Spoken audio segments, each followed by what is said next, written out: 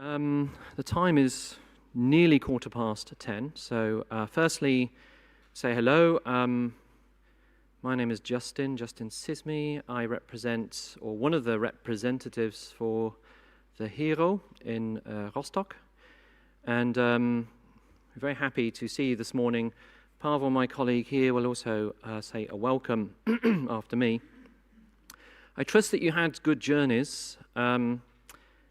I always say, of course, with my accent, you know I'm not from continental Europe. I'm from Britain, and I'm very happy to be here. But I live in Germany, actually, and I thought the Germans were the worst drivers, but when I drove through Poland yesterday, I realized that the Polish are far worse drivers than the Germans, who are worse than the British. But I survived. I'm here.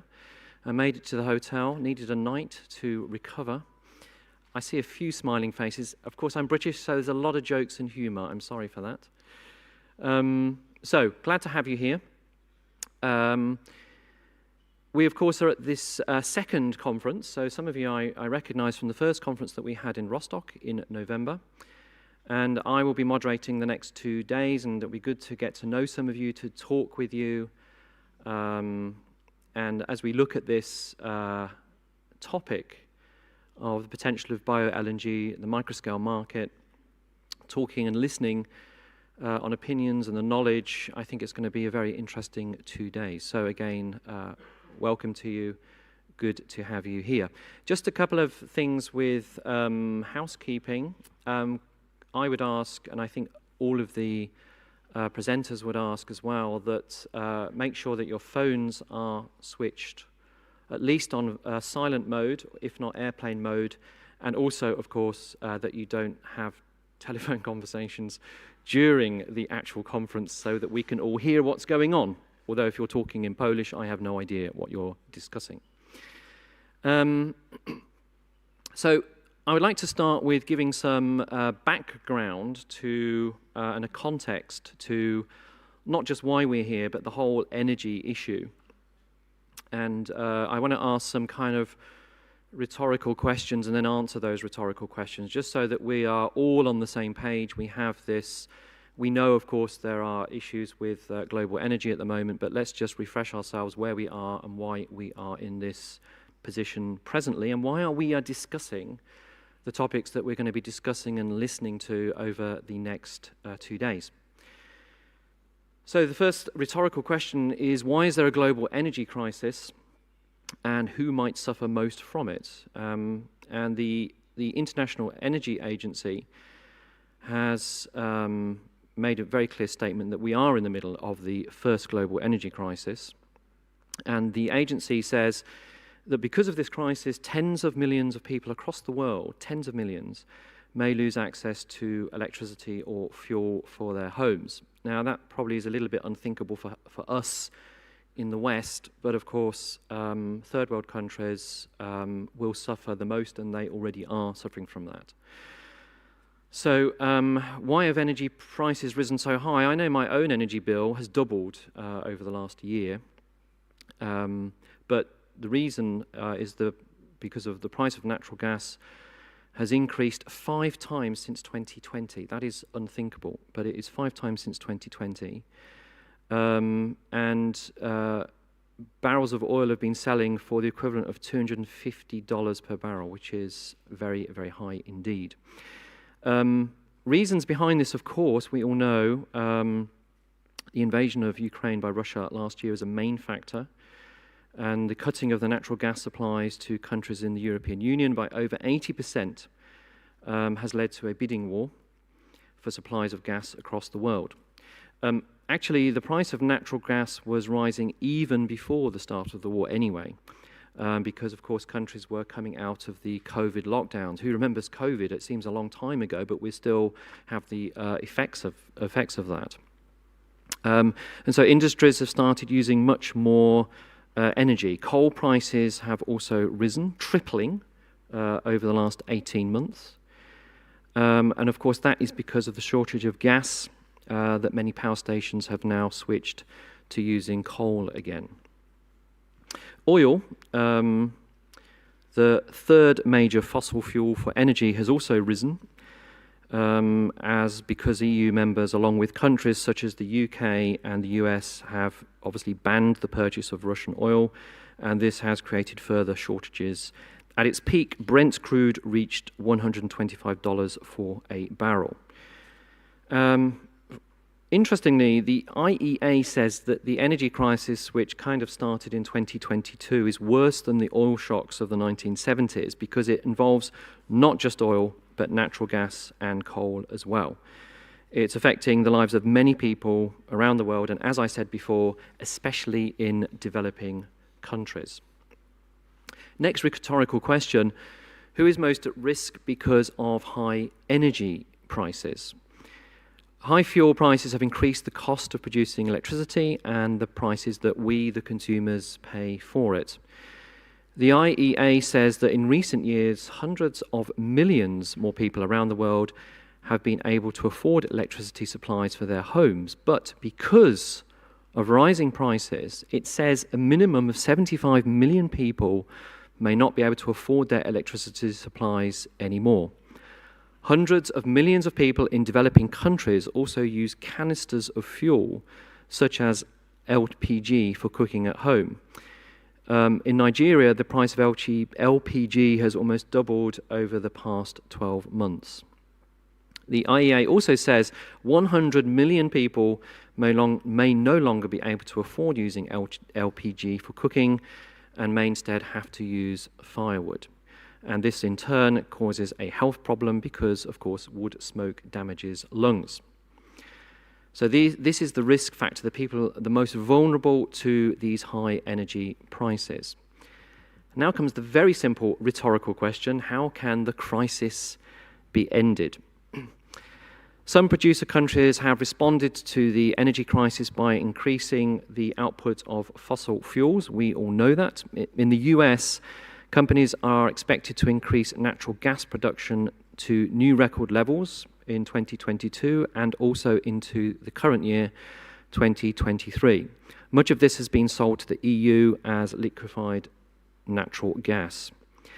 The IEA expects renewables to be key in solving the world's energy shortages over the next few years, and it says that by 2030, so that's 7 years, companies around the world are expecting to be investing $2 trillion a year in clean energy. $2 trillion a year in clean energy.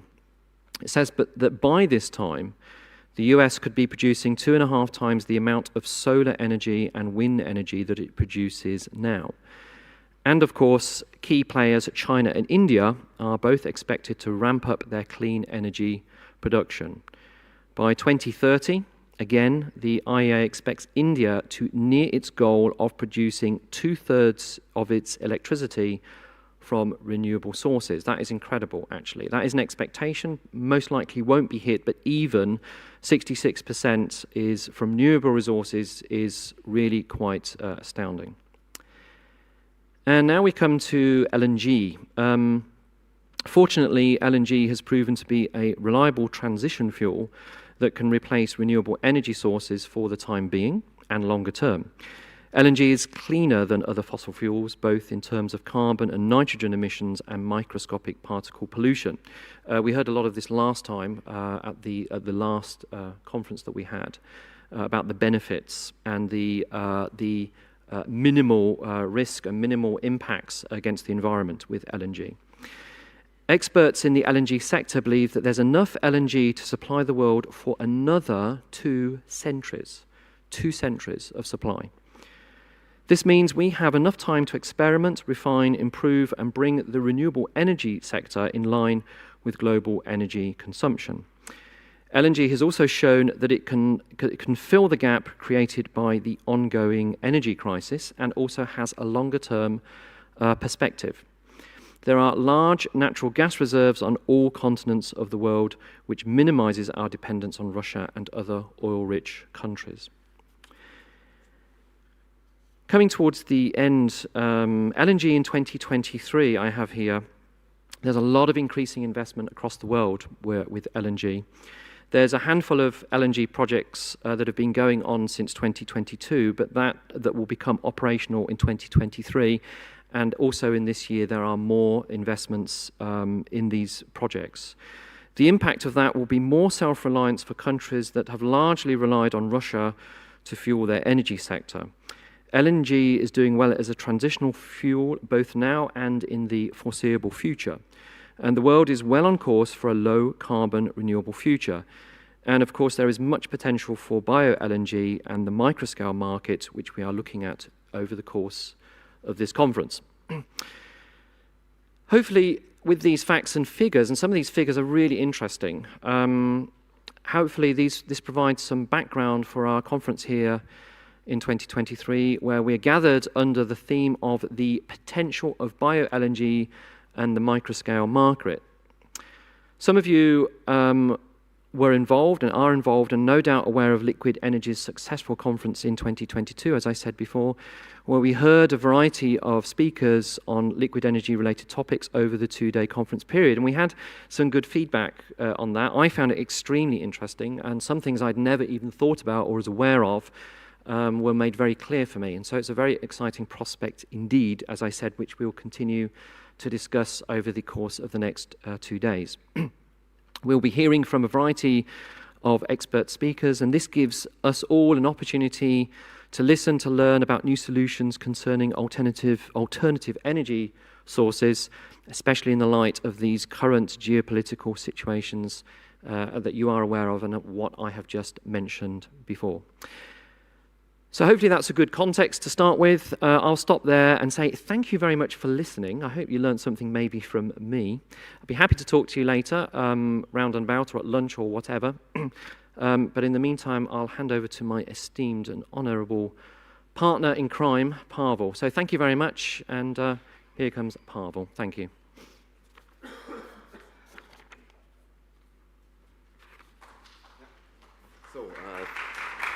Thank you, Justin. Thank you very much. It's always lovely to be partner in crime with you. So, ladies and gentlemen, dear guests, dear partners, today we are meeting here within ongoing liquid energy project financed by Interreg South Baltic program. And our project, our journey, goes to the end here after 3.5 years. And what we have survived is COVID pandemic, which was affecting us and our, let's say, work within the project very much and really significantly, especially because, as you maybe know, this project, Liquid Energy, is quite unique one. If you are talking about funding by Interreg South Baltic program, as within the one project, we do have 4 pilot investments. Pilot investments that show what is possible, what could be the new technology, and there is some kind of output that is tangible and stays after the project's end.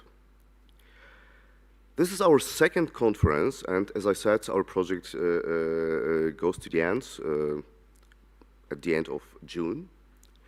Nevertheless, this is the first project in my career where we face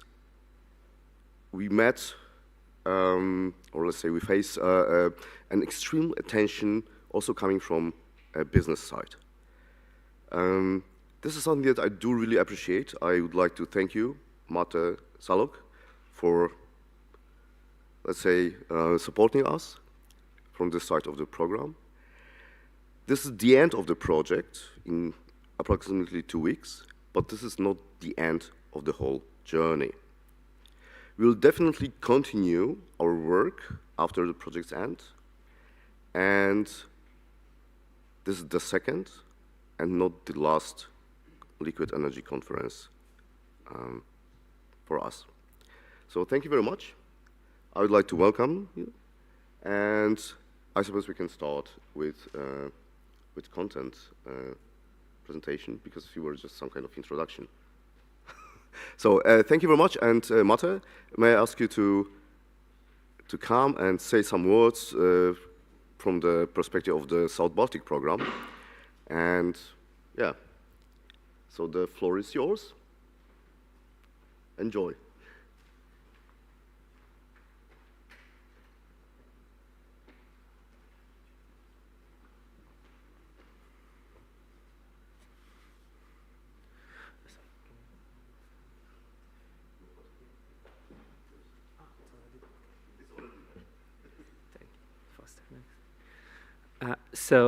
Good morning, everyone. My name is Mate Szalok, and I represent the Interreg South Baltic program today. I work at the joint secretariat of the program, which is located very close to Gdynia in Gdańsk. So as first speaker from Tricity, I would also like to welcome here to our home, to my home. And I also would like to welcome you from the program side on the very final conference, not only the liquid energy project, but also this is the final conference of all of the projects implemented under the program in 2014-2020. And I was asked today to put also the liquid energy project into the context of the program. And later on, I will also share a few words about our future, our common future, hopefully.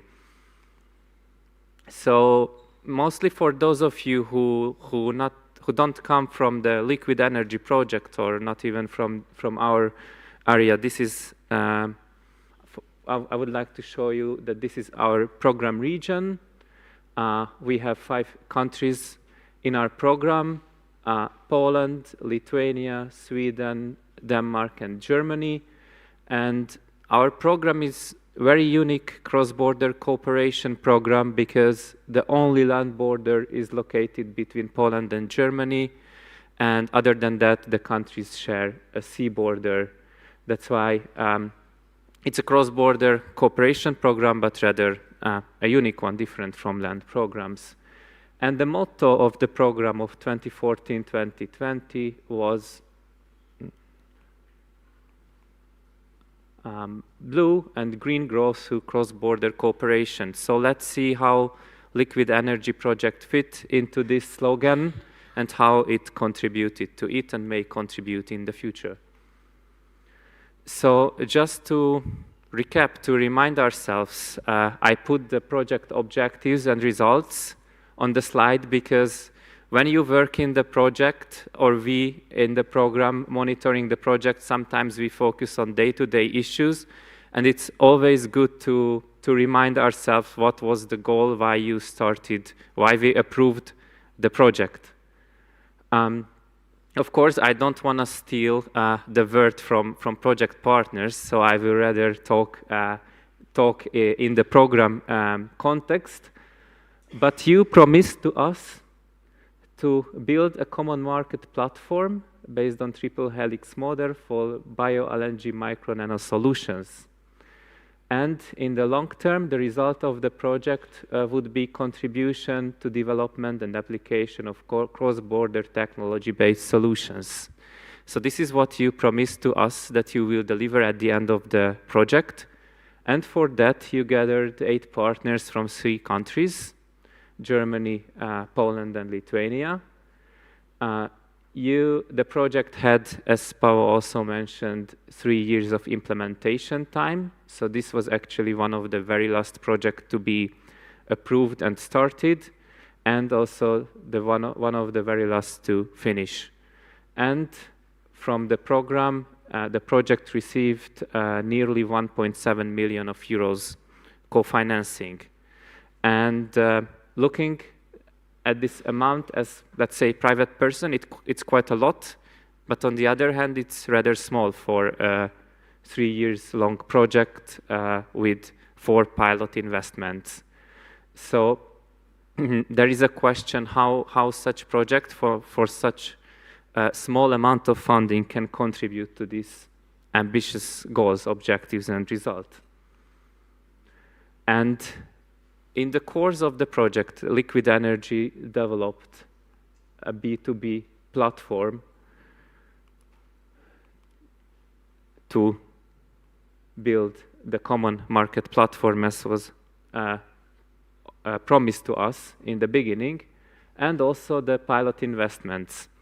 Out of these two, I put two on the slide because I think they provide also very good visually, very good input to imagine what the project did. So the mobile refueling station and also the conversion of Magda 1 ship. And as Pavel also mentioned, this is a very unique project for us. We usually don't finance projects focusing on investment, on equipment, but the project was financed because the assessors and also monitoring committee saw the need that these pilot investments are not, they don't stand alone. They have the capacity to, the potential to showcase new solutions and thus contribute to, let's say, systemic change. So pilot investment is, of course, output of the project, but it's never the final goal. It's rather the beginning, the testing. And that's why we expect you, and you also mentioned it, Pavel, before, that you are continuing your work. And for that, we also expect that you will ensure the durability of this platform, keep it going, work on showcasing these great results, these great outputs. So reuse your knowledge. And you talked a lot about the business, but I would also like to highlight thinking about future generations. In the project partnership, you had a number of universities, and also you have great chance to build these results, the knowledge that you gathered, you created together into learning materials and disseminate it to students that will be experts in the future. And this way you could fulfill, of course, with the involvement of the public bodies, the triple helix model that you also mentioned. And yes, the project ends, but you still have the chance to cooperate with other colleagues, look for synergies, and capitalize your results because they are great. And I also put that, of course, there are other programs in the field, not only cross-border, but the mainstream ones with larger funding, and maybe that can be also a way for you in the future to really capitalize this great knowledge and outcomes of the project. And talking about the future, and I was asked to say a few words about our future, about the program. Now I'm trying to switch to that, though the transition may be not so smooth and natural. But as I mentioned before, this is the last final conference of the whole South Baltic program 2014-2020. And we are already working on implementation of 2027. So there is a typo on the slide. I apologize for that. And when preparing this program, we talked about what could be our common vision for the future in the program area, including you, including the project as well. And we defined this common goal, this vision that united by the sea into action for a blue and green future. So we are building on our own motto, on our old experiences, highlighting that the sea is not something that divides us, but that unites us. And we aim at an innovative, sustainable, attractive, and active South Baltic, which these words correspond to our priorities in the future. And what our main challenges that we identified. Now I talk more about the environment. this is the topic that corresponds the best to the project, and in which field you can also think about capitalizing knowledge from the liquid energy project in the future. So we, of course, treat the natural environment as a key asset in our area.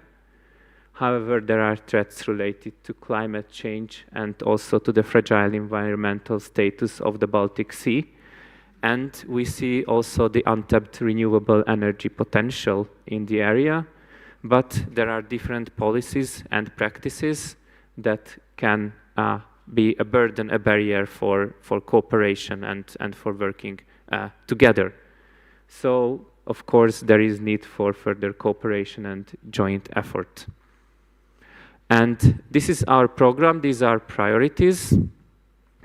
As I mentioned before, we work for an innovative, sustainable, attractive, and active South Baltic. So we have various topics, including digitalization, building connectivity, mainly in the business sector. In environment, we work with green energy, sustainable use of water, and circular economy. Also, we are aiming at tourism and cooperation capacity of actors, but focusing on environment and on the main topic of liquid energy project as well. I would like to mention maybe good news for you who also work on this area, that if we sum up the funding for all these environmental measures topics, we can see it's much higher than it was in the previous programming period.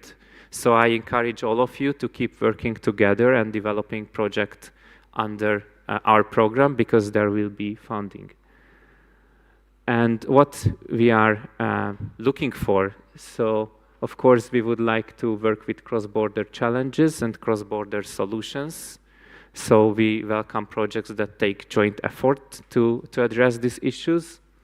We look for joint solutions, joint pilot actions, just like liquid energy already developed in this project. And also we look for non-financial support provided to enterprises by projects.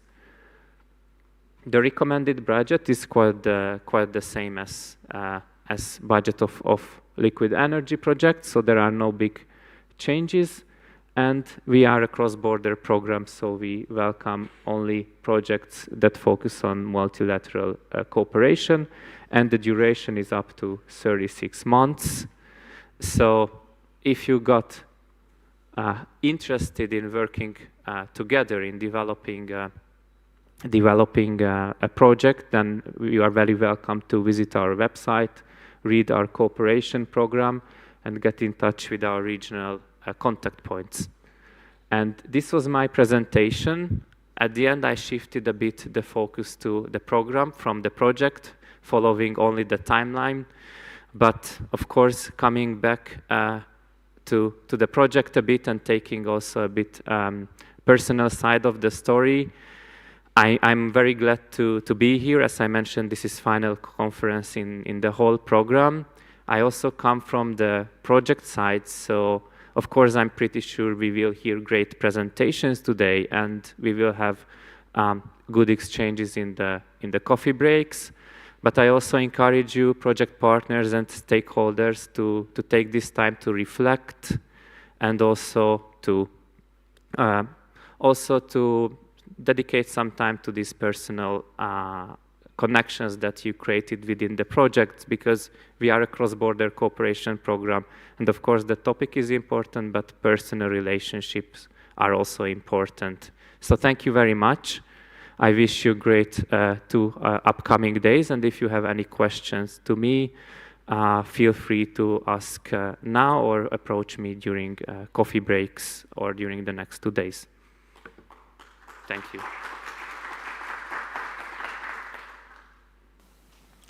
Are there any questions actually for Marta?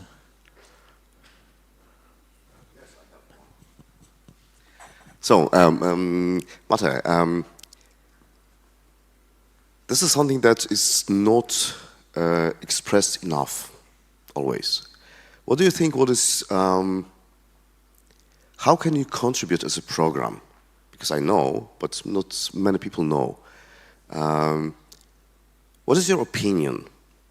How will you as a program contribute to the well-being of the local people, of transformation of the region, and bringing people and regions together? We are all Europeans, but we are still slightly different. We are friends, but still with something different background, habits. So what would you say about the main elements that drive the program to the success as it is? Well, that's a tough question to answer, and I would divide it. I would divide the answer to two parts, and one is more technical, more official, and this is that simply the program provides these grants for professionals to cooperate. It's ongoing actually from the 2013 period, so there are already strong connections between institutions, but also between individuals. And this is a unique program. I mean, not only our program, but Interreg programs in general, to connect, on the one hand, people from different countries, experts from different countries, also institutions from different countries, and on the other hand, institutions coming from different sectors, so public, private, academia, and also the non-governmental sector. So that's, I would say, this is the added value, this great variety of Interreg projects. It's an added value compared to working only locally or on national level, because looking at the region also, this part of Europe have long traditions of cooperations on transnational level meeting. Of course, there were also thinking about the previous century division in this area of Europe as well. So reinventing these cooperations is really important, because diversity, different backgrounds, different knowledge, and working together is the key for developing solutions that work. So this was the let's say official or more program related answer, and taking the private voice or the personal voice is how I closed my presentation, is to stepping out from being representatives of institutions, researchers, business people. We are all humans and also working, and this personal relationship also increase the level of understanding, creating friendships or even long-term collaborations on a professional level that work even after we leave our institutions or even the countries. So this personal, of course professional, but human relationships are also really important, and the program provides, I think, a very good grant for this as well. Any other questions? Actually, I have an interesting question. It's related to Brexit. I know it's not South Baltic, but do you think the British lost out because of Brexit? Yes or no? Do you think the British lost out because of Brexit? Yes or no? In the context of funding. Funding. And cooperation. Well, in the context of fundings, from technical point of view, of course, there will be problems, but talking about the European level, there is still cooperation between Britain and the EU, and even now there are programs that includes countries that are outside the EU. So there can be projects together with partners from Norway. So I believe that there will be a way for the future, and well, it's unfortunately a sad pressing factor that there is the war, but I would say that we can also see that these cooperations are a bit reinvented Yeah. So I think in the long term, maybe there was a pause, a break, but in the long term, I believe that, I hope that there will be stronger cooperation. Yeah, fine. It was a little bit of a tongue-in-cheek question, but I think Britain will be back anyway within the next 10, 15 years, I'm sure. Okay, if there are no questions, then thank you very much, Marta, for your presentation. Much appreciated. Thank you.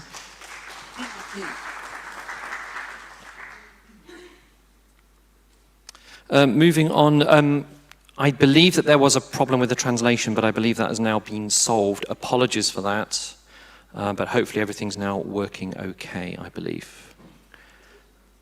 Good. Okay, then we're moving on to our next presenter, which is Professor Graznia Pazykowska-Sapota. I hope that was not too bad. I tried to practice the name. From the Maritime Institute in Poland. Thank you very much. Sorry.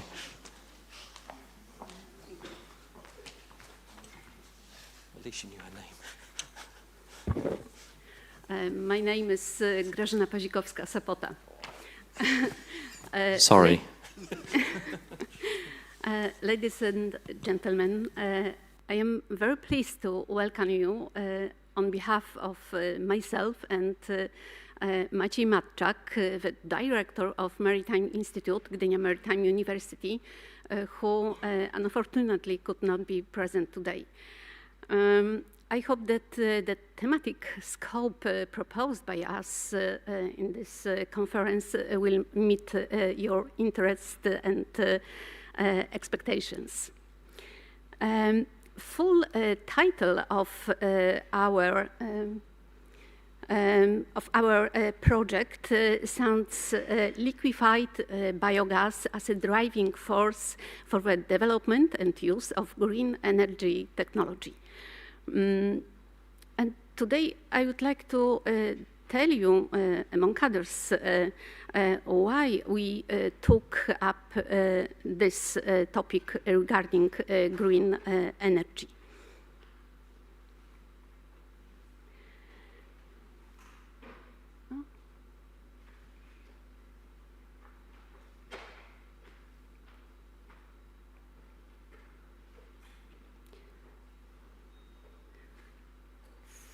Some problem because it is not.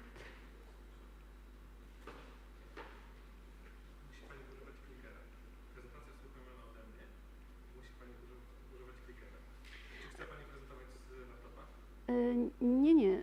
No chciałabym drugi slajd, ale mi przeskakuje na trzeci. Ale klika Pani na... Tak.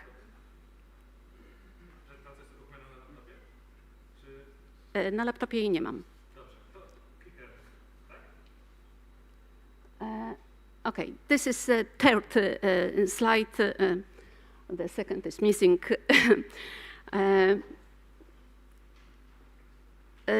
The European Union is committed to full decarbonization as a basis for achieving climate neutrality. However, this requires a complete overhaul of the energy system and its infrastructure by 2050. This goal underpins the European Green Deal, which includes a wide range of plans to intensify policies on climate change mitigation.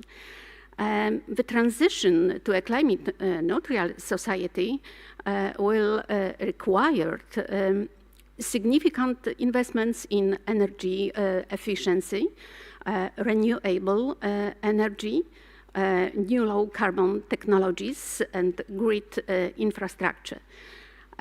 Both societies and sectors of the economy will play a key role in this action, from energy to industry, transport, housing, services, agriculture, and forestry, which will have to reduce greenhouse gas emissions, example by ending the use of fossil fuels.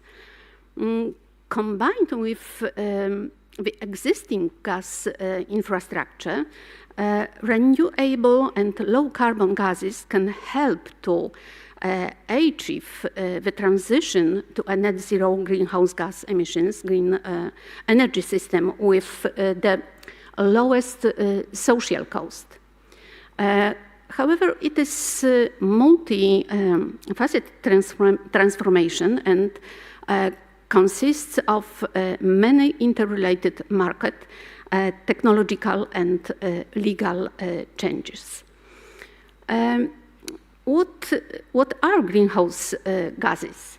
These are gases that transmit most of the solar radiation reaching the Earth, so-called short-wave radiation, while absorbing the infrared radiation, so-called long-wave radiation, reflected by the Earth surface.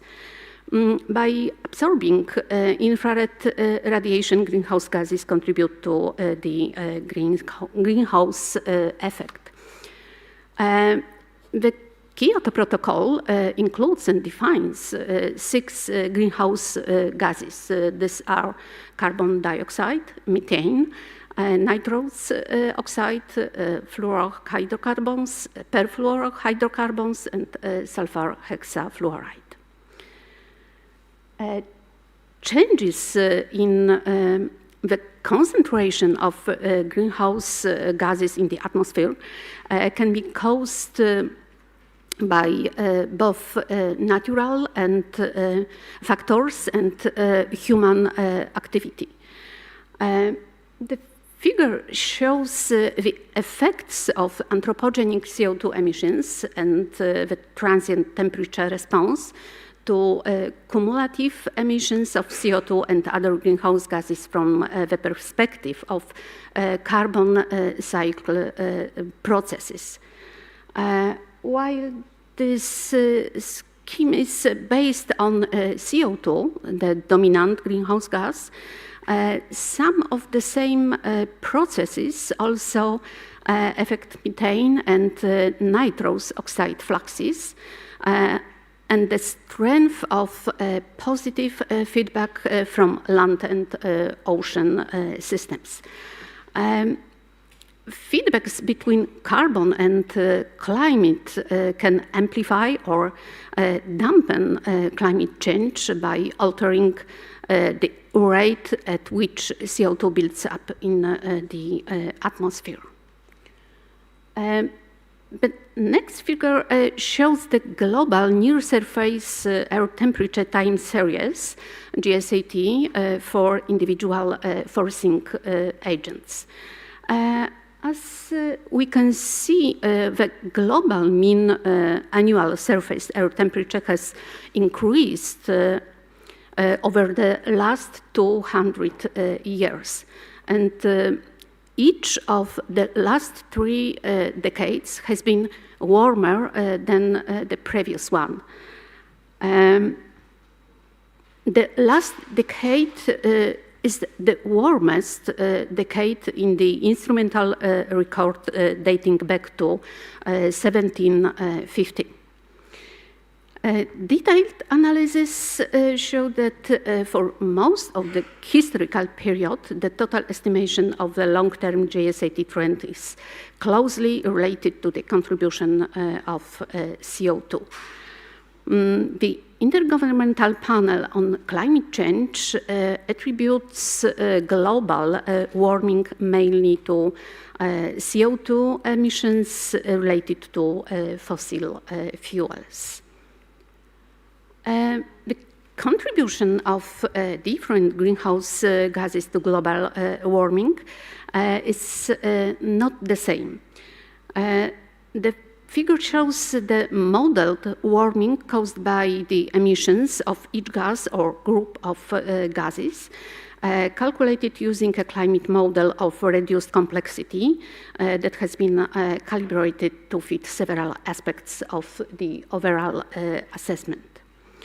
The emissions weighted by global warming potential with a lifetime of 100 years confirm the increase in most greenhouse gas emissions, with carbon dioxide being the dominant and methane the second most important contributor to warming. The next figure highlights the total anthropogenic greenhouse gas emissions in the period 1990 to 2019, where CO2 from fossil fuel combustion is the largest percentage. The forecast of changes in energy sources until 2050 in the EU area assumes a decrease in the share of petroleum products, a significant decrease in the share of solid fossil fuels, and an increase in the share of renewable energy sources in the structure of the energy mix. The forecast also predicts that the LNG use will remain relatively stable over time, with a slightly declining trend. Renewable energy sources seem to be an opportunity, especially the increase in the share of biomass and waste in obtaining energy. The question is, how can we more contribute to mitigating climate change? In 2013, the European Commission proposed guidelines for the preparation of a climate change adaptation strategy. Also, the Paris Agreement adopts a bottom-up approach in which countries determine their contribution to reach the PA's long-term goal. However, individual countries have developed their strategies very differently in terms of approach or level of detail. Some countries have adopted a very synthetic approach, and others have developed solutions in great detail. In any case, general climate change mitigation and development pathways in the near to mid-term should include measures to enable shift in development pathway, strengthening governance and institutional capacity, facilitating behavior change, aligning technology and innovation systems, and aligning finance and investment institutions. As the figure illustrates, public policies are required to foster both accelerating mitigation and shifting development pathways.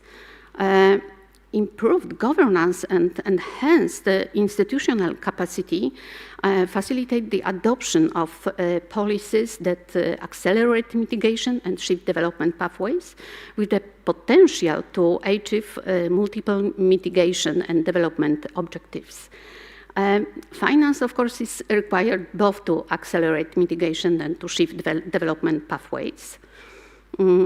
Accelerated mitigation encompasses both changes in consumption patterns and behavior change, as well as rapid deployment of new technologies. And our liquid energy project is more or less part of this step towards climate change mitigation, because the development or application of new solutions enabling a wider use of bio-LNG as an energy source is a specific technical and business problem dealt with by a liquid energy project. the project creates a framework for a broader and more universal future use of bio-LNG in a micro and nano form as an alternative fuel, for example, in the decentralized energy supply system. Our project is implemented under the Interreg Baltic program by one partner from Lithuania, 3 partners from Germany, and 4 partners from Poland. The main goals of Liquid Energy Project were a presentation of new and innovative technical solutions related to bio-LNG through the implementation of pilot investments, opening a new market for users of bio-LNG as a source of energy on a micro and nano scale, and also analytical activities. The second goal was promoting cross-border cooperation for the development of environmentally friendly technologies, services, products, and standards through the B2B, business-to-business online platform. Detailed information about the implementation of the project's investments, as well as the achieved results, will be provided by my colleagues, partners of the project in subsequent presentations. Thank you very much for your attention. Thank you.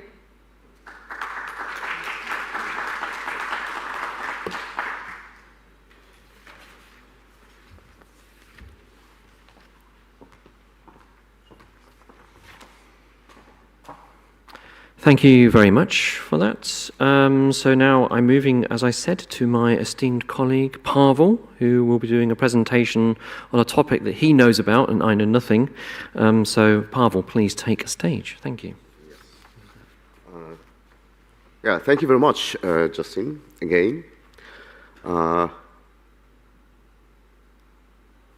Now I'd like to, actually I will have 2 presentations at once. The first one, which will be very short, and the second one that will be a bit longer. Okay? So, what is the main, or let's say, one of the core main pillars of the Liquid Energy project that has been developed all over the years when we started implementing our activities, we started learning, we started preparing analysis and pilot investments. And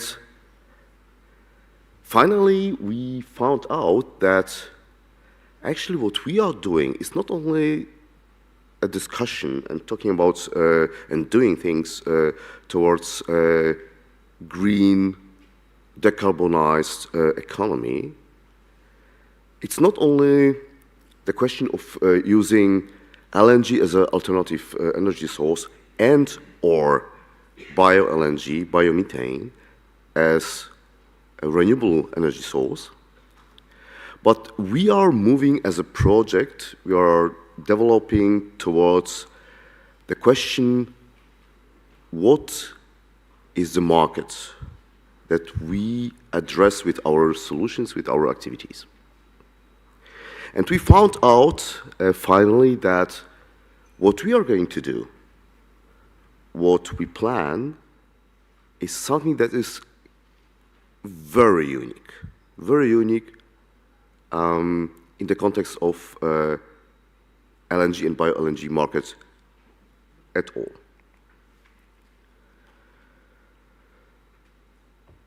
Three slides, actually, for the first presentation.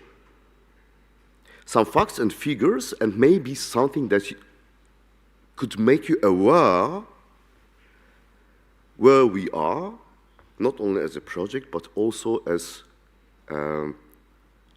as Pomeranian region, as Poland, as European Union, and also as a world. If you look at this graph, you can see the outlook of the LNG trade until 2050. So we can observe significant increase growth of LNG trade. But this is only one part of the story. The second part of the story is that nowadays, business, political decision makers, public authorities focus mainly on the large-scale projects, large-scale market. But there is something that is growing very quietly, but very fast. It is small-scale LNG market that is something completely new. This is something that is characterized by different parameters. If you are talking about pricing, if you are talking about logistics, if you are talking about paradigms in way of thinking about LNG and bio-LNG markets and supply chains. The second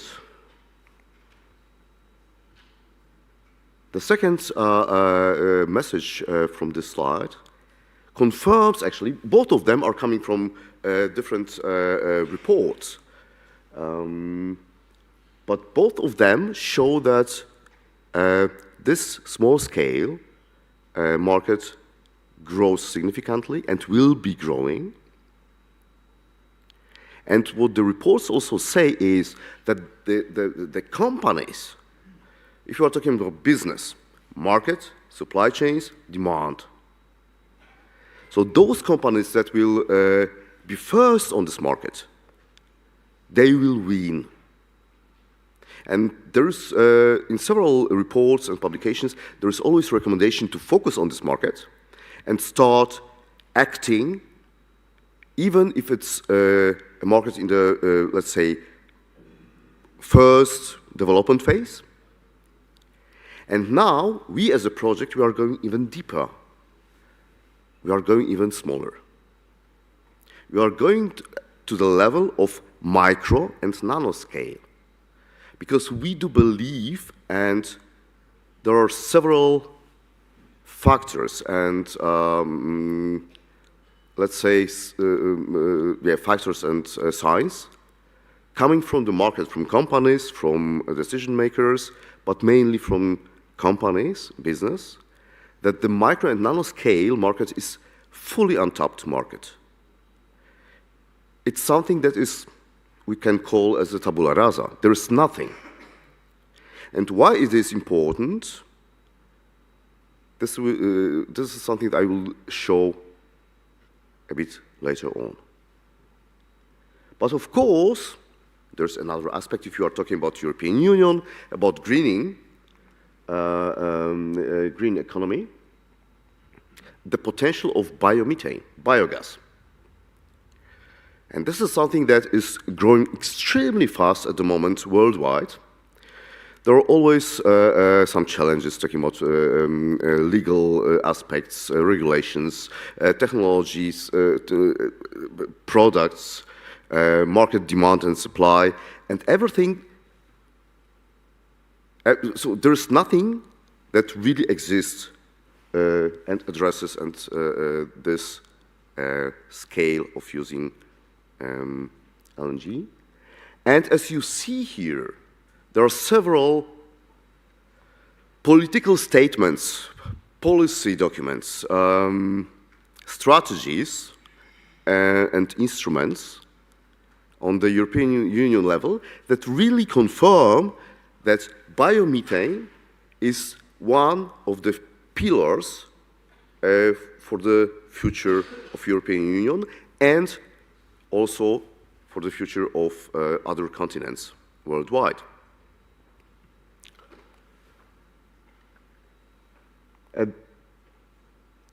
Why? What do we want to achieve as a project? Of course, there's a saying that if you've got a vision, you should go to the doctor, medical doctor. But still, if there is no vision, there is no development. That's why we as a project partners, we do truly, deeply believe that there are some main elements that play a pivotal and crucial role in our work until now and also in the future after project's end. The first one is the change of paradigm unlocked by new technical solutions addressing a new micro-scale market. Why is it so important? Because so far, until now, there was no dedicated technology to this micro and nanoscale market.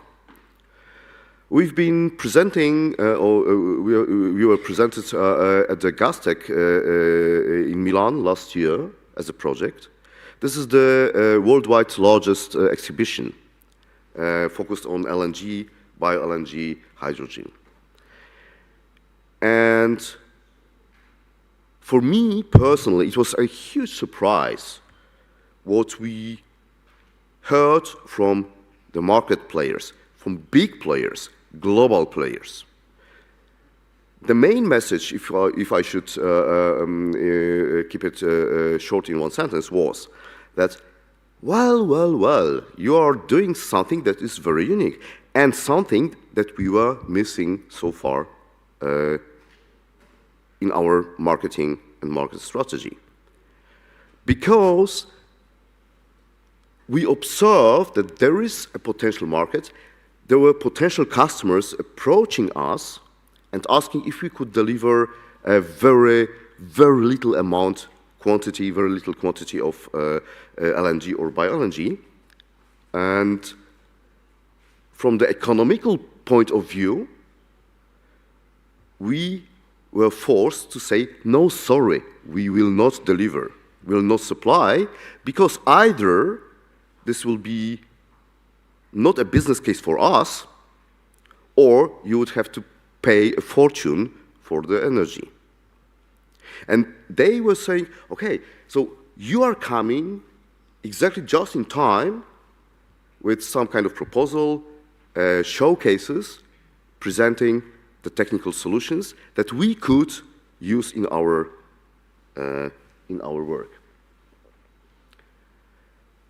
Then, of course, if you are talking about micro and nanoscale, decentralized solution for end users is or can be a part of the transformation process towards more environmental friendly economy. And of course, this could be a complementary or will be complementary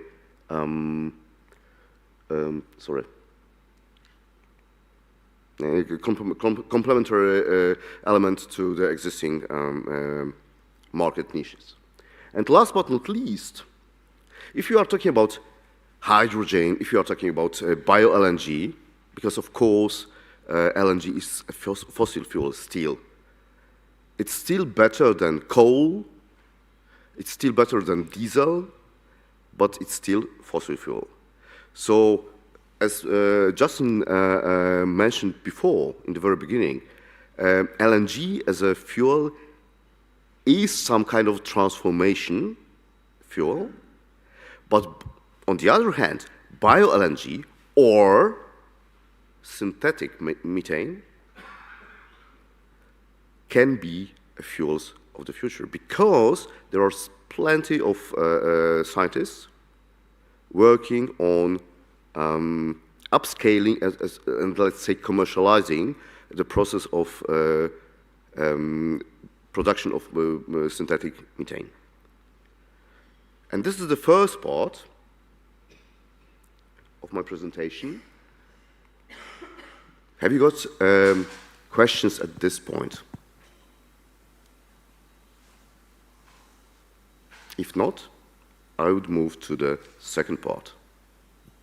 Arthur? Yeah? Okay.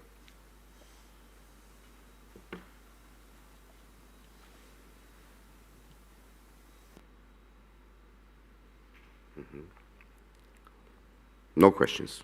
Okay.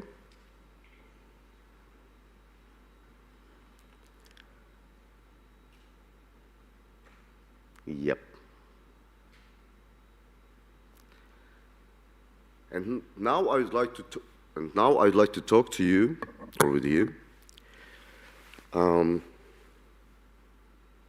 show some basic, but sometimes extremely important facts and figures. And also, please take this part of presentation as some kind of impulse for the discussion and for reflection.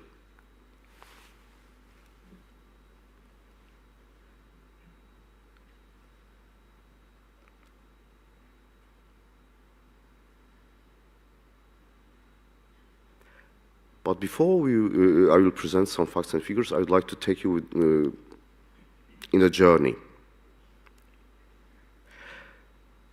Short journey, but I suppose quite interesting one. Imagine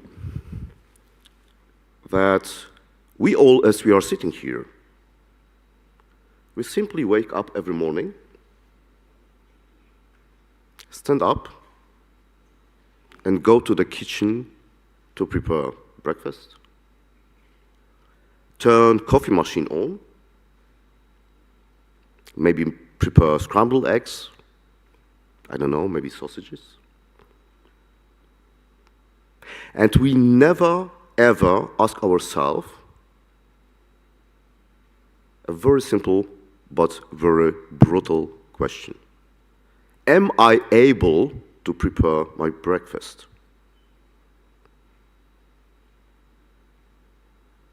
We never think about this kind of question. But there are thousands, millions of people all over the world that ask themselves this kind of question every single morning. There are different reasons why it is like that, but they do not have access to the energy. There are different reasons, as I said. Sometimes it's just because of the natural catastrophe, tornadoes. For instance, in Puerto Rico, last year, Arturo was explaining. But there are also regions, plenty of regions worldwide that simply do not have infrastructure. And all those people, sometimes it's because of poverty, sometimes it's because of the war, sometimes it's because a state is not able to provide solutions, but they do not have permanent access to energy. And now something that shocked me. First time, as I read it first time, there are 1.1 billion people worldwide now without access to energy. 1.1 billion.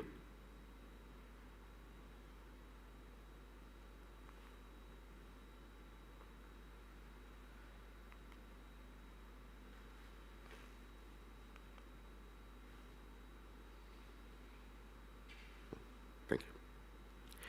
If you look at this chart, you can see some kind of outlook about access to the energy.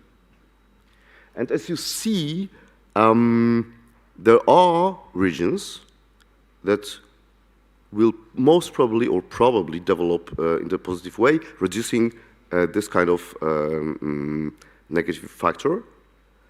But there are also regions worldwide, 21st century, where the number of people without access to energy will grow.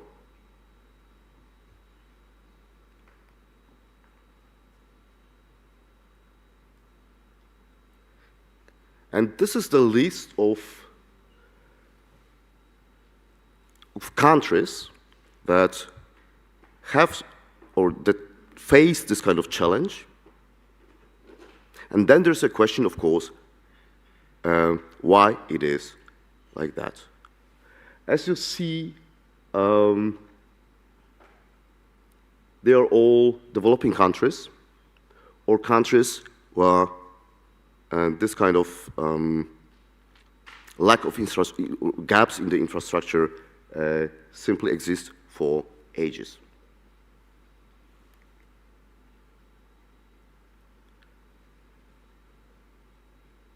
And this is something that I couldn't believe when I saw it first time. But if you are talking about electricity access in percent, so this means the number of people having access to electricity. Looks like that. For me, it was a real shock.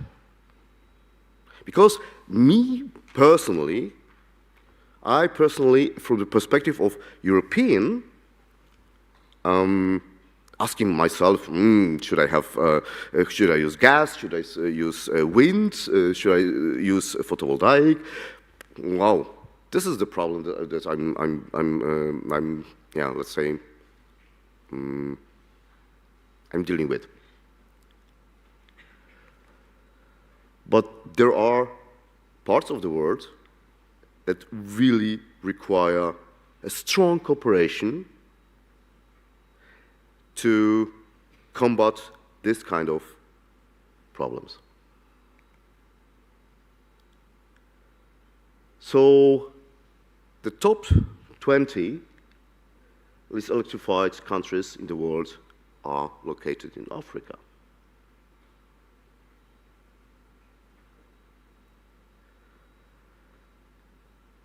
If you are talking about Africa, if you are talking about Sub-Sahara region,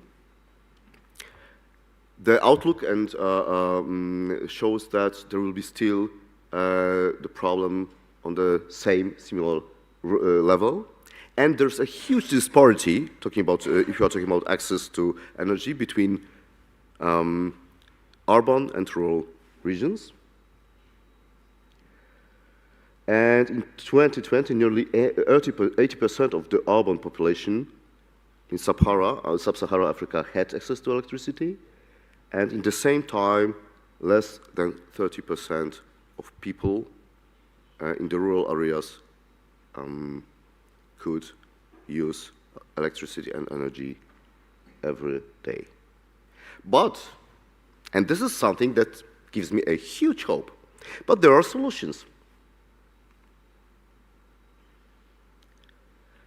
And even if, and this is something that we should really consider if you are discussing in general the problem of electricity, energy crisis, energy prices, energy accessibility and sources, that if there is no energy, if there is no electricity, those people affected by this kind of factor, they cannot develop their own life as they could.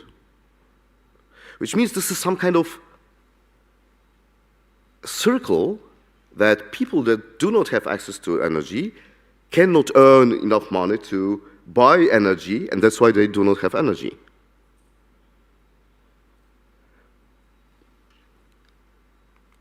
So,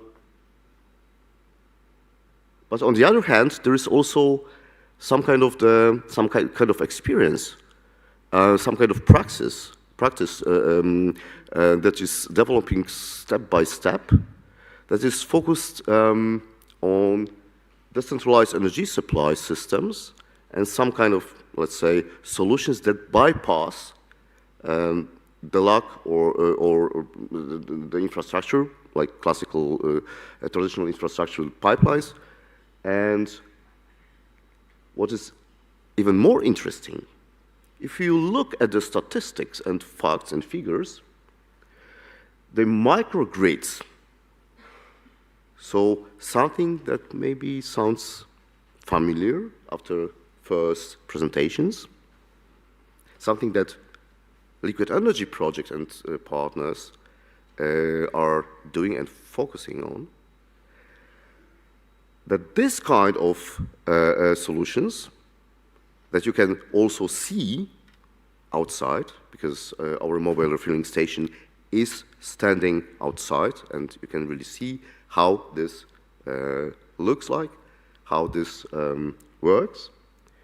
So microgrids are already as a part of the economy. And what is even more interesting is that the size of the market, microgrids market, will grow. And it's not only one analysis that shows this trend, but more or less all analysis, all reports dealing with considering the energy sources say the same. And this is also some kind of repetition, but also a chart that shows 3 regions where microgrids play significant role.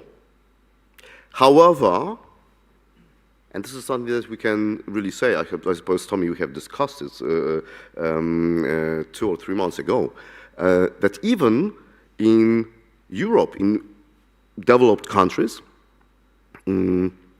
there is some kind of question what will happen in the future, and there are also regions in Europe lacking infrastructure, lacking pipelines, and where the microgrids could be the solution.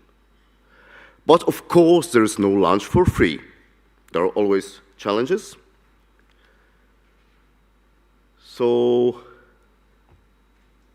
if we are talking about liquid energy focus of a liquid energy project, we have to say that at the moment, if you are talking about microgrids, microgrids focus mainly on wind energy or photovoltaic. And there is still lack of solutions, not anymore, have been lack of solution based on LNG or bio-LNG. And what was the problem before? There was no technical solutions, products for storage and transportation, if you are talking about this market niche. And I'd like to remind you that the market niche is 1.1 billion people.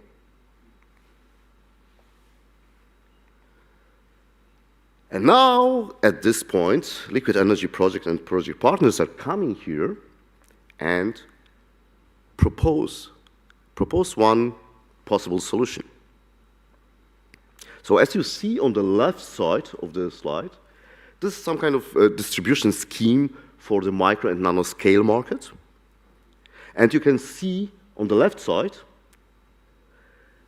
the central point, central station with bio-LNG and LNG. It doesn't matter. And then on the right side, it's actually in the middle of the slide, end users.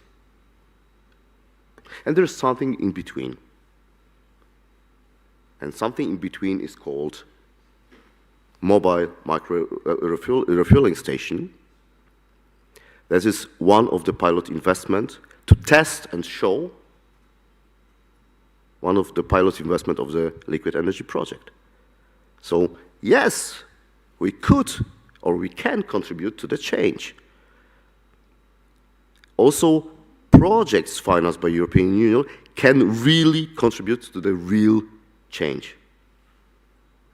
So on the right side, you've got 2 elements. The one is micro mobile refueling station, using vehicle of the total permissible weight of 2.5 tons, acting either as a milkman to exchange bulks, empty towards full, and or the mobile refueling station with a refueling skid to refuel external objects. But of course, we are showing the technology. We are very proud of our mobile refueling station. We are very proud of our pilot investments. In general, we are very proud. But we shouldn't forget, and this is something that we didn't forget as a project, that people do not need gas station. People do not need vehicle. People do not need a generator. People do not need fuel. But people need energy. And this is something that we also included into the project roadmap and plan, which means microgrid, grid-off solution for decentralized energy supply system. And this is a solution that you will be able to see in the coming 2 weeks. And as I just mentioned, on the right side you can see the short information about our mobile refueling station, with 2 pictures from the first presentation premiere of this pilot investment that took place last November, I suppose. And on the right side, you can see still a picture as a concept, drawing, technical drawing, still not as a real, let's say, implemented pilot investment. This will be posted most probably on our LinkedIn next or in 2 weeks' time. Is a decentralized energy supply system that is mobile because it's installed within a shipping container with everything that is needed to supply energy. But of course, what we have learned from the discussion, from our 3 years journey and working together, there must be a joint interest and joint effort. If you are talking about combating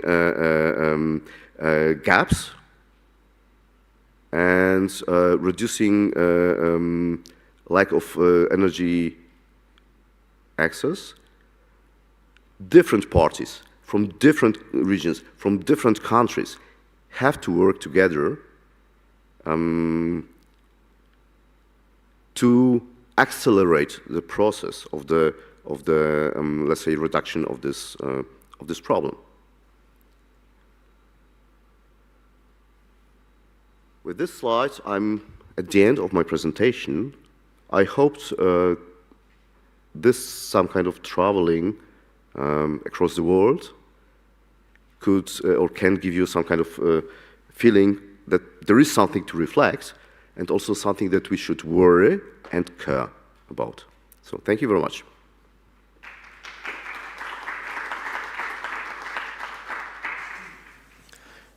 Do we have any questions for Pavel? Anyone? It would seem nothing. There is. Ah, there is, sorry. Where's, one moment. It would be the person at the back. Good job I'm fit-ish. Michael.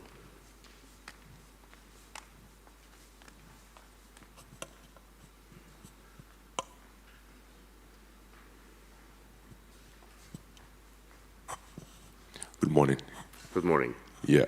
I just have some questions around the mobile systems for distributing yes. and the potential implications of that, especially in developing economies, have we considered the need, to, of course, to look at these kind of distributed or distributive energy systems as a transitional mechanisms, of course, up to the point when these economies can then develop more permanent and scalable as well as efficient infrastructure? Because I believe that infrastructure, of course, that are robust, there's a reason why they exist in engineering systems, because, of course, they are more efficient when you look at or consider the internal overall energy use versus what is dissipated or available. So the challenge oftentimes is that if we build an entire market around continuous or everlasting use of these kind of systems that are less efficient over the long run, then there's less incentive for entry of more permanent investment. So how do you square that between the immediate opportunity, of course, to provide energy, but also the need to look at a more permanent infrastructure? For example, I come from a country, of course, that happens to lead when it comes to the issue of lack of power. But of course, that's also Africa's largest economy, and also fastest growing population in the world, set to become the 4th largest population by 2050, equaling the United States. There's no doubt in my mind that investment in pipeline systems across the country, investment in super highways for conveying gas across the country will, in the most long run, be the cheapest and the most efficient way to distribute that energy. But of course, I understand the impetus of now and the need to actually have that energy distributed now to jumpstart the economies that are being deprived of energy access. So again, squaring the need of now and the long-term efficiency of larger energy or more permanent energy systems, how do you ensure that we do not lose the efficiency of more permanent infrastructure? Mm-hmm. Michael, thank you very much. I'm pretty sure that you will explain much more. You're expert in this issue, but I do really believe, and this is also something that market is also sending to us as a message, yeah,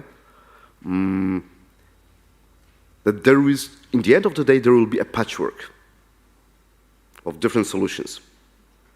And talking about economy, talking about feasibility, talking about time frame,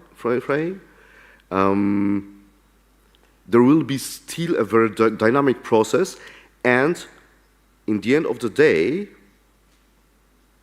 the markets players, global players, saying that, well, actually, there is this or the other solution. So, and it's not only my opinion. I'm just more or less transferring this answer to you from companies supplying LNG, and they say that yes, this is indeed something that could bypass and or back up the pipeline system. Because of Michael, you're absolutely right. If you have infrastructure, this is the cheapest and most sustainable solution. But if you take into consideration, for instance, Puerto Rico, last time Arturo from Crowley was explaining this, very well developed place, island, with pipelines, 3.4, I suppose, million citizens. There are pipelines, there is infrastructure, but there are also tornadoes, as an example.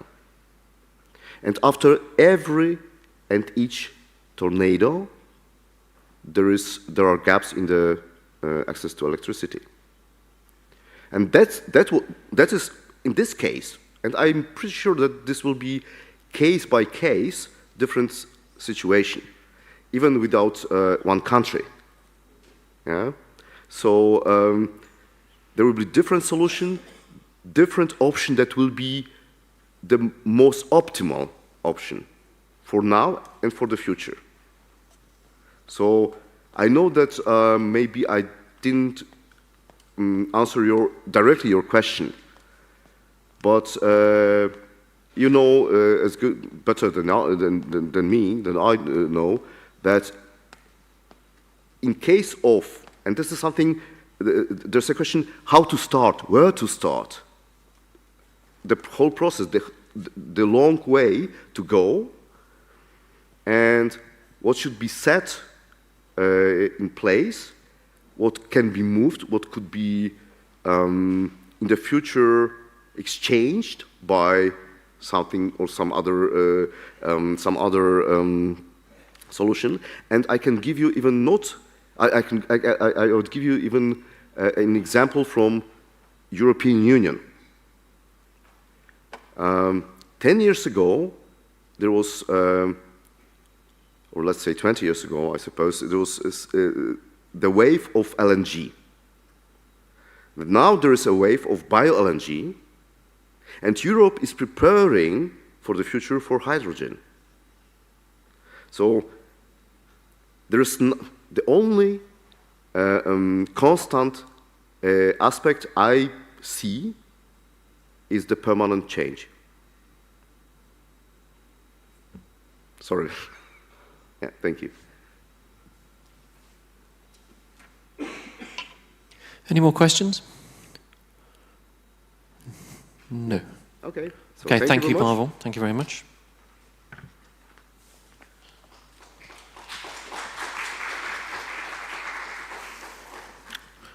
Okay, so we move to our next speaker,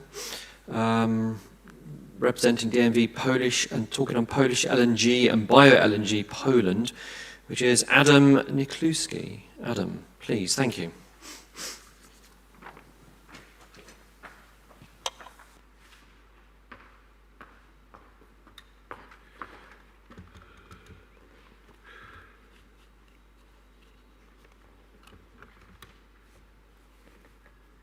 Still good morning. First of all, thank you for inviting the Polish LNG and bio-LNG platform, and by the same time, for me in person representing DNV as well. I'm truly happy that my presentation will be just after Pavel, because I believe it will supplement itself, even though we didn't plan it. But before I start, I'd like to present you some gadget, some exhibit. I believe most of us remember the movie Back to the Future, and here was a biomass reactor. It was 30 years ago. As Pavel said, 20 years ago, LNG started, yeah? So there was a vision. And what I'd like to state at the beginning, the future is now. So let's keep it, exhibit as a symbol. Just a technical question. I changed slide by myself or? Okay. Okay. So, when I try to present you in this short 20 minutes, it's a very condensed time. I would like today to speak not only about the LNG and the bio-LNG, but about its context in a transition in transport and in general energy transition. And maybe before I start with the slides, because slides is just the background, I have a pleasure yesterday to participate in a very interesting presentation, let's say. It was not a conference, rather a cycles of meetings, and that was about the ESG. What really made a big impression on myself was a presentation how will develop the global environment in different scenarios regarding the global warming effect.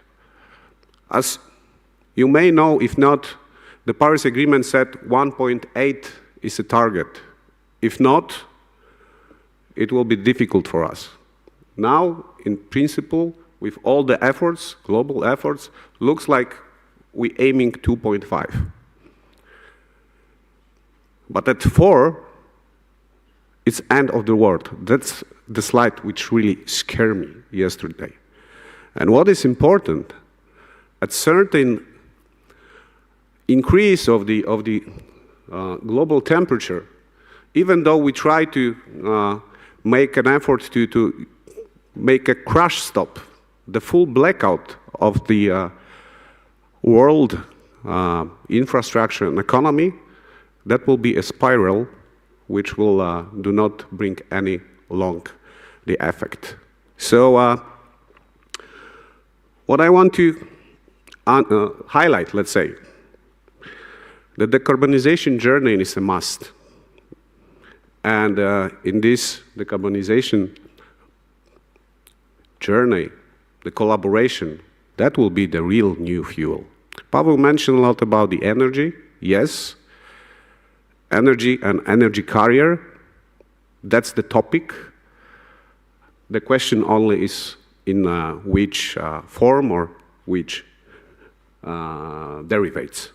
So I will start with the transport, because I believe it's something which touch most of us, even not in personal transportation, the delivery of goods, things. The world doesn't exist nowadays without transportation of goods. So 25% of global CO2 emission, or let's say it's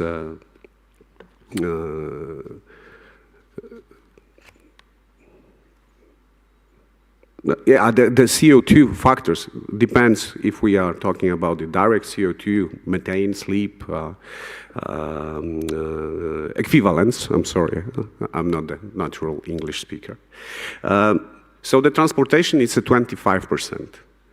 And what, based on research of, first of all, DNV in this case, the vehicle fleet will grow from 1.2 billion to 2 billion vehicles. Passenger flights will increase by 130%, and cargo ton miles at sea will expand by 35%. So the question is, if we have increase in each area, if it's possible to accommodate that growth with reducing the emission. So here, I'd like to present you a couple of different ways of transportation and different scenarios for decarbonize this one. So definitely aviation and 7 ocean shipping, maritime shipping, transportation, it's the hardest one to be excluded from using the fossil fuels or its substitutes like biodiesel or bio-LNG. The others, the other corner, let's say, the passenger cars, the future is definitely, I believe, we all together already agreed that we are going to the electrification of this short distance transportation. But for the cargo goods, depends on the distance.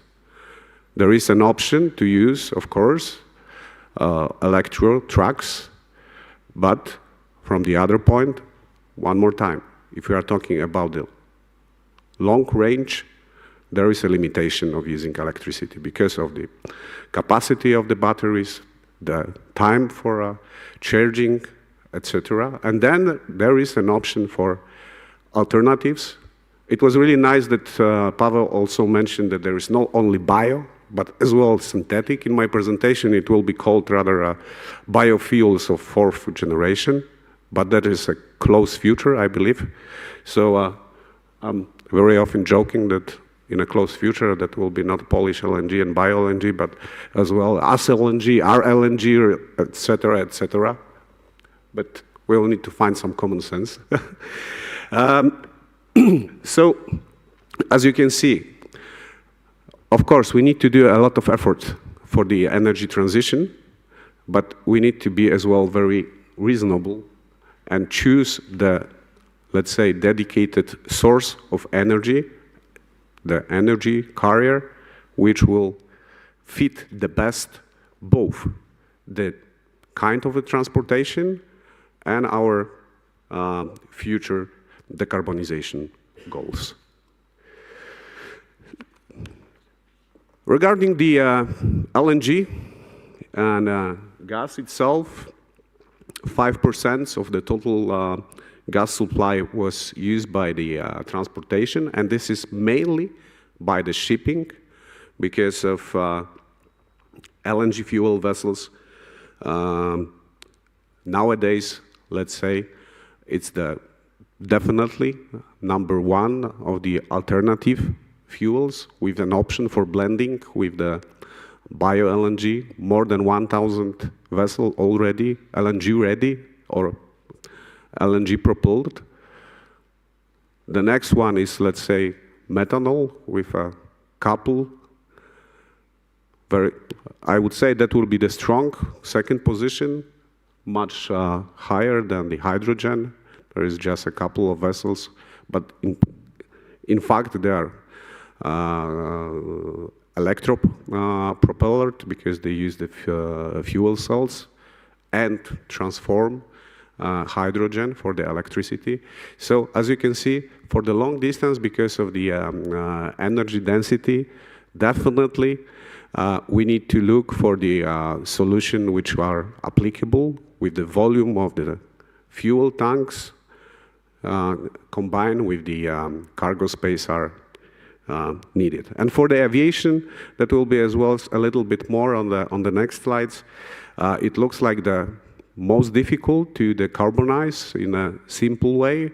So the electrofuels or synthetic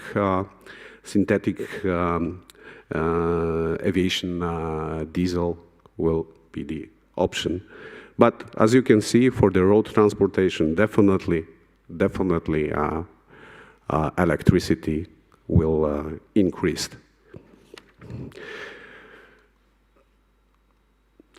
So, maybe just a couple of basic facts and numbers. So I will support myself with the notes because all of these numbers is not too easy to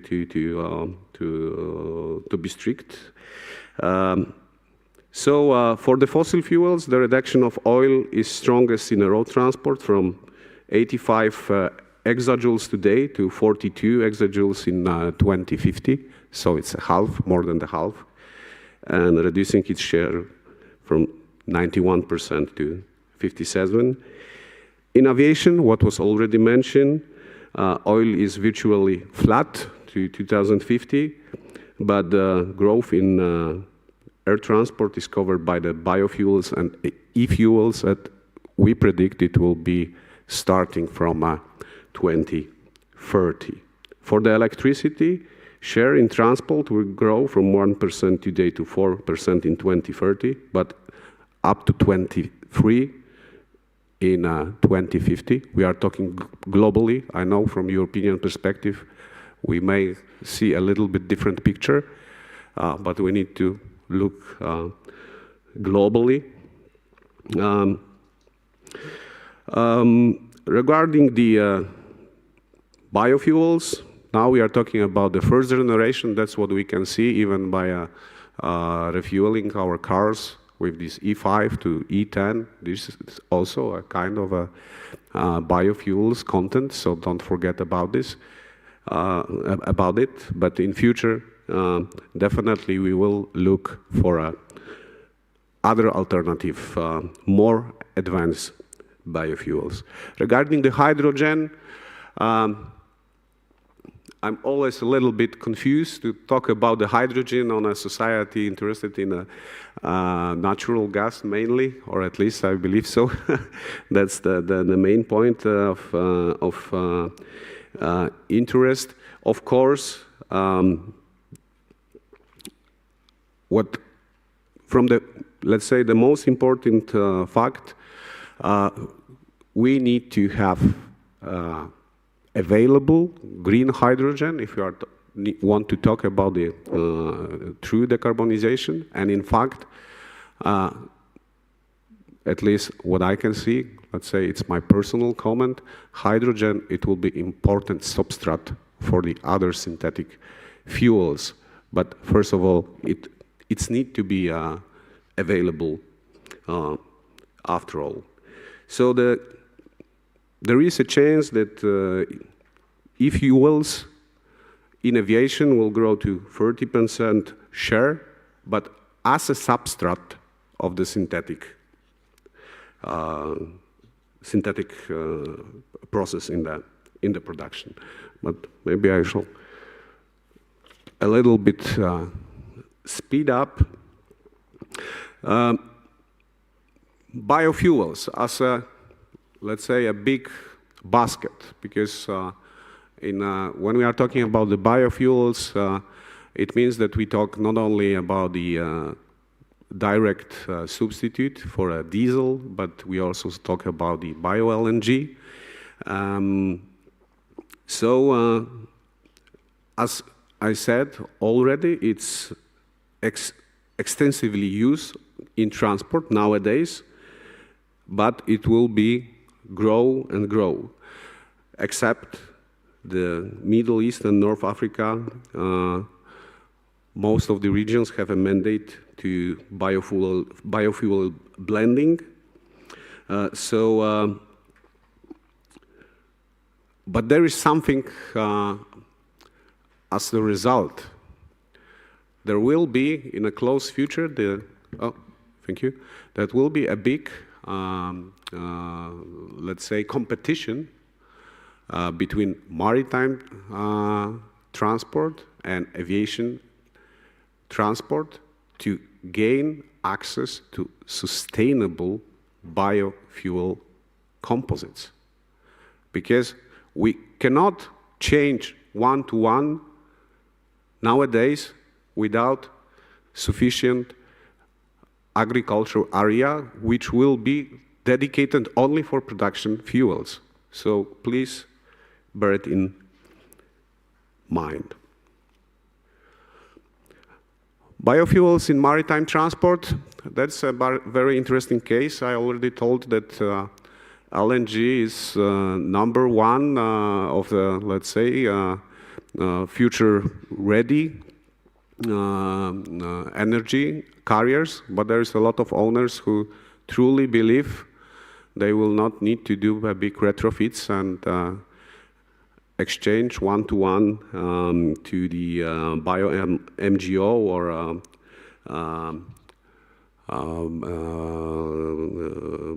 bio-HVO. There is a biomethanol on the horizon, what I have already mentioned. A big key player, Maersk, invest in a methanol propellered fleet, but on the same time, they invest in their own production of the methanol. So one more time, availability is a key. And one more time, what I'd like to highlight, competition for feedstock increases and will increase as low availability of sustainable biomass is a fact. For aviation, maybe not to concentrate too much, maybe just to recall, we expect that from 2030 there will be a blending with the e-fuel. Depends if there will be available. From this quick overview on the transition in transportation, I would like as well to mention and review a little bit the regulation acts, and at the end show you the trends about the energy needs. So there was a lot about the Europe, Indian subcontinent, and Sub-Saharan Africa, so that I will concentrate and present a short review. So for the, let's say, our home Europe, of course, we have the full package for 55. We have Repower EU statement. What is important, 35 BCM of biomethane, a big challenge. We really count on it, especially from Poland perspective with our potential. But of course, there is in the background renewable energy directive RED II, and RED III is on the horizon. We have the EU emission trading scheme for transportation. There will be one more slide when we concentrate a little bit more on the maritime sector. But from the other side, we have the India subcontinent, who has a biofuel blending target, 20% from 2030. So we are not, of course, Europe is in the forefront, but we are not the only one. So more specifically on the maritime sector, from the global point of view, of course, IMO ambition, as we call it, so reduction by 50% by 2050. Of course, we get this energy efficiency calculation, EEDI, EXI. Of course, we have the carbon intensity indicator, somebody calls index measure. Of course, we have very close the Fuel EU Maritime and the ETS. So that's from the European, let's say, point of view. So ETS will be, shipping will be included from 2024. This is already decided. There is a possible taxation, not yet decided, but the work is ongoing. So in North America, as for America, of course, the money motivates the best. So Inflation Reduction Act, which provides clean fuel production incentiveness as a tax credits. We have, of course, the local. California is very,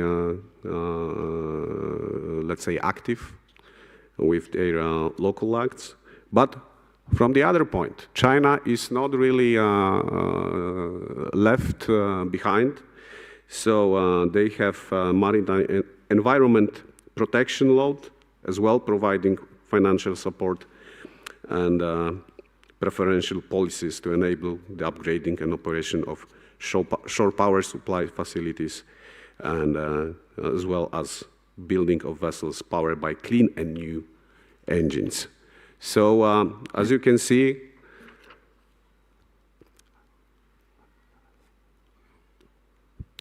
whole world as global try to look for our future. So at the end, just a couple of basic graphs and data for subcontinent Indian. The population by 2030 will grow for up to 30%, and energy consumption will be double. And as you can see in the mix, there will be not only the clean energy, but of course, for the natural gas and for the oil, it will be substituted and blended in a close future. Looking further for a sub-Saharan region, the population even grow up to 70%, and as well, energy consumption will be double. And I will support a little bit what was given by Mr. Paweł Warszycki. 57% of population has no access to electricity. And what we expect in 2050, it will be lowered down to 4% only. So there is a big gap to fill in. And of course, as you can see, that's very interesting. The bioenergy source here, one of the main composition elements in energy mix. So, and a little bit about the Europe, because that's very interesting. For the population, looks like we will be rather stable, but we will need less energy. And not because, coming to my first slide, that we will decrease and lower down operation. No, we will be more effective, and we will be definitely much higher decarbonized. But energy efficiency, that will be the truly important key factor for the Europe. And energy mix, as you can see, which is very,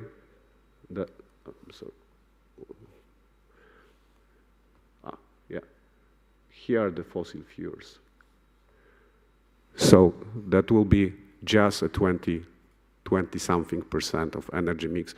And because some of the industry simply need a fossil fuels for their production, like a cemetery, glass production, etc. There is no option to fully cut off, but we can blend. So from my side, I'd like to thank you. If you have any question, I'm open to answer.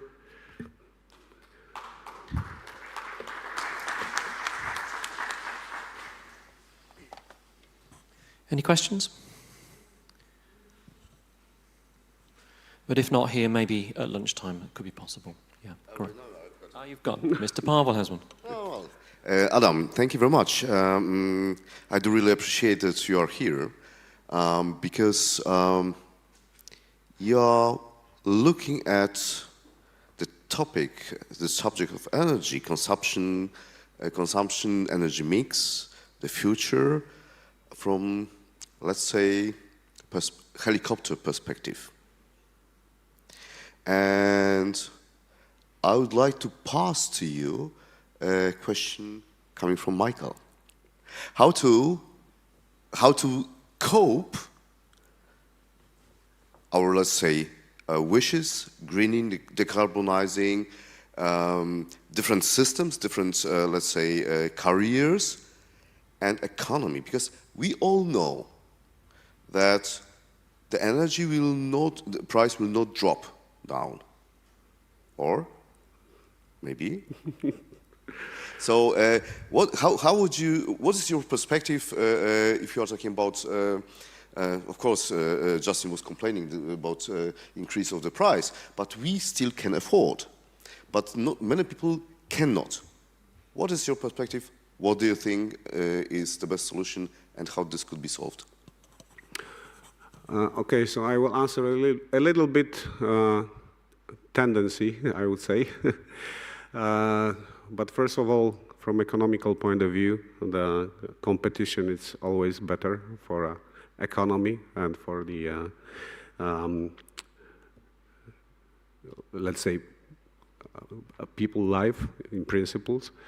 But from the other point, if you are talking about this big change for production of hydrogen from renewables if we are talking about the production of biomethane or liquefied bio-LNG, if we are talking about the biodiesel, if we are talking about substrates for synthetic fuels like CO2, carbon capture and storage, and hydrogen and combined for the methane and other alternatives, derivatives like methanol. Definitely, we need to forget what we, let's say, get used to, that we have a big power plants in one location that will be the destruction of the energy production and the energy consumption as well, distracted. That will be the key solution for that, because there will be no big biomethane power plants. They will be limited in their capacities. So, and the substrates has to be delivered somehow. So it cannot be like some of you living in Poland can remember the old times. Oh, let's build it here. But here's a lake. And there's no problem. The lake will be there. No. Now it has to be logic. Where's the substrates? There is the production. Where's the consumption? There's delivery. So it will be totally upside down. Looking even nowadays, very common view, yes? Windmills, solar panels. It's not in one central place. It's everywhere. So destruction of the energy production and destruction in a way of consumers, which will truly buy what they need, nothing else. Okay, and second question from my side, because I didn't address my presentation directly to many of our guests. I hoped the technology was some kind of transferred to the people, but we've got here many representatives of public authorities from this region. What would, you are a smart guy coming from the largest certifying authority, doing excellent reports and forecasts, and quite slightly provocative. What would you say is the future for local authorities here in this region? I would say the regulation gap is the thing which we'll need to fill in at first. So it's a tricky question, but yes, it is. There is a gap, and I would say in each of the area, starting from the LNG, like bunkery LNG, looking for the hydrogen, not only strategy, but the implementation acts itself. So, and it is on each level, I would say.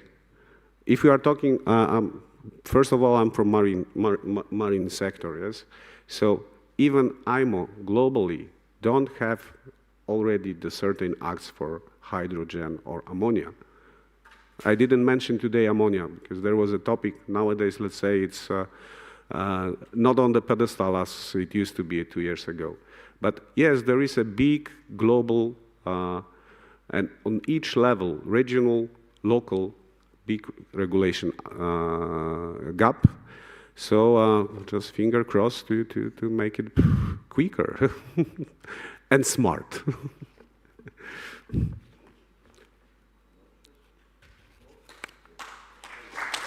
Thank you.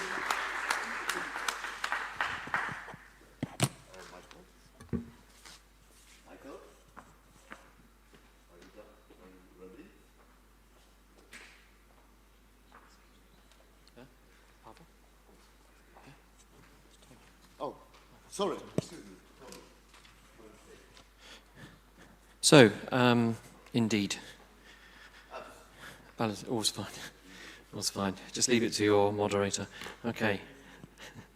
Thank you very much for that, Adam. And for our last speaker this morning, or just before lunch, very happy to have back Tommy, who was at our last conference too. And so this is Tommy Lindström, the Energy Agency for the Southeast in Sweden. Thank you very much.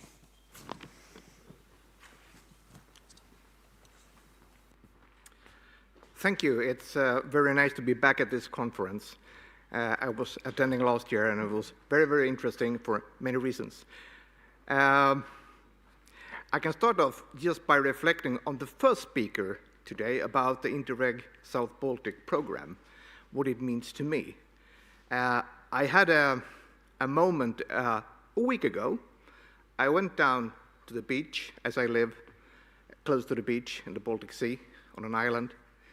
And I sat there and I watched the sunset, and for a glimpse of a moment, I was totally lost.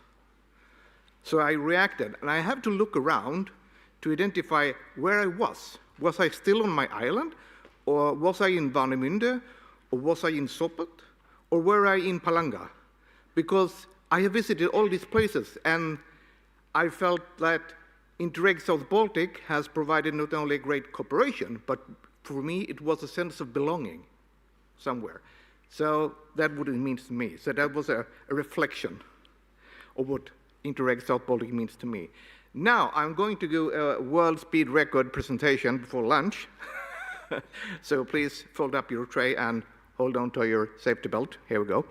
I'm going to address the situation in Sweden in particular, and some also about a very interesting other Interreg biogas project, which I'm actually conducting for the moment.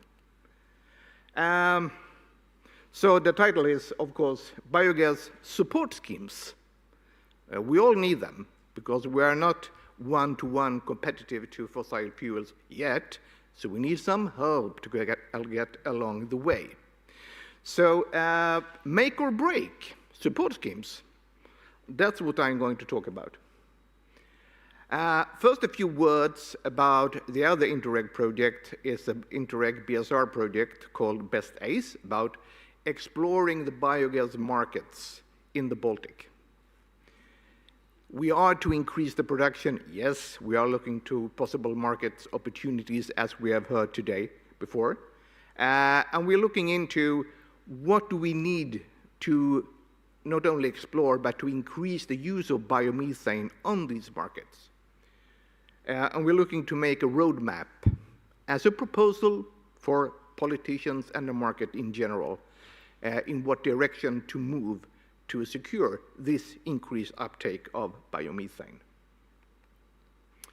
And if you look at state of play, as it was 2 years ago, as the latest statistics I have found,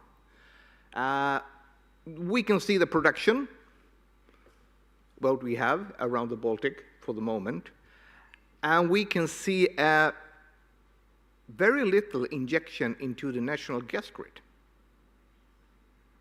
So this, of course, is supposed to change, I know that, and we have started to investigate each country's possibility, and of course, Finland and Sweden has almost no gas grid at all, and we have limited in Estonia and Latvia, which are the other partners of this project. And there are obstacles, especially in the support schemes. Where is the biogas heading? And you all know that the combustion engine supposedly will end in 2035, and our challenge is that the suppliers, the manufacturers of cars, they have already stopped the production. In Sweden, there is one brand available if you would like to buy a gas car today. And we all remembered how it started, the biogas movement. It started with the agriculture. They were looking for a solution, environmental solution, to produce biogas, but they were looking for a market. And in the case of Sweden, we did have a market, but heating and electricity was not that market. We had, for many, many years, one of the lowest prices of electricity in Europe, so it is not a competitive market for biogas. But if we can upgrade it into compressed biogas, yes, we have a market in public transport. So it started as a regional affair between producers and the regional authorities in charge of public transports, where we can start a market to grow. But now, in the last years, we know that this has become not only a European but a global market of biomethane. And we know the targets. And if we start looking, I don't have a slide about it, but if you're looking about which countries will support this most in Europe, the Baltic countries are not these countries, with the exception of Germany. So what should we do with the biomethane? We have different support schemes in place. There are some variables. Of course, we have feed-in tariffs, we have premium feed-in tariffs, we have quota green certificate system, which is now increasing in many countries. Fiscal incentives, tax exemptions, for example, and investment support for production, but also investment support for end users. For example, a reduction of cost or a subsidy for buying a LNG truck, which are, of course, much more expensive investment than buying a regular diesel truck. So these are the different types of initiatives that exist for support schemes. And Sweden mainly has fiscal incentives. In Finland, we have investment support and a quota system. Estonia had a feed-in premium system, and Latvia, for the moment, lacks all kinds of support schemes for biomethane. And that is, of course, a big obstacle in their development of biomethane. So we start to ask many questions in this project. First of all, should the support schemes aim to increase the use of biomethane on all possible markets? Small scale, big scale? Should it be where it's most used, like a quota system for certificates in the natural gas grid? Yes, they will eat up all our consumption. Or should it aim for markets where they can really make a big difference in greenhouse gas emission reduction? Should we aim for that market? Should we support small scale, like nano-LNG, or should we focus on the big scale plants and biogas production, where it can make a big difference in greenhouse gas emissions reductions? So these are the questions we are asking. Let's see what happens. I did, yes. So now, finally, I'm going to tell you how about support schemes has worked and is working in Sweden, just to give you an example. In 1991, we had the first CO2 emission tax introduced in the legislation. In early 2000, it was slowly gaining a market, biomethane, on the production, especially on agricultural level. So we introduced a tax exemption for biomethane.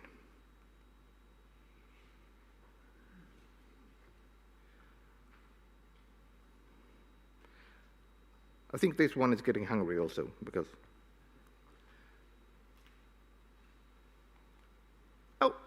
now it reacted. Good.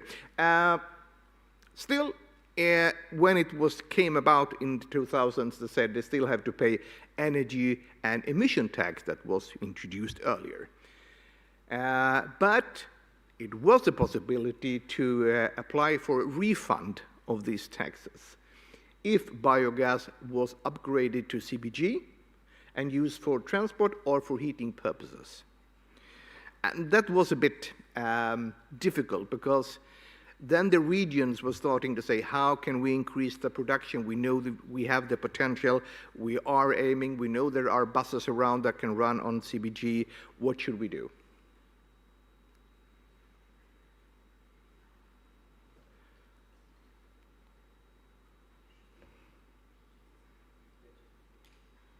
Yes, finally, it changed.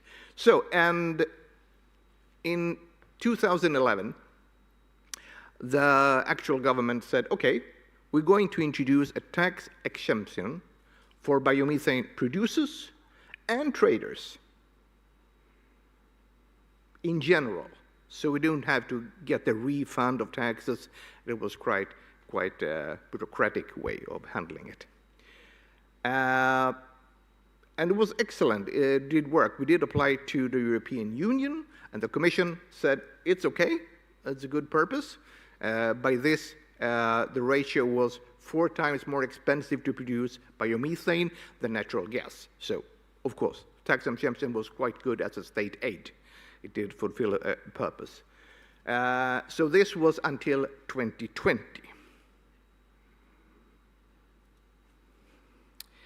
And what happened in 2020? They decided to introduce more support schemes for biomethane. For example, the Board of Agriculture offers a support for turning manure into biogas, 4 cents per kilowatt hour. The Swedish Energy Agency offers a support of 4 cents if you upgrade it to CBG, and another 5 cents per kilowatt hour if you upgrade it to bio-LNG. Very good. But as you recall, the tax exemption ended in 2020, so we needed to apply for a second tax exemption to the Commission, also for 10 years.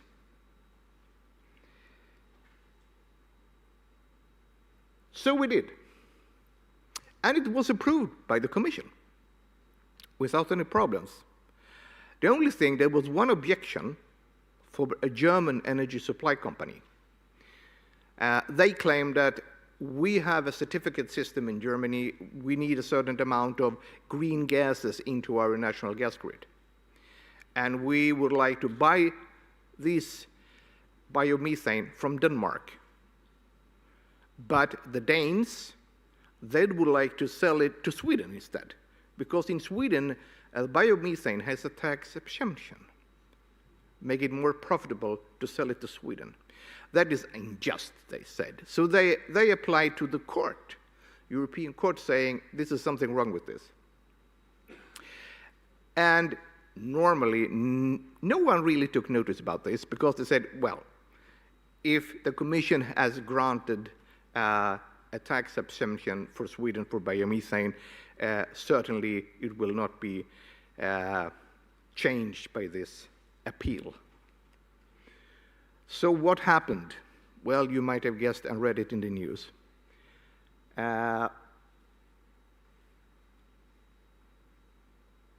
Yes, the court, after 2 years, came to a decision, finding that this German company has claimed that it was unjust, and it should be further investigated by the Commission before they took the decision to grant this tax exemption to Sweden.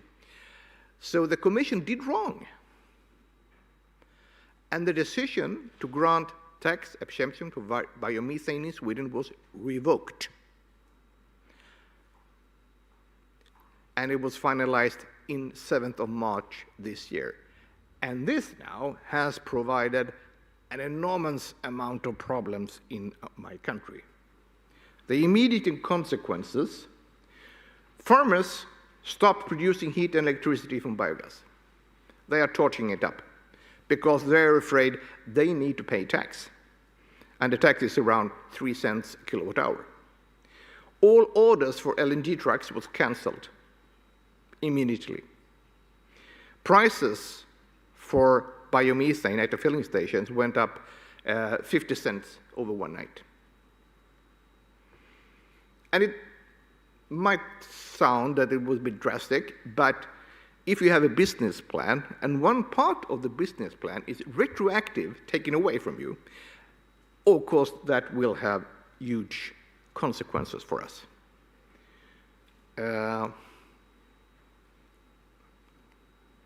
So, what happens now? And here it is. We don't know. We know that the business in general will only last a couple of months more. Then we are having to start closing down or torching up biomethane in Sweden. There is no business case anymore without the tax exemption. And the problem is that we have many options, but also many obstacles. First of all, there are so many departments, political departments involved in the government. That's one thing. And they are looking at it from different perspectives.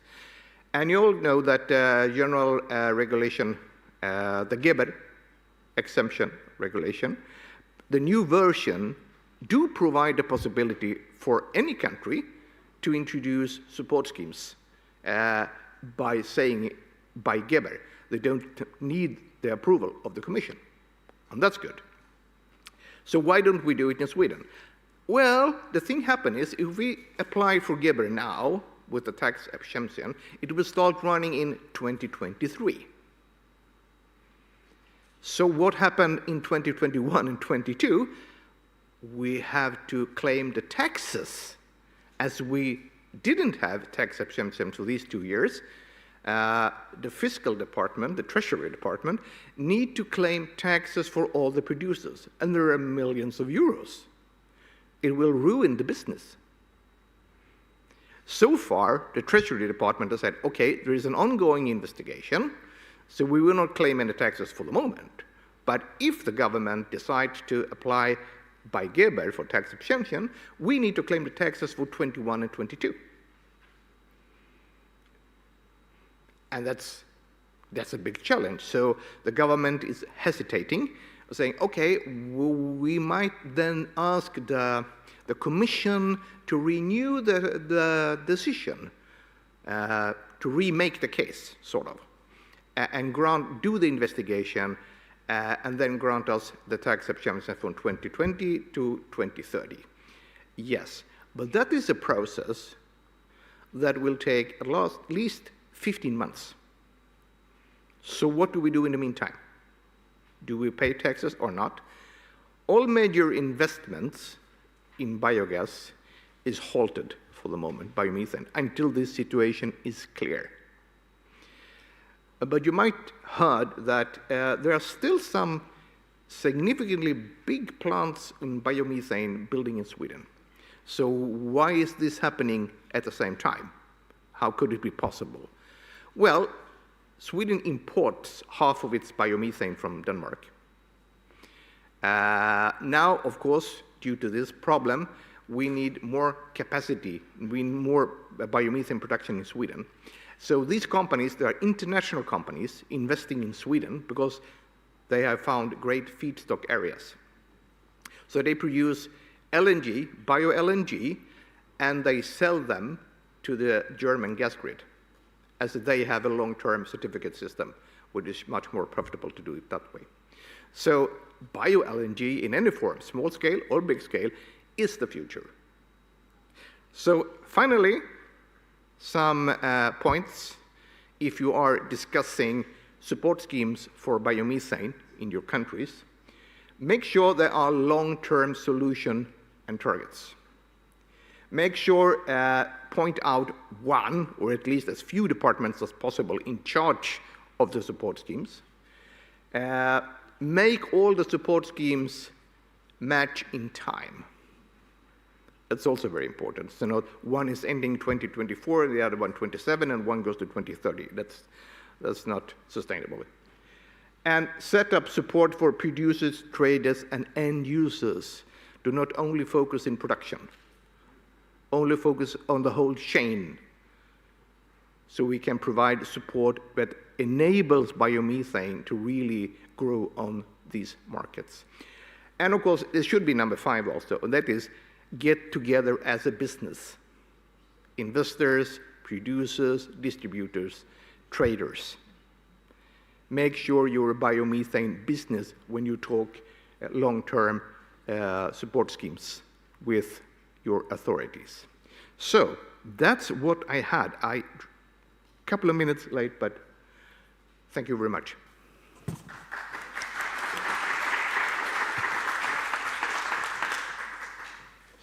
Are there any questions for Tommy, please? Anyone?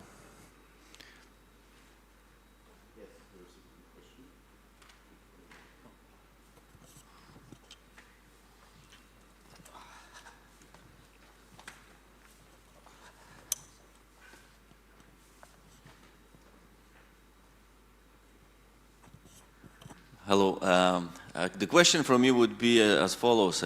Is there really an issue that the business model for the biogas, especially for LPG, doesn't work without the subsidy? Because in terms of energy content and the price levels in general, especially when we have the gas prices now, it should be feasible. Any state aid needs a control so you're not overcompensating. The state aid regulation is for closing the gap between new technologies, sustainable technologies, and fossil fuels. So there is a control made every year. Yeah, but my question was about if isn't that gap already closed? I mean, shouldn't be the business model working without the subsidy? In theory, yes. It could depend a bit of each country's situation and conditions, of course. In some areas, I would say yes. It is a one-to-one ratio for the moment. So there are no need for support systems. But it all depends on the country and the conditions. Okay, thanks. Thank you. Any more? I will have but for the panel session. Fine. Thank you again, Tommy. Thank you.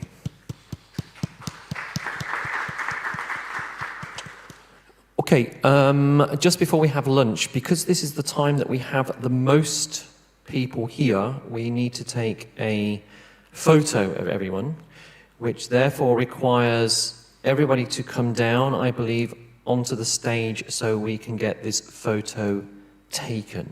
So we'll do that quickly, and then we can go for lunch. And because we're running late, of course, that would mean we would come back here in an hour after the photo, okay? Okay, so everyone come to the front and then we can get this photo organized. Thank you.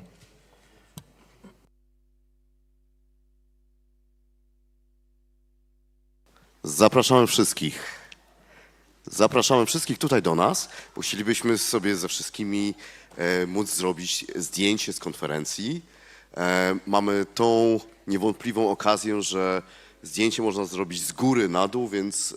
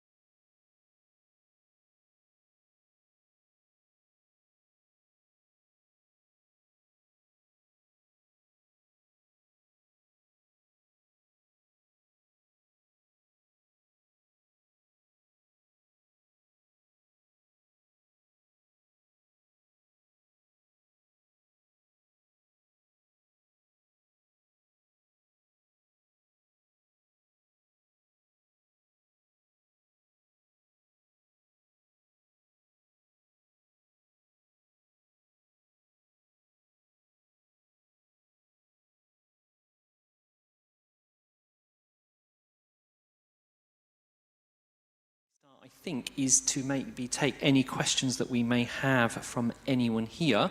Let's just remind you, we have a panel of experts here, so this is your chance to ask any questions that you may have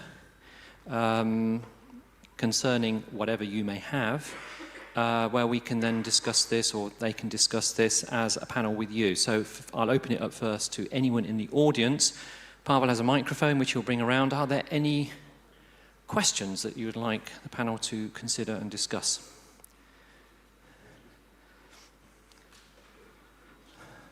So far I see none.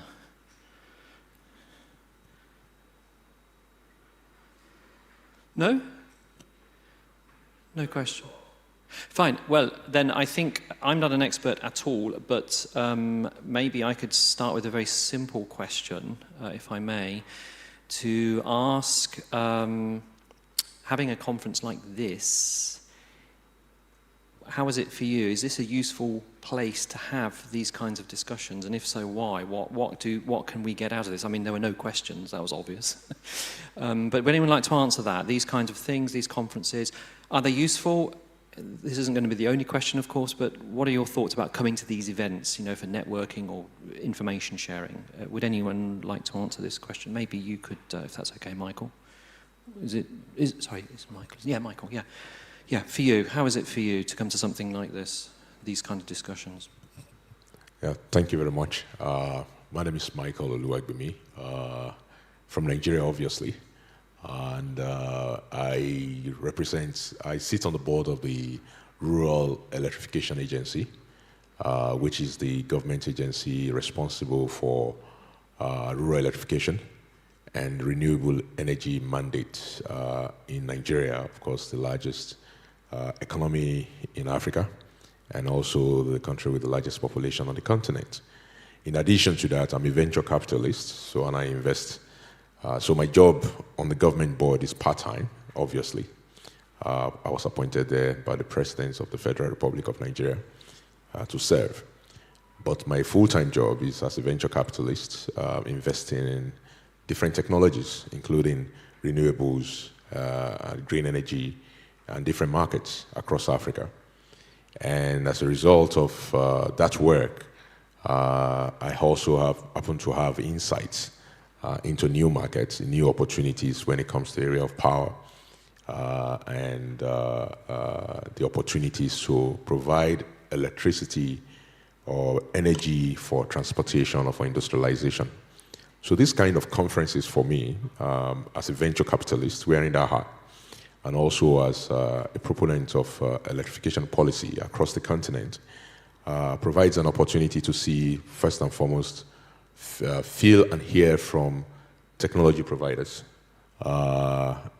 see and touch and feel demonstrable technologies. For example, I was speaking to a couple of those providers today that want to show me the mobile buses, for example. So this kind of conference provides me the opportunity to see those kind of solutions.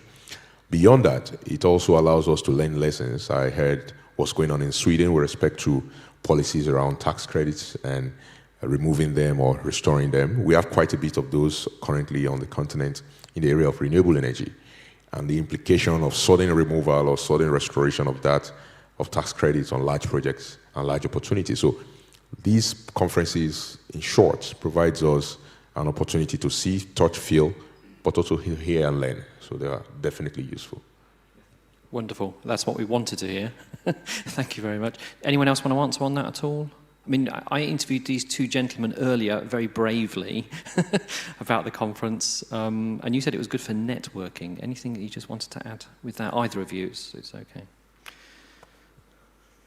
Yeah, of course.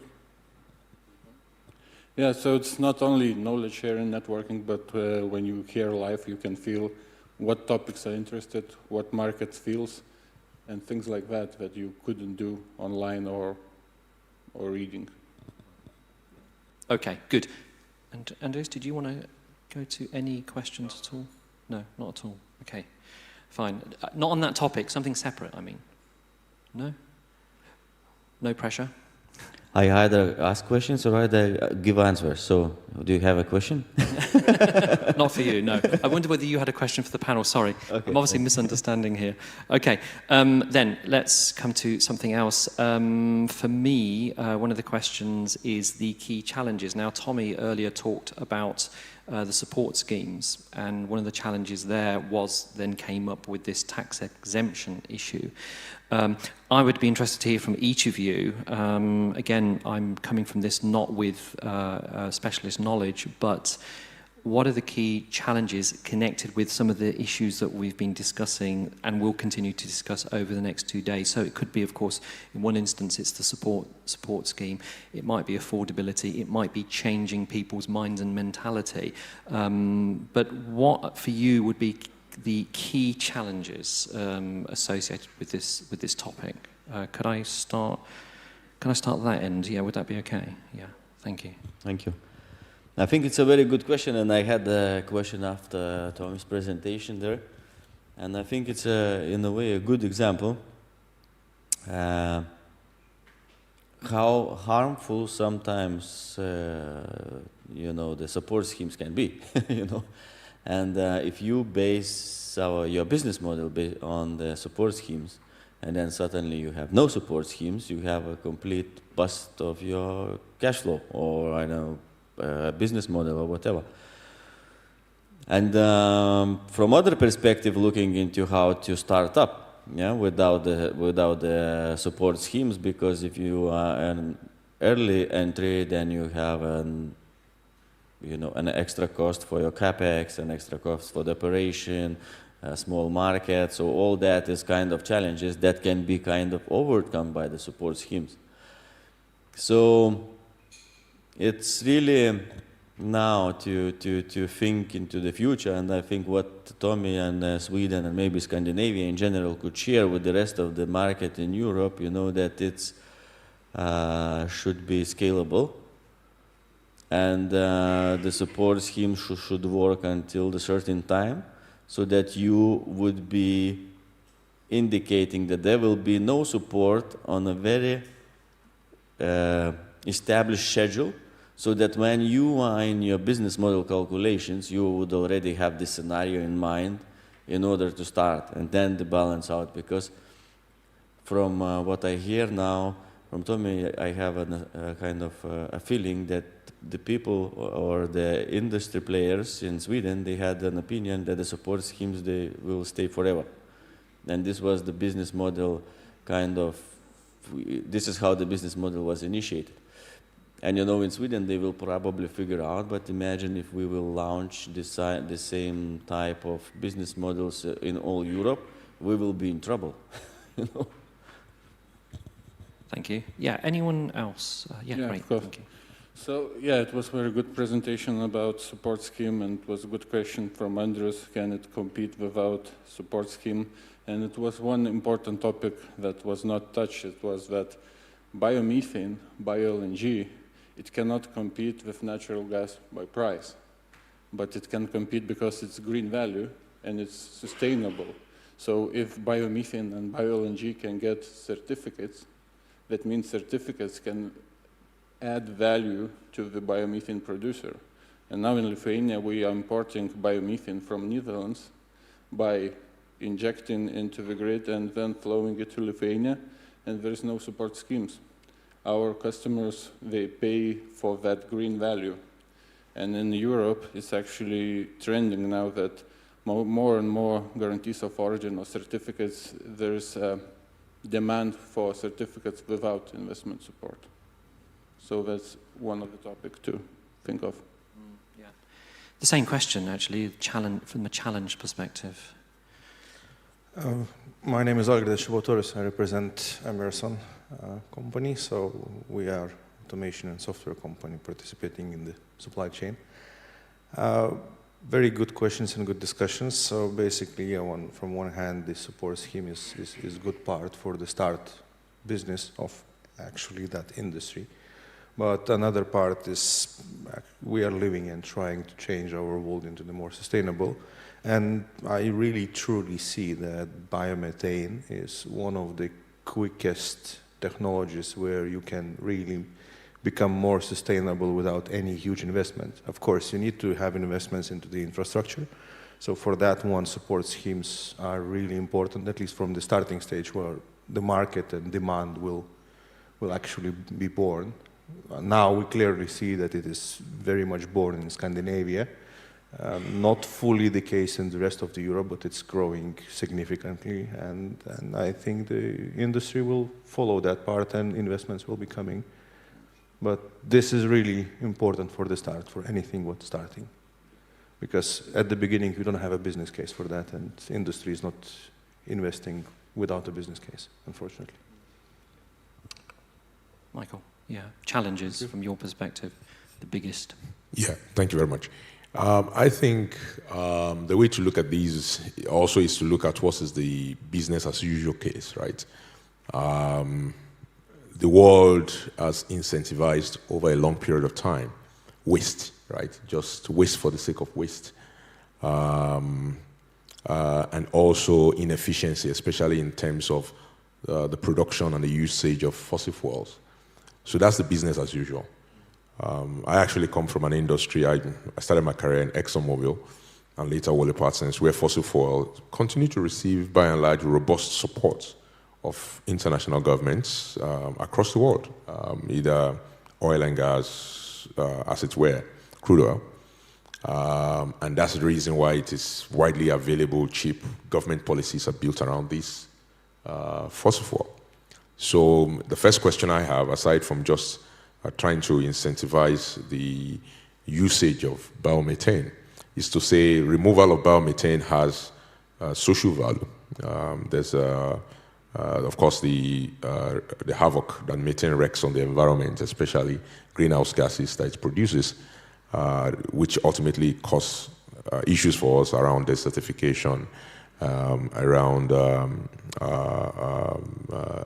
global climate warming or change, as the case may be. There's a value in us removing it and utilizing it for a productive use.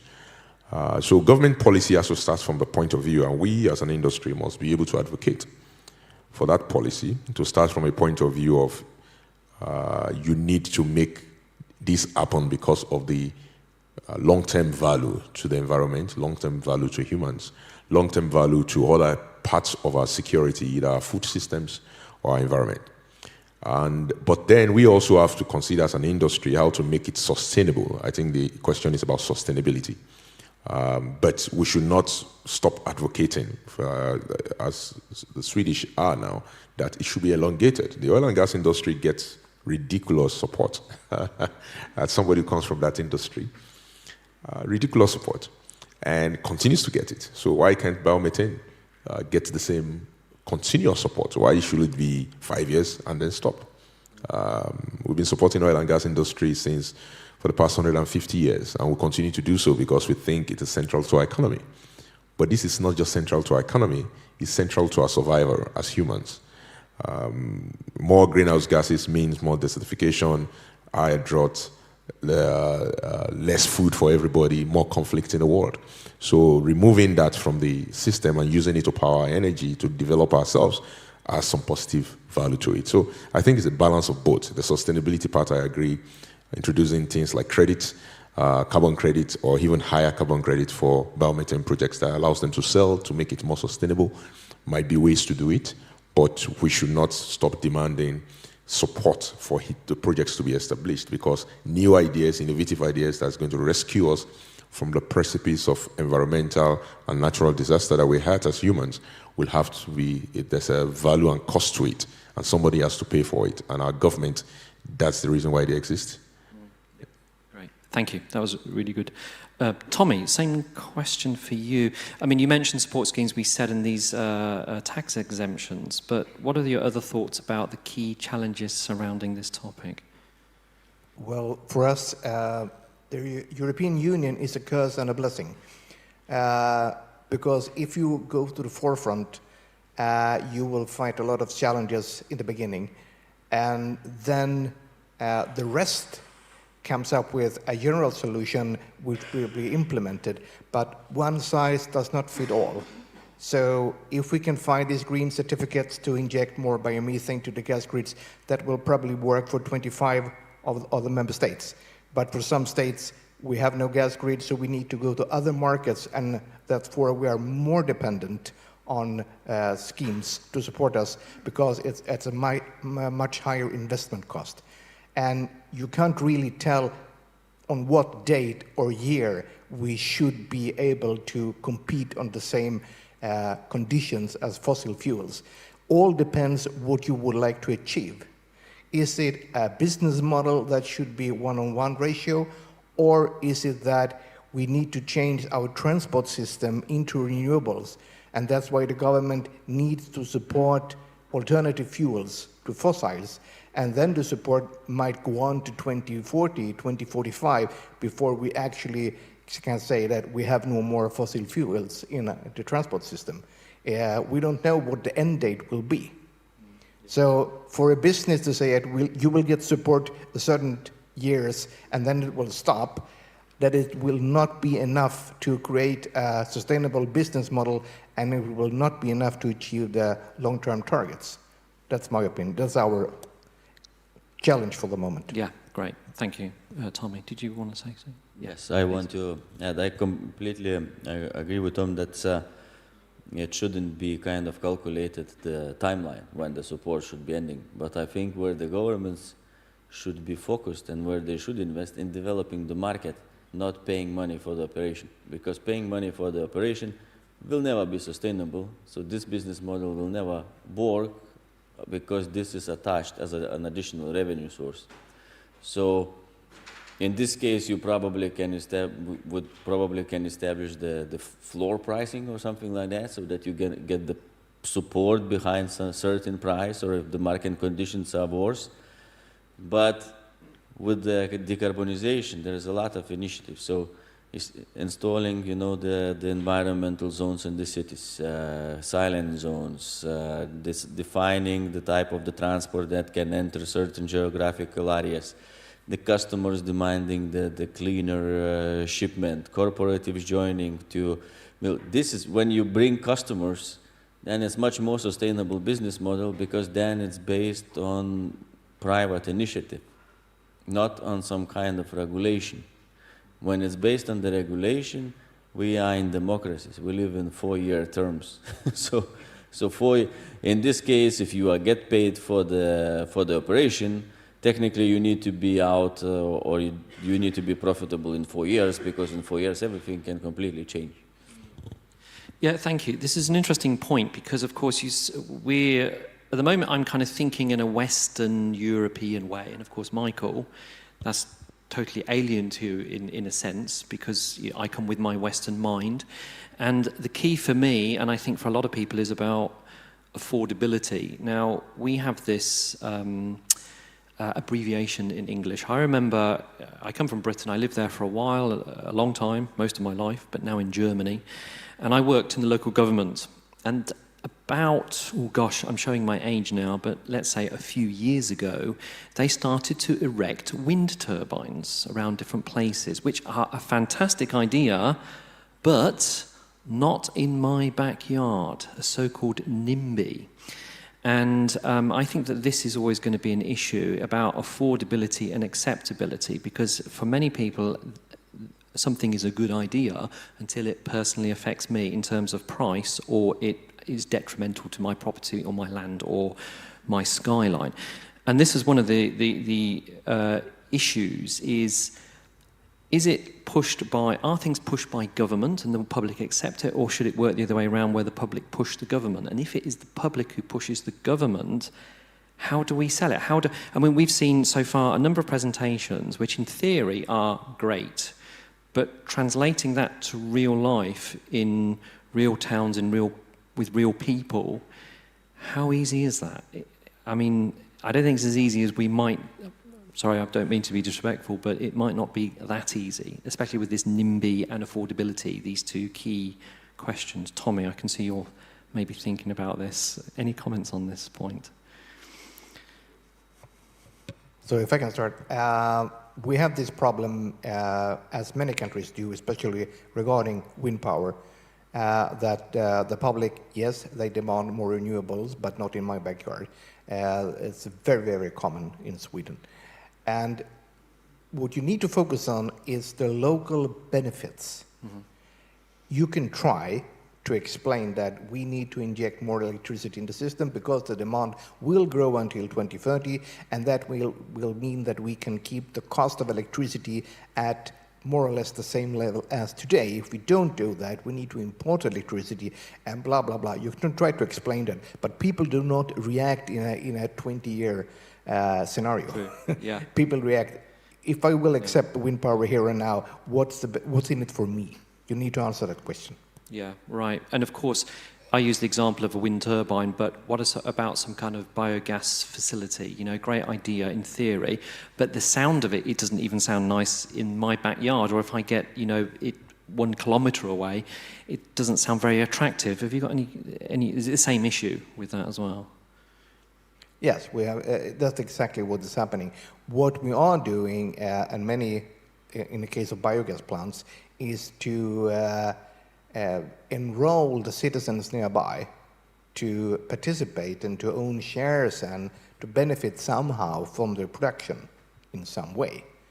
But of course, we have people who said, I will never permit a biogas plant nearby, and they will go to court, and it would take years to get a plant up and running. Thank you. Any other comments, Michael? Yeah, I think sometime those of us who are, especially those of us who are engineers and professionals, professors and doctors, most of us in the room, we tend to speak above the head of the average person. How does removing, or how does biomethane affect me? I mean, that's the first question. A common man, the voter, who's just a plumber, a carpenter, just living his life. How does it affect him? You expect him to support your biogas project. Why? First and foremost, to bring it on. I mean, if you tell somebody, and this, again, sometimes we run away from the reality, the real problem. The real problem of biomethane is that increasingly our world is not going to be livable if we continue to let this gas out there. I mean, it's very simple. The rainfall that you're not getting regularly today in Germany, today in California, is because of global warming. That means lack of food for you.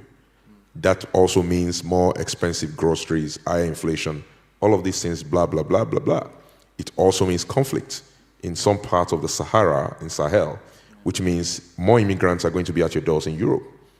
So bringing these issues that even already lights up voters, but connecting it to the issues that we want to advocate for is very critical. I think we do a very bad job as the scientific, engineering, and technical community.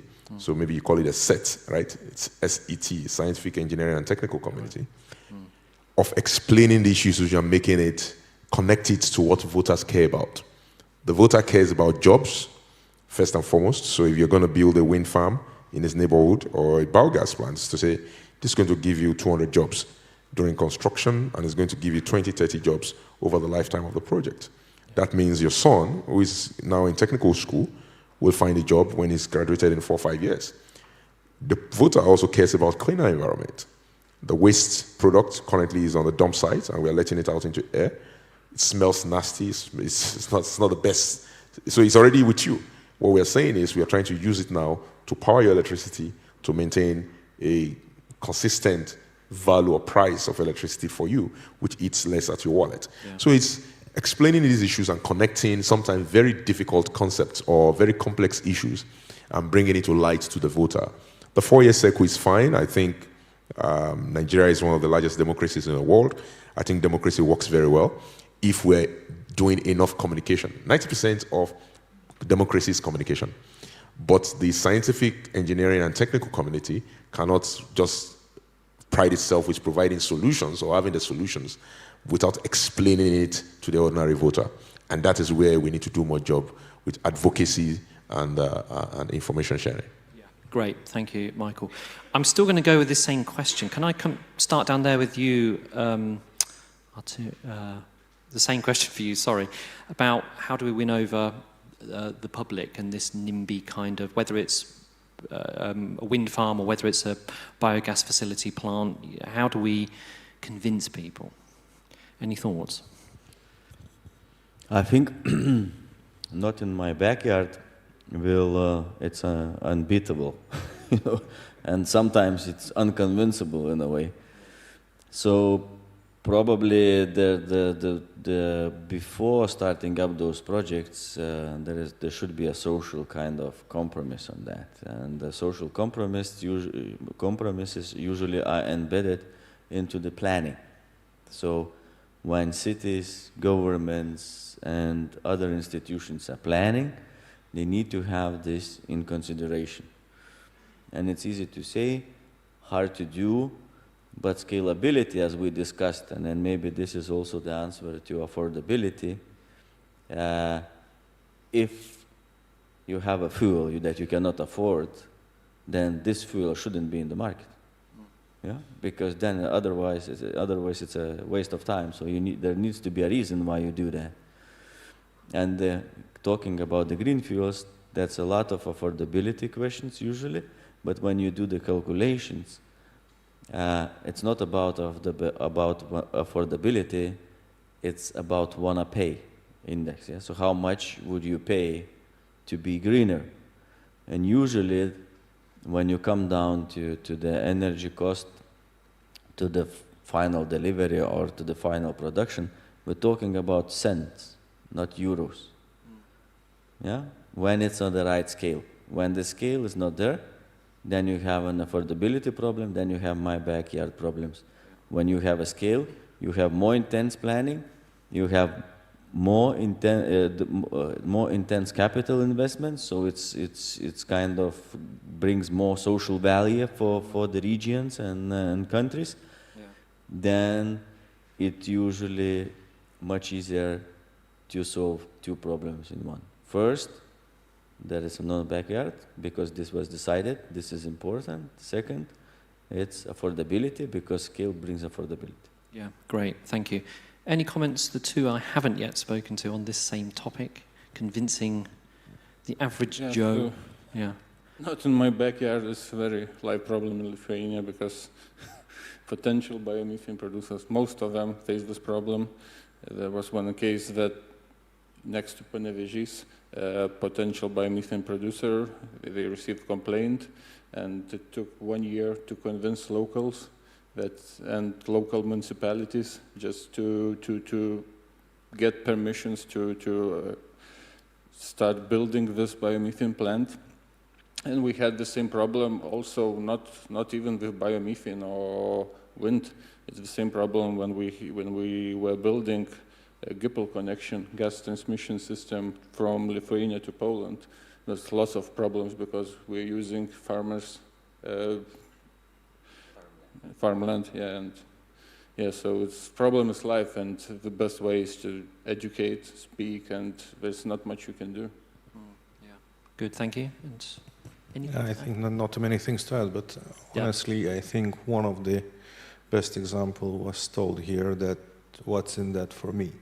Yeah. And I think all of the Europe had already lesson. I think end of last year when energy prices really went to the sky high, and there people really truly understand what is in that for me. Yeah, right. When your bill is going in times up, when your products and groceries in the shop going in times up, and we are suffering from that inflation. So I think it's on these days already a bit lower question in terms of sustainable energy. Because that's it's proven that's one of the cheapest way to get energy out of that. And biomethane, getting from waste from crops and things like that, they're changing costs perspective from any agricultural production, and also in logistic value chain and things like that. So the key aspect is talking with people and showing the benefits, and one of the aspects as well may be, at least now in Lithuania, everyone physically can participate in wind or solar energy production. So maybe why not extend it to the biogas? Because the clear point is get the critical mass, majority of the people, because you will never find 100% support. There will always be that one or that two who will be objecting that. But majority is the key aspect here. Yeah, right. Thank you. The what's in it for me was what you also mentioned, wasn't it, actually? And there's often, this is also the mentality that's, well, what do I get, from it? I pay my tax and I should get something back.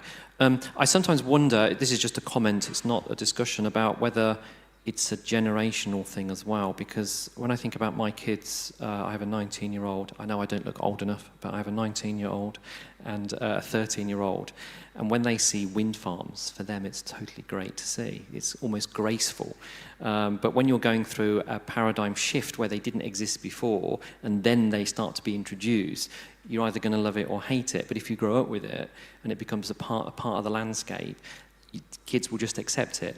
I know it's not always the case, but I have definitely seen that with generations, Sorry, you had a comment. Yeah, it's a very good point. I think that's dramatically changing in Europe, even because we are interviewing even people, candidates for the companies, and they really care about sustainability. So I think within the time, new technologies like biomethane or hydrogen or whatever other technology we will invent as a human beings, it will not be that, I think, big impact, because the generation which is coming is really have a completely different mindset. Absolutely, absolutely. That's for sure. Yeah.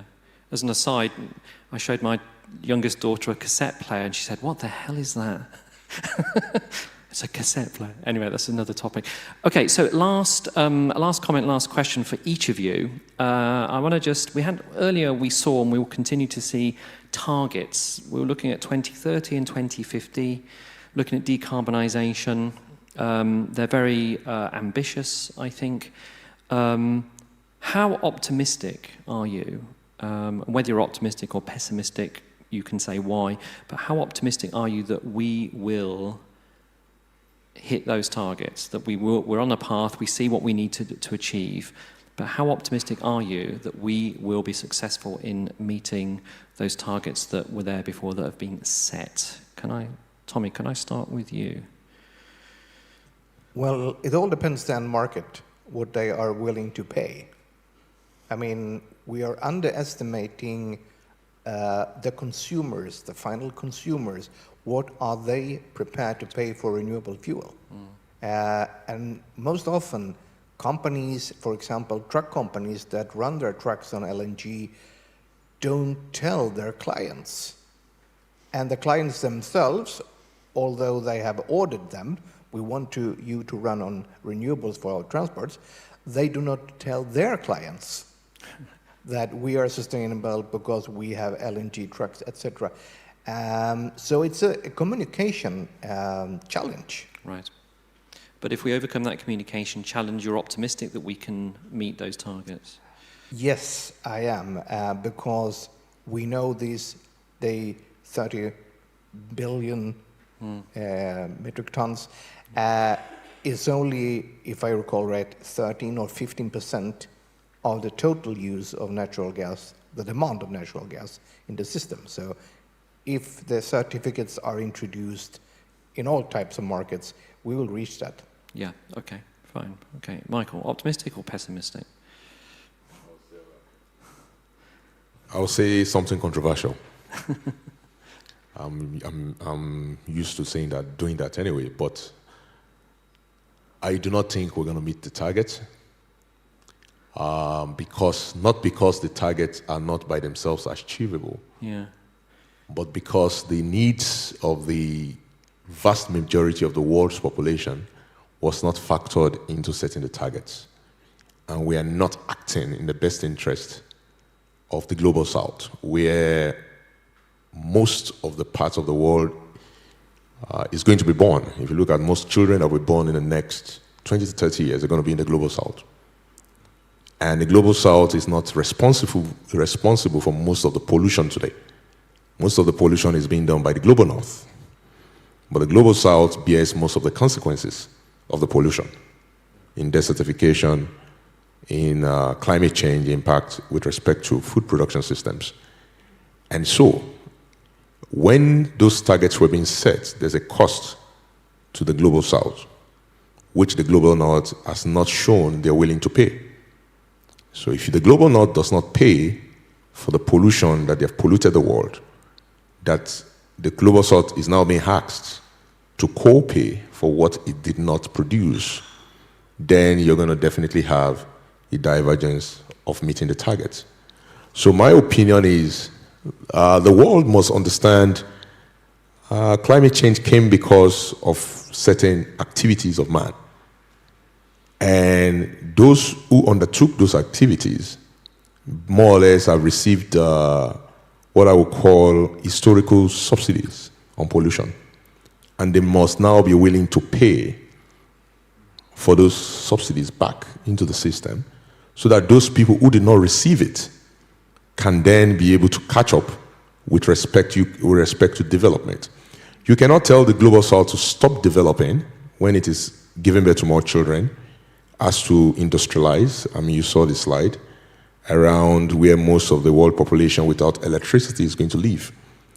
If their standard of living is even going to move up a little bit with respect to access to goods and services, modern power, access to markets, all of those things, then they will consume more energy. Who's going to pay for it? Will you ask them to use expensive renewables? Or most of the time they already have, for example, Nigeria is a gas province. We have bountiful gas. Are you going to penalize Nigeria or other African countries for using crude oil in order to be able to meet their developmental needs? You can't. They just need to develop. And the world have to know this, the world have to understand this, and we have to be very clear-headed about it. Last COP meeting, I think the Vice President of Nigeria spoke vehemently to this point. You must pay for your past pollution. And if you're going to pay for your past pollution, then it's going to allow us, those people who did not benefit from that pollution, to be able to then speed up, level up in terms of development. Otherwise, we're just going to develop at our own pace, and we're going to use the cheapest form of energy, which is probably going to be fossil fuel. Unfortunately, that's going to screw up the numbers, and we're not going to meet the target. Okay, that's clear. Thank you. Thank you. Yeah, I'm myself, let's say, more optimistic than pessimistic, because I think, first of all, targets should not be easy to achieve. Otherwise, it will be nothing. Because also we are driven by industries, by businesses, but by governments and politicians, regulations, subsidies, taxations, and all of this, let's say, eco-structure or economical structure. But if we have those targets and all working in the place, I mean, subsidies and taxations, that actually moves all the industry towards new technologies. And the beauty of moving, that on these days it moves faster and faster. Because development of economy and development of technologies are moving faster. So we still don't know what we are going to find in 2 or 3 years. But even looking to the past, how we found LNG as an industry, how quickly it went, and if we look to the even deeper past on oil and gas technologies, what was the speed of technology development? Now it's much quicker because of how we employ technology. So I think that's what will make the change. And the more technology is developing, the more achievable, let's say, or the cheaper is the technology itself. And sustainable energy in general, it shouldn't be expensive, because you are using something what you already wasted. Yeah, thank you. I mean, you're talking about technology, suddenly came into my head AI and this worry about AI taking over. I actually think AI might make some better decisions than we do, to be perfectly honest, but that's another topic as well. Can we come to the next? Yeah, of course. Yeah, so we have many targets. There's one in Renewable Energy Directive 2018. It was 15% and 30%, 15% in transport sector, 30% in final energy mix. Now it's RED III coming with higher targets. We have REPowerEU plan with ambitions of 30 billion cubic meters of biomethane by 2030. And we have good momentum. Every year, European Biogas Association, they're issuing a report of annual biomethane production, and it's rising rapidly, so we have good momentum. But Nevertheless, we don't know what's next. So we had COVID, we have war in Ukraine, when gas was flowing from Russia, and after a year, no gas from Russia, all LNG coming to Europe. So you never know, but the momentum is good. Yeah, great. And the last, yeah, please, thank you. Yeah, thanks. I think I will be on the optimistic side, but I may probably become optimistic just recently.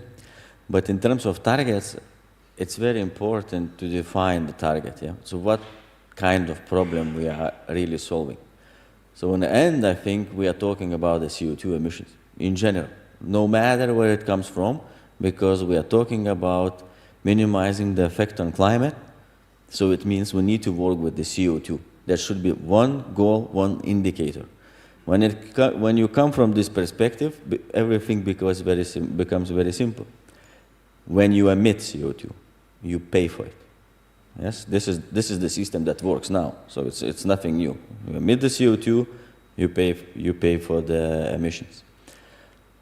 But the methane, or the green methane, or bio-LNG, comes into the scene here, that we are solving the same problem a little bit differently, because methane or biomethane is when we deal with the methane that we create from our own waste.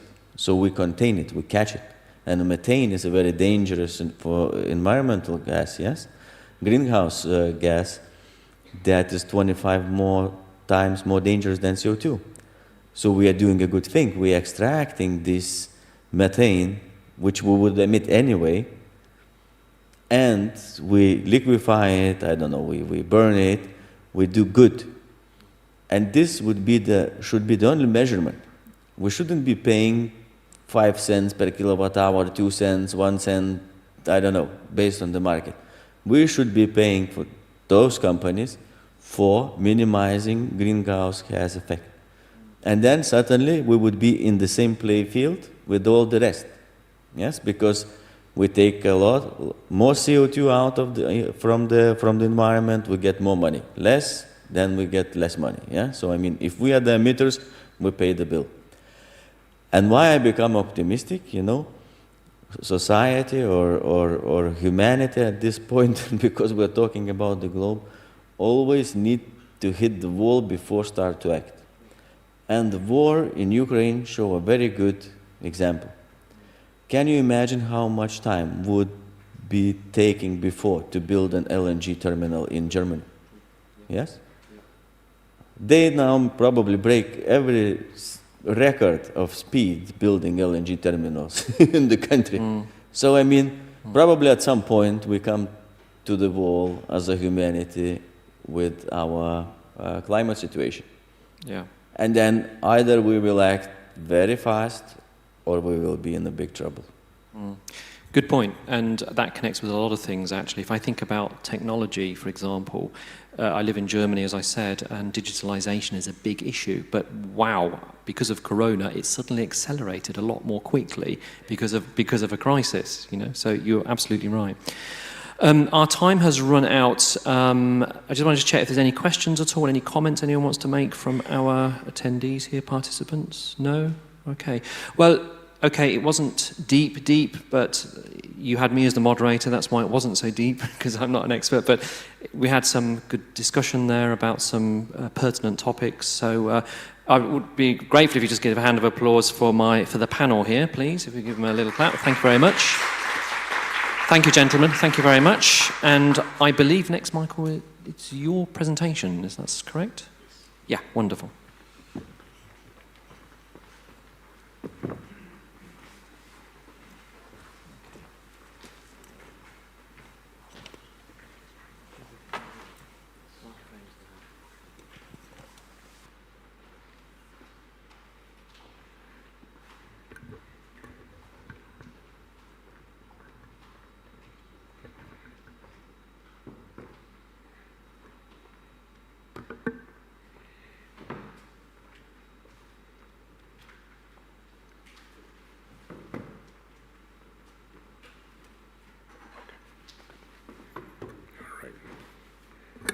Good afternoon. Good afternoon. It seems like we're still sleeping. Good afternoon. Can everybody stand up? Maybe you all rise. We'll do a quick exercise. Can you all rise? Thank you. Please stand up. I know you've been sitting down. Humans are not meant to sit. We're meant to walk around. Thank you. So just a quick exercise. Straighten your hands.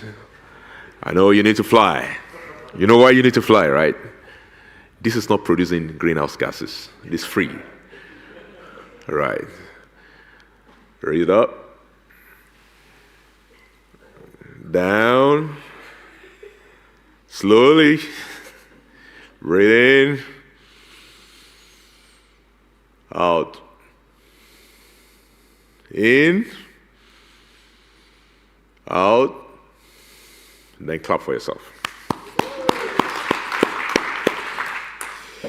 Yeah, that's to get you up. Thank you very much. It's an opportunity to speak with you today. My name is Michael Oluwagbemi.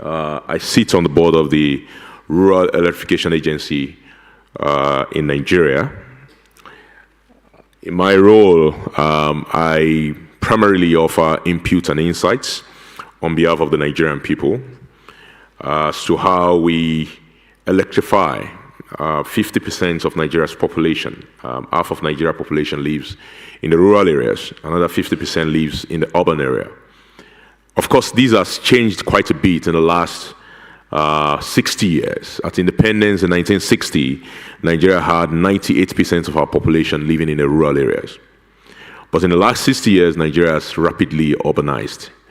A country of 55 million at independence, today is a country of 208 million. The 208 million people, at independence, 55 million people, about 50 million of the 55 lived in rural areas. But today, a country of 208 million, about 105 million live in the rural areas. So even though proportionally speaking, less Nigerian lives in the rural areas, absolutely speaking, more people live in the rural areas of Nigeria today. It's one of the fastest growing countries in terms of population, but also a fast growing country in terms of the economy. And so what happens to Nigeria actually is probably an indicator of what's going to happen in Africa as a whole. So that's why I think it's important that we give and provide some kind of insight as to what and how. Next slide, please. I think you have control. Okay, good. I do have control. Yes. We always allow people. Thank you. So, anytime I visit a new country or a new place, I always try to look around for things that we share, because I think humanity is about shared experience. So yesterday I got into I hope I'm saying this right. Gdynia? Okay. I got in on Monday night, which happens to be an important day for me personally, June 12th. For my country, Nigeria, June 12th is celebrated as Democracy Day because June 12th, 1993, exactly 30 years ago, Nigerians went to the poll to restore democracy after about 20 years of military dictatorship. However, that election was annulled, and the president that the country elected was imprisoned, and he died in jail. 6 years later, fast forward 6 years later, in 1999, Nigeria ultimately became democratic. And about 10 years ago, we decided to commemorate that day, June 12th, as Democracy Day. So in Nigeria, June 12th is a public holiday, and that was the day I flew in to Gdynia. But beyond that, personally speaking, my parents, both my mother and my father, were born on June 12th. They both also got married on June 12th. So in my family, June 12th is not just a Democracy Day or a public holiday. It's also what we call the Oluwagbemi Day, because our parents were born on June 12th and they got married on June 12th. So I flew in on Monday, having missed an Oluwagbemi day, because I'm coming here to have conference with you. So I decided to take yesterday off as my own holiday.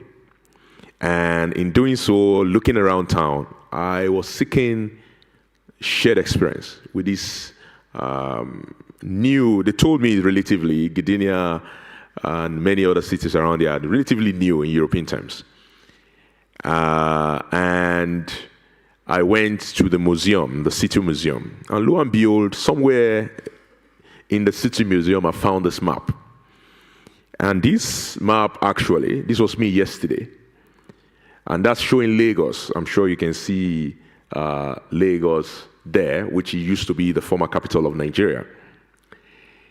And the story was a certain ship that was built in the city of Gdynia during World War II used to sail with those people who were resisting the Nazis, and actually sailed from here around the world, transporting soldiers from the British Empire, including Nigerian soldiers, as well as armory and equipment in defense of democracy and liberty.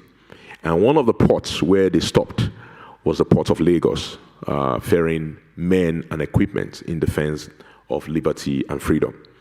So even a seemingly far and distant city like Gdynia shares something in common with Nigeria, a city of Lagos in Nigeria. And that tells us about our shared humanity.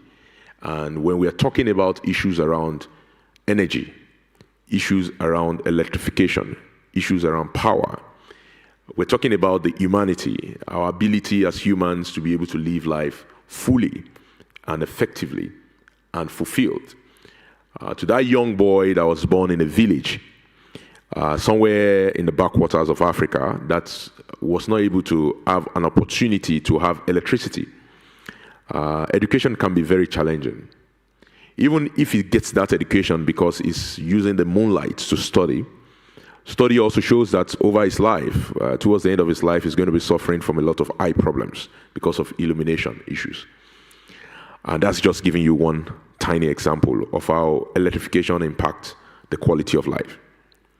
And so for us at the Rural Electrification Agency, we are always concerned, and we are concerned about how do we bring electricity to these rural areas, backwaters, places that have not seen electricity since the existence of mankind.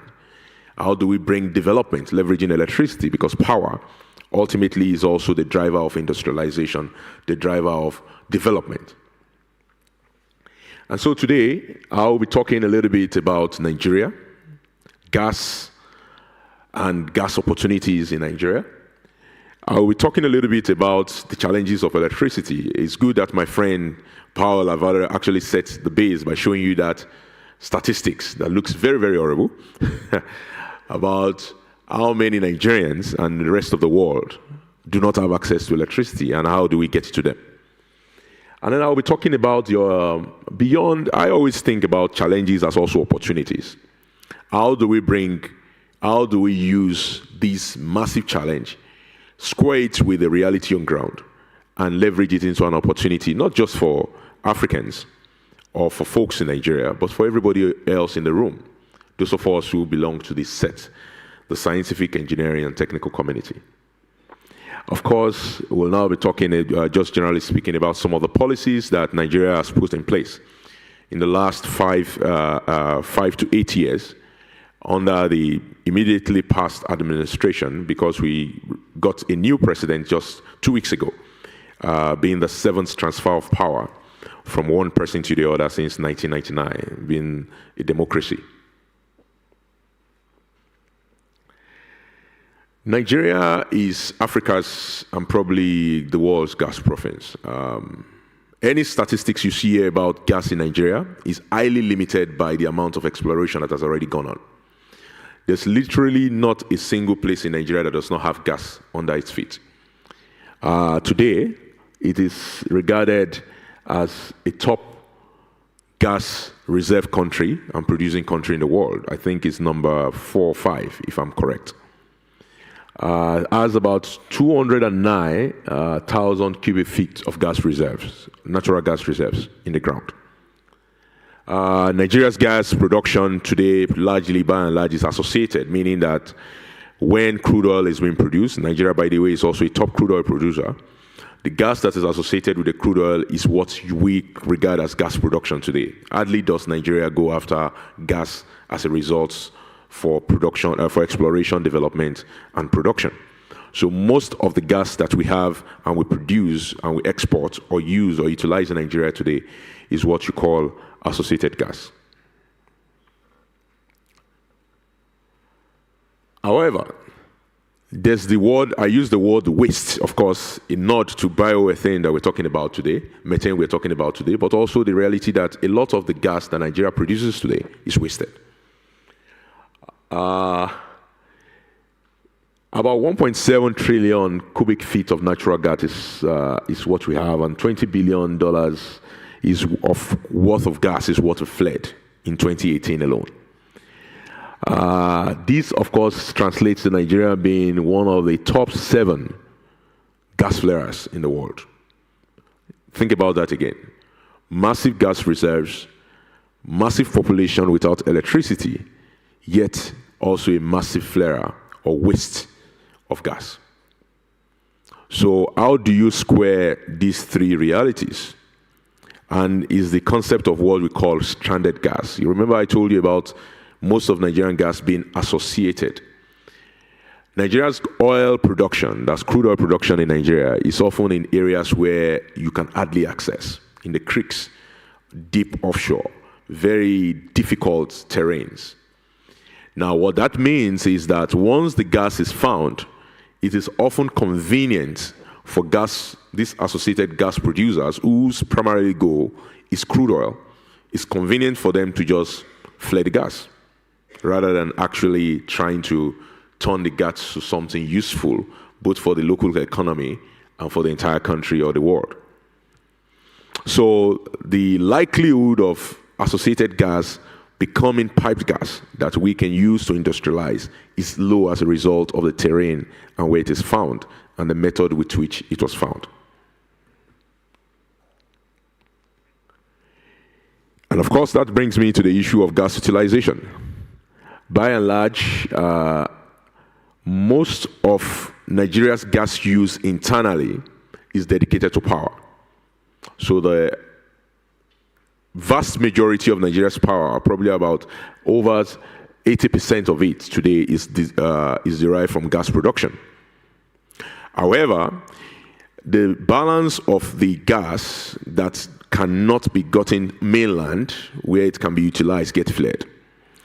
Of course, a vast majority, a good amount of Nigeria's gas also make its way into international markets through the NLNG. Nigeria has the 7th train being developed now at Bonny Island that makes it to the rest of the world. This is probably another method in which Nigeria's gas could or would be utilized.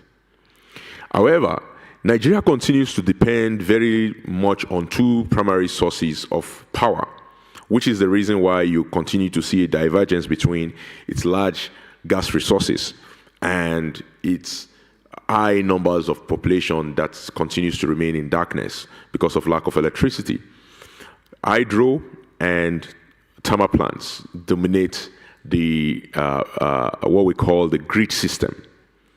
But what we realize is that for the purpose of rural electrification, it will be very difficult to extend this grid to where these 50% of the population continue to live, or 60% of the population that live beyond the grid live. Nigeria's grid currently covers about 42% of the population, and significant investment will be required, which might not be economically possible or sustainable to extend the grid to where the rural population can be found.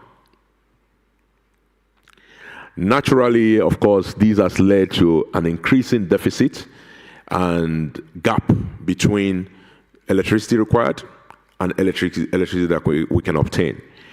That graph there is a graph that was put together by Professor Aluko, and I like it because it shows you very much the gap between what is required, which is about 25,000 megawatts of production, and what is actually being produced today, which is about 3,000 megawatts.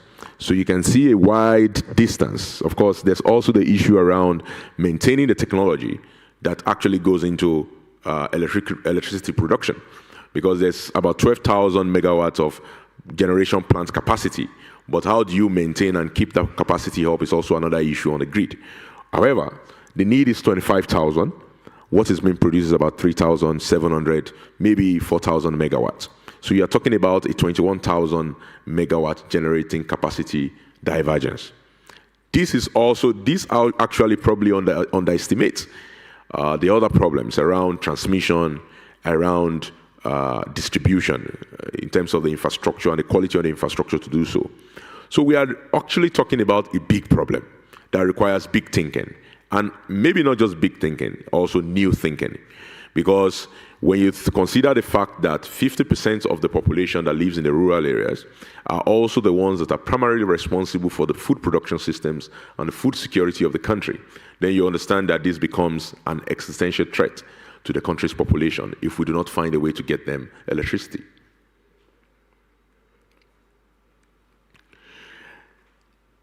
I think I spoke to you a little bit about this already and talked quite a bit about the population that are not connected to the grid, as well as the rural populations that are without power. Currently, in Nigeria, the Rural Electrification Agency is just one of many actors in the entire system, and this is where we sit. We are acting on behalf of the Nigerian government to electrify 50% of the population. But we are also acting in concert with a lot of other private sector operators, not necessarily. Nigeria's power sector is highly liberalized already. The distribution companies are privately owned. The transmission company remains government owned, while the generating companies are also privately owned. However, if we depend on this liberalized system, there is no economic impetus to extend the existing grid that covers just 40% of the population to these rural areas. So this is where the Rural Electrification Agency comes in play. The agency has the mandate not just for rural electrification, by the way, but under the electricity bill that was signed last week by the new President Tinubu, we also now have the mandate for renewables for the country. Nigeria had processed two new developments, one of which was a constitutional amendment that also allowed Nigeria's subnational governments. So if you're German, you understand this, a federal country. There's a central government, and then there's government of states. In some countries, they call them province. And these governments of province have about equal, if not even more power over the economy, as the central government does. With a new constitutional amendment, these subnational governments can also now regulate their local market, provide power at the local level.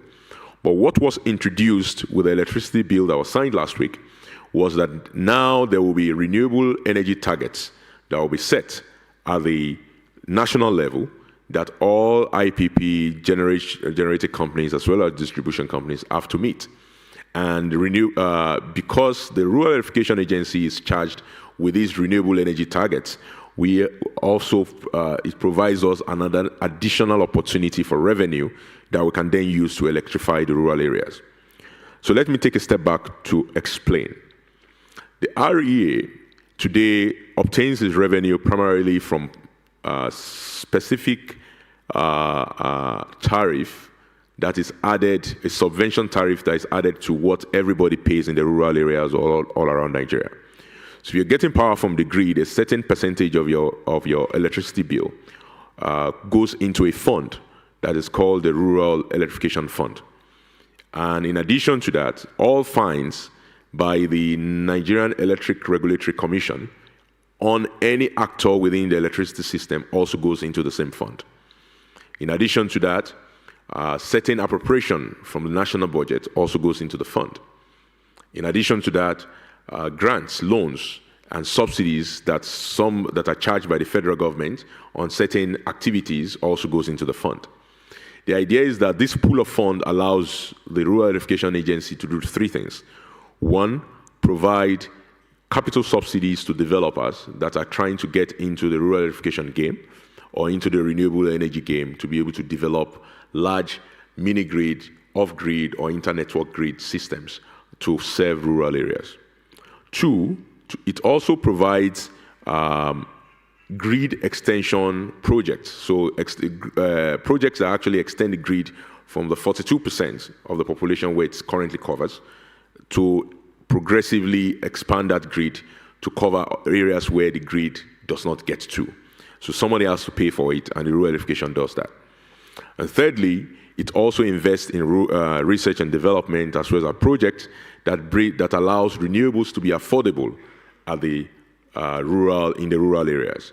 So this includes projects that deploy photovoltaic cells, that's solar projects, small hydro projects, SHEP projects in agriculture communities, projects that actually deploy, say, in healthcare facilities during COVID-19. There was a wide, about 500 hospitals and primary healthcare centers were covered by projects that to serve communities that then needed their rural primary healthcare centers to be powered during COVID-19, of course, to stem off the pandemic. So these are some of the things that the Rural Electrification Agency, leveraging the Rural Electrification Fund, does in the country.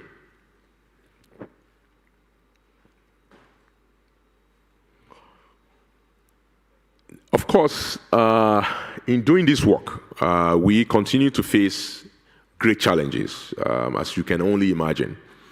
I always say that it is very easy. It's very easy to complain about the job until you have it, right?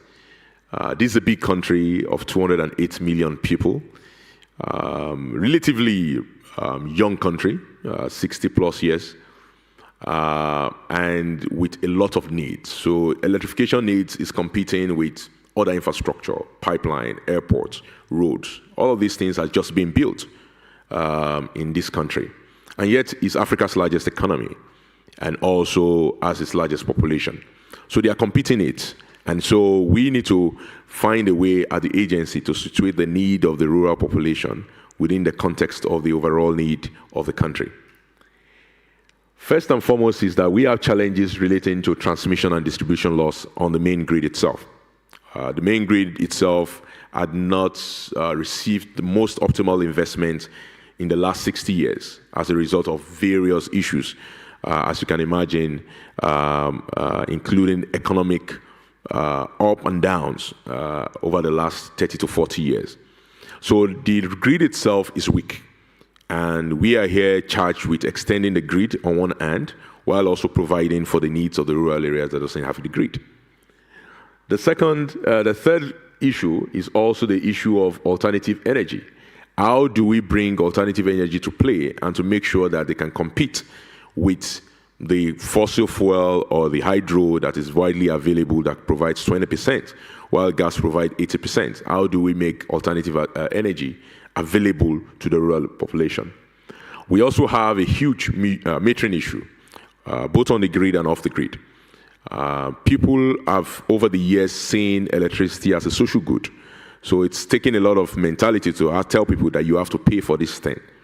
We're a country that has transitioned through various types of government, especially the military. And you know what the military government does is they come in and try to present some things as free in order to get the buy-in of the larger population. So if you lived under military rule prior to 1999, as we did for 30 years, there were a lot of freebies, and one of it was energy. So Nigerians were used to just getting electricity without paying for it. So it's challenging now to tell them and say, you have to pay for this electricity in order to continue to receive it. So this is a big issue, and metering is a way that we are trying to overcome this gap, and we'll continue to fight and work to overcome it. Of course, the insufficient funding, and for us, at the end of the day, at the agency, we recognize that all the money will not come from the government, and which is why in the recent 2020-21, we developed what we call our 10-year roadmap as an agency to begin to attract private sector funding into the industry, generally speaking, in order to make rural electrification possible.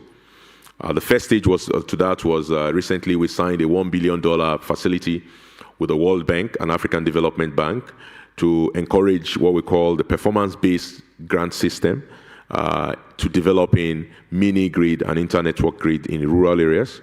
And what we found in the first case studies that we actually implemented in over about 4 projects in Nigeria was that even in the rural areas, folks are willing to pay for their electricity, provided they can be guaranteed of the demand, and also that we can link the demand to the availability. What do I mean?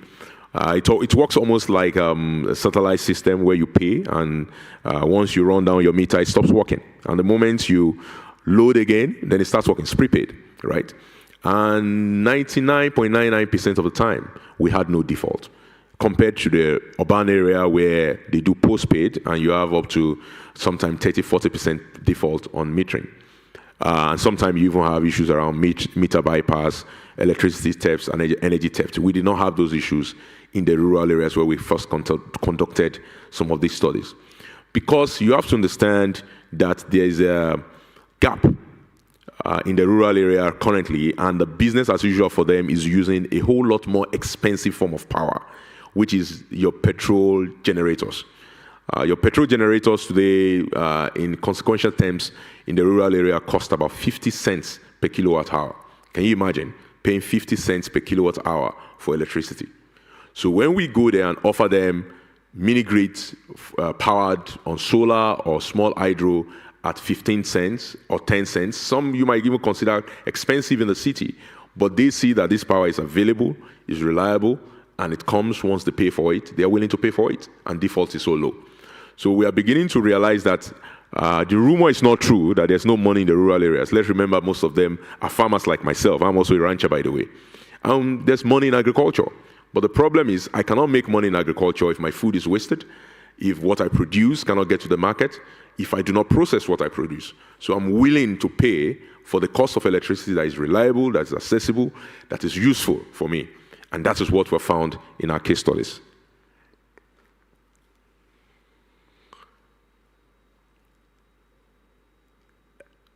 Let me speak to the overall availability of renewables just across Nigeria. Both wind and sunlight is abundant across the country. You can imagine a country just in between the equator and the Sahara Desert, so there's no scarcity of radiation to power electricity. In addition to that, I was just having a discussion with a few friends outside the conference and telling them that Nigeria is an hydrological paradise. It's a country of over 250 rivers, and it's actually named after a river, River Niger. And all across Nigeria, rivers cutting left, right, and center streams that can also be useful for small hydro. And also with an abundant population of over 200 million people, a lot of bio-waste is produced. And so naturally speaking, there's a base to produce biogas for the population to be powered. So when you combine all of these potential sources, including wind, a country that has long coastline across the Atlantic, then you realize that renewables can find home in Nigeria with sufficient and sustained investment, and which is, I think, is the key word, investment. So we are moving away from the era of considering and talking about aid and grants to saying there's a market of 21,000 megawatt gap. The economy is being opened up with both the constitutional amendment and the new electricity bill. There's consistency of policy around metering. There's also consistent focus of the economy and the agency around rural electrification. We see the market, we've proven the market. We continue to deploy mini grids. I think the agency this year we're developing or deploying about 400 grids through private developers who are operating their own businesses, and we'll be metering the population. And we continue to prove that the market exists and all that is required is an investment.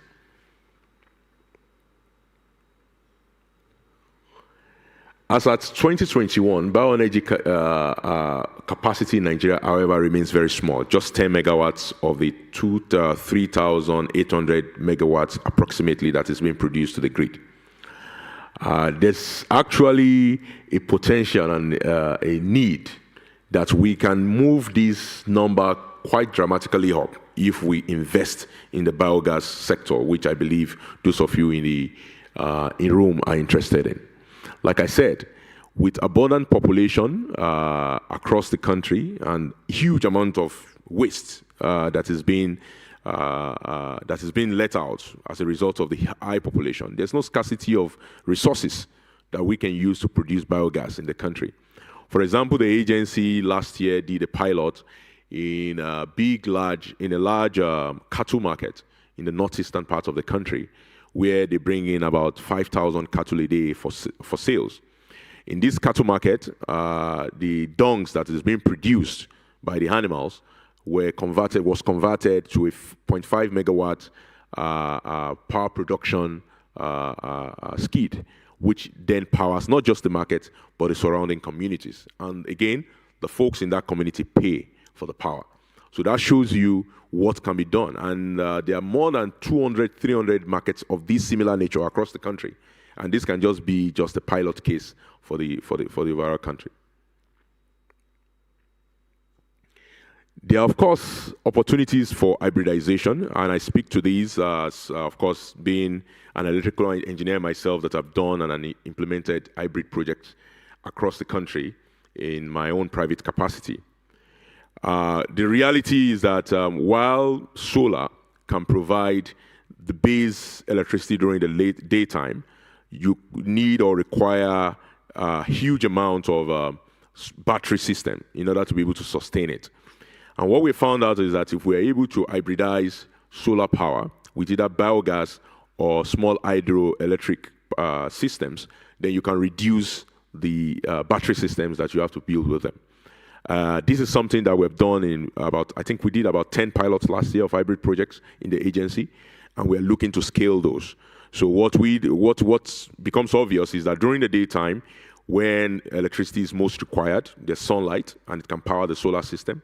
During nighttime, when there's no solar radiation, small hydro or biogas can provide that levelized power over the nighttime, and thus reduce the size of the battery systems that we're deploying, and reducing and making it a lot cheaper to deploy solar systems, photovoltaic cells across the country. The configuration, of course, of these, for those who are interested, is shown. Combining multiple sources to deliver non-intermittent electric power. Luckily, of course, most of human activities take place in the daytime, especially in our rural areas. So hybridizing with both biogas and hydro is definitely a good idea. In Nigeria, we also have quite a bit of stranded gas, as I've said. There is opportunity to leverage and utilize those. Some of these are located in the creeks, in the mangrove swamps. Some of them are located in far-off areas. You'll be surprised that areas where they are flaring gas also coincide with areas that do not have electricity. So how do you bring skids on site, mobile skids on site, to actually convert stranded gas to electricity? Is something that is also of interest to us at the agency. And of course, we are looking to partner with the community to find how to achieve that in the best possible ways. There are policies that we already have in place that is encouraging investors as well as development partners like yourself. There's the National Renewable Energy and Efficiency Policy, which has been in place since 2005 and was renewed in 2013 and 2025. We are looking to also have an upgrade. The Renewable Energy Master Plan, the REMP was the one developed in 2005, while the NEREP was the 2013. We also have the feed-in tariff system, which was launched in 2015, which also allows you to be able to sell your excess power into the grid and to be able to then monetize your excess power as well. There's also the Green Bond Program that the federal government launched in 2017 that provides a source of finance for renewable energy projects, and we continue to find ways to partner with the industry. Beyond these policies that I've listed out, I also, of course, mentioned the two key legal instruments that were upgraded in the last two months. The constitutional amendments that allows you to now partner not just with the federal government of Nigeria, but also the 37 subnational governments to produce electricity and to satisfy this huge 21,000 megawatt electric production gap. The second, of course, is the electricity bill that then helps to regulate what happens in the sector and was signed just last week. There's a lot that is going on in the marketplace, but I'm very, very certain that with your support and with your help, we can make sure that we get the over 85 million Nigerians living without power to get power in the next 20 years. In the agency, we have various programs that we use to partners, and some of these are available. This presentation, I believe, we made available, Paula, and I believe we can make this available to the audience. All of these programs, some of them are direct funding to developers. Some of them provide subsidy to developers. We call it capital subsidies. Some of them are performance-based grants that pays up to 70% of the capital requirements of the project, provided you are actually connecting. So we pay you based on connection. So if you have, for every connection, we pay $500 in the rural areas. So these programs are available for developers that are coming to partner with the agency. For example, we have the IMAS, the Interconnected Mini Grid Acceleration Scheme. This actually allows you to produce power even in areas that already have the grid, but they do not have the juice. So you have a lot of dead legs, areas where the grid has been extended, but there's no electric power actually being produced to feed those areas. And people are willing. Again, with a massive population, fast-growing economy, Nigeria is open for business. And the Rural Electrification Agency, working with our partners, the UNDP, the African Development Bank, the World Bank that supports the Energizing Education Program, as well as the Rockefeller Foundation that's supporting the Energizing Economics Program that works in agriculture, provides not just grants, but also loans, as well as direct investment, for example, through our Rural Electrification Fund, working with developers and private investors. Of course, this more than brings me to the end of this presentation. What I want to emphasize is that we are moving towards a more private market in the country, but we are also moving towards a more sustainable market. And we cannot get there without the help and support of our partners like yourself. With bountiful stranded gas and renewable energy, Nigeria is a suitable destination for investment. It's also a suitable destination for your knowledge, your capacity. We are open for business, and if you do catch me on the sideline of the conference, do let us talk. You can catch me online at Busanga on Facebook, as well as on Twitter, as well as on LinkedIn. You can also connect with me with any of these telephone number. I'm on WhatsApp as well. Thank you very much, and I look forward to an engaging session at this conference. God bless. Thank you very much, Michael. Do we have any questions at all? Actually, I do have one, and you have to excuse my ignorance. Gas flaring. I read a statistic some time ago said that any one time there are a minimum of 10,000 gas flares going on in the world, enough to power the whole of sub-Sahara Africa. Is it? I don't actually know the reasons. Is it to do with equipment or pressure, or why? Do you know why that is? Why gas flaring is actually done? All right. Not a problem. The nature. So I told you my background is oil and gas. So there's a reason why gas is flared in the first instance, because it's associated, right? So you've drilled the oil well, and you have gas coming out, but you do not have a financial and economic case for capturing the gas and utilizing it or selling it, or because there's no infrastructure into which you needed to put that associated gas. So the options are usually two. You flare the gas and pay an economic penalty, or you give the gas away free to somebody that has provided some kind of mobile infrastructure around the area where this gas is being produced. For most oil and gas companies, at least in the Bight of Guinea, where Nigeria is located, especially where gas is found sometime in very difficult physical environments, mangrove swamp, far deep water offshore, it's just more suitable and it's more economic for them to pay the penalty and just flare the gas. And yes, it is true that the fundamental technical answer to your question when you talked about pressure is that yes, gas does put pressure on the well, and you need to let it out, so letting off the pressure. But there are many other uses of gas in an oil well that we could find uses for if we want to, including even helping to improve the economics of the oil well itself. But I do not think that regulators have just been hard enough on gas flares also, and make it less economic to flare the gas than to utilize the gas or to build infrastructure to eliminate gas flaring. Yeah. Great, thank you. That was a good explanation. Any other questions? So, Michael, thank you very much for this insider, more or less, information. One question. We do see the gap between potential and the demand. So, if you could sum up in 2 or 3 sentences, what are the determinants that create this gap? What is missing? Because of course it's obvious, financial sources are important, but this is only part of the story. Sure.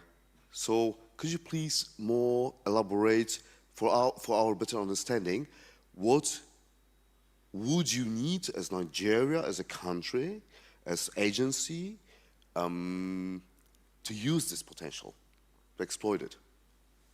Yeah, thank you very much. I think the first thing first is that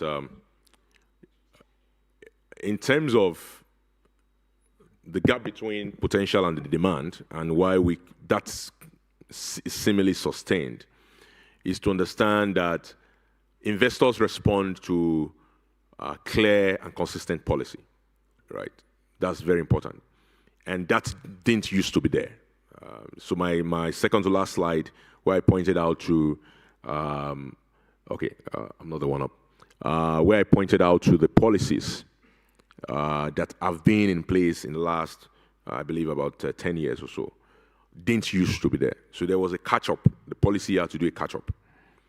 And then operating those policies, of course, you need to consistently also tweak to make sure that the policies respond to the need of the market. So once investors see a clear policy direction towards, for example, our policy position today is that we want sustainability. We don't want to just provide electricity as a social good. That's a policy of not just the agency, but the federal government of Nigeria. And we've been very consistent with that policy in the last 10 years. Now investors are realizing, oh, they're serious about that. We are not going to allow people use power without paying for it. Then investors will get off the sideline and begin to invest. But oftentimes there's also the storytelling. So I think the reason why I think these kind of conferences are important is that it allows those of us who are involved in the policy formation and policy implementation to come and tell the story. So you wouldn't know that these policies have been in place consistently now for the last 10 years, or the even more recent legal changes, framework changes, that even allows your money to now come in and to be safe. $1 in New York and $1 in Lagos is still $1. But what the guy that owns the dollar is worried about is the safety of his dollar. So I think for us, it's about projecting and showing that your dollar of investment in Nigeria's power sector is worth it, and is worth you taking that risk. Get on the plane and coming to invest in Nigeria. And I have to say, like, if you look last year, we are the largest renewable energy market in the whole of Africa at about $12 billion. And this year, we're billed to be at close to 20 to 25. And that's because of the consistent policy of the federal government around renewables and around electrification as an economic good, not a social good alone. So that has attracted investors. Unfortunately, I have to say, since I'm in a room with Europeans, of which, of course, we have long history as a continent and as a country, it is the Chinese and the Koreans that have taken advantage more so than Europeans.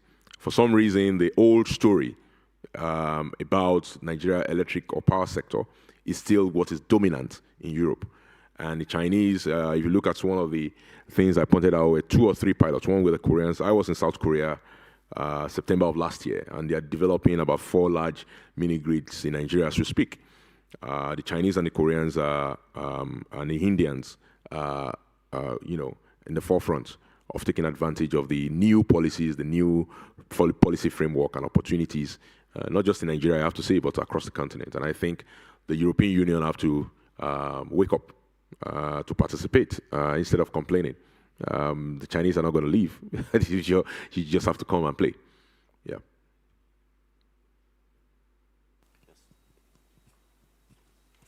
So I have one question.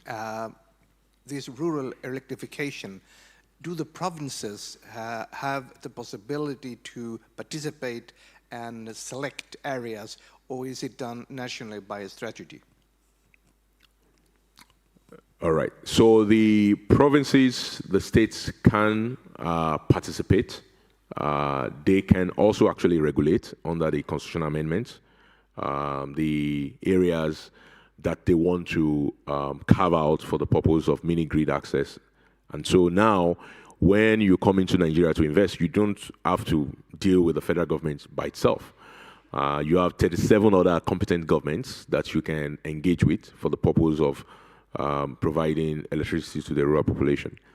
However, there's a coordination at the federal level through the Nigerian Electric Regulatory Commission that provides a coordinating platform to make sure that everybody, there's no cross-walking of purposes. But the deal here is almost like a first come, first serve. I mean, if you are working through the Rural Electrification Agency, we also have a very robust sub-national engagement framework where if we think that your project makes more sense to go faster through the sub-national, we'll refer you there and we'll provide you the support. And you can still benefit from subsidies, capital subsidies at the federal level, and also take advantage of your direct bilateral agreements with state governments, that's provincial governments, as the case may be.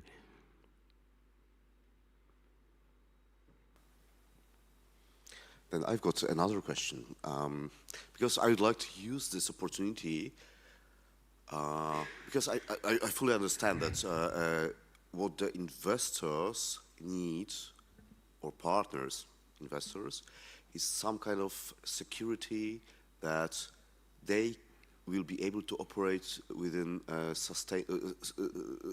stable and consistent framework. Mm-hmm. So,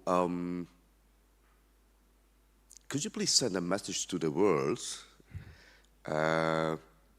expressing what is this factor or element that can make people sure, potential investors sure, that they can come, invest, and they could feel safe? Are there any instruments? Absolutely. First and foremost, I think for countries, the most important message you send is consistency, right? Since 1999, Nigeria has remained a democracy. We had our 7th transfer of power 2 weeks ago. Powers transferred from one party to another party and back to another. I mean, so it happens smoothly every 4 years. And it's one of the largest democracies in the world. We're very proud of our democracy. It can be messy. Democracies are messy by nature. But we've consistently taken the democratic, sustainable path, because I think non-democracies, if you go into Egypt, sorry if there's an Egyptian in the room, you might get things done faster, but it can also get reversed faster. In the case of Nigeria, strong judicial system, very low government participation in the economy. The government of Nigeria is just 5% of the economy, probably one of the lowest in the world. Private sector is overwhelmingly 95% of Nigeria's economy is private sector and consumer spending driven.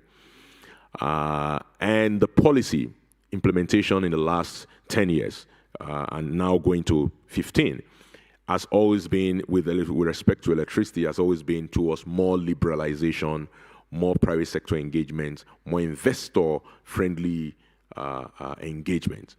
Where we've had a little bit of issues, and it's now changing in the last, under this current administration, has been in the area of foreign currency, foreign exchange regulation, which allows investors now to be able to repatriate their profits. We are also moving towards a more liberal regime. In fact, I received the news on my phone just while on the stage that the central bank has actually now allowed the currency to float just in the last 2 hours. So Nigeria is moving towards a more liberal economic consistently. So the increasing policy of the Nigerian government and the Nigerian people, as expressed by their will at the polls, is towards more open economy that encourages investments of both domestic and foreign investors. So I think that is very important to communicate out there. And Nigeria is open for business. And if you look at the telecom sector, for example, and the countries that have participated in that sector have done incredibly well because of these policies. Another sector is the startup sector, where I happen to be involved as a venture capitalist myself. Nigeria has produced 5 of the 7 unicorns on the African continent in the last 5 years, of which 3 my own firm invested in. That tells you that the country is open for business, and it would be a shame if Europe, that has been our partner for the longest, is sitting on the sideline, while the Chinese, Indians, and the Koreans are making out like a bandit. Yes, thank you. Great. Well, thank you again, Michael. Thank you very much. Thank you.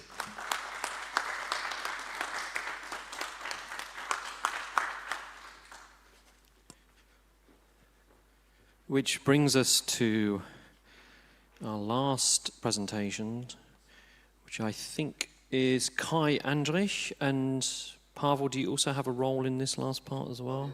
Yeah, you do. Okay, so yeah, Kai. Yeah. Okay, thank you, Kai.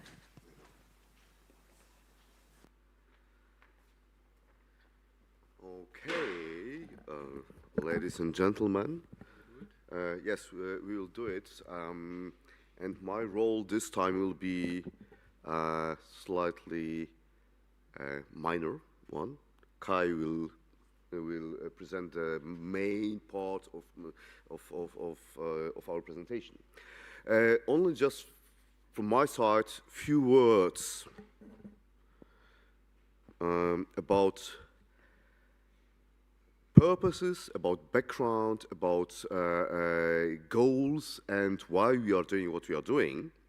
And then I will pass the floor to Kai, and he will present rather technical, let's say, elements of our 2 pilot investments that are implemented within the liquid energy project. Okay, so I will go through both of them, and the floor is yours. Okay, so the first one is, as I mentioned before during my first presentation, thank you, Justin, is a microgrid system, a grid-off system that is concepted in a manner to give an opportunity to use, to let's say, produce energy and provide energy in the areas with the lack of infrastructure. And this system is put in a shipping container, which is a standard form, standard size. And we made this kind of investment just after following the discussion with the experts, with the market, with the business, that defined the parameters, that defined some crucial elements that are important to while preparing this first pilot investment to be tested and to act as a showcase. And if you remember my previous presentation, this is one of, let's say, the last elements, if you are talking about a distribution and supply chain scheme on the micro and nano scale level distribution scheme for LNG and bio-LNG. And the second part of presentation that will be done by Kai is to present and explain a bit more detailed form our worldwide first micro LNG bio-LNG refueling station, mobile refueling station. That is a unique development, as I said, worldwide, and gains an attention of from all over the world, I have to say. And I'm personally really proud that our lead partner of the project decided to be responsible for this pilot investment. And this is one of the crucial and necessary elements if you are talking about change of paradigm in logistics, change of way of thinking about distribution, and of course change of paradigm if you are thinking about what is actually the distribution scheme for the future. Last but not least, after a presentation made by Kai, you are all warmly welcome to join us outside because the mobile refueling station is with us. It's the vehicle is parked next to the building, so everybody that is interested in more, let's say, tangible experience, if you are talking about this pilot investment, is welcome to join us. So, Kai, the floor is yours, and thank you.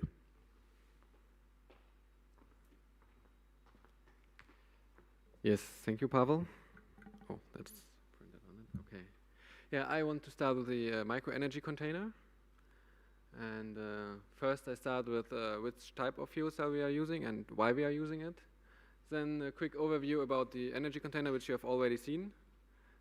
And then the gas system, the heat circle, and the solar energy. And last but not least, then a summary of all the components we used. Yeah.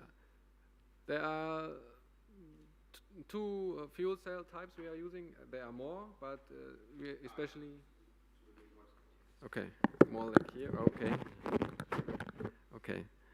So, of course, there are more types of fuel cells, but there are only two types of fuel cells that work with methane as an input. And there we have the polymer electrolyte membrane fuel cells and the solid oxide fuel cells. The solid oxide fuel cells work by oxidizing the fuel, and the PEM cells work with ionizing the fuel, so two completely different systems. But as you can see, the SOFC has a very high, very high operating temperature, which produces some danger and some challenges because this high temperature leads to chemical and mechanical challenges and also failures because high temperature. Yeah, but the PEM fuel cell is designed for mobile applications and also using a low operating temperature, which is quite favorable for our situation because it's also less risk in handling the equipment. So we decided on a Fissmann fuel cell. And yes, let's come to the overview, which you can see here. And since Fissmann is a provider for literally every part we may need, we decided to not mismatch the parts and get everything from Fissmann. So we have here the fuel cell from Fissmann. We have a gas condensing boiler from Fissmann, which gives an additional heating output.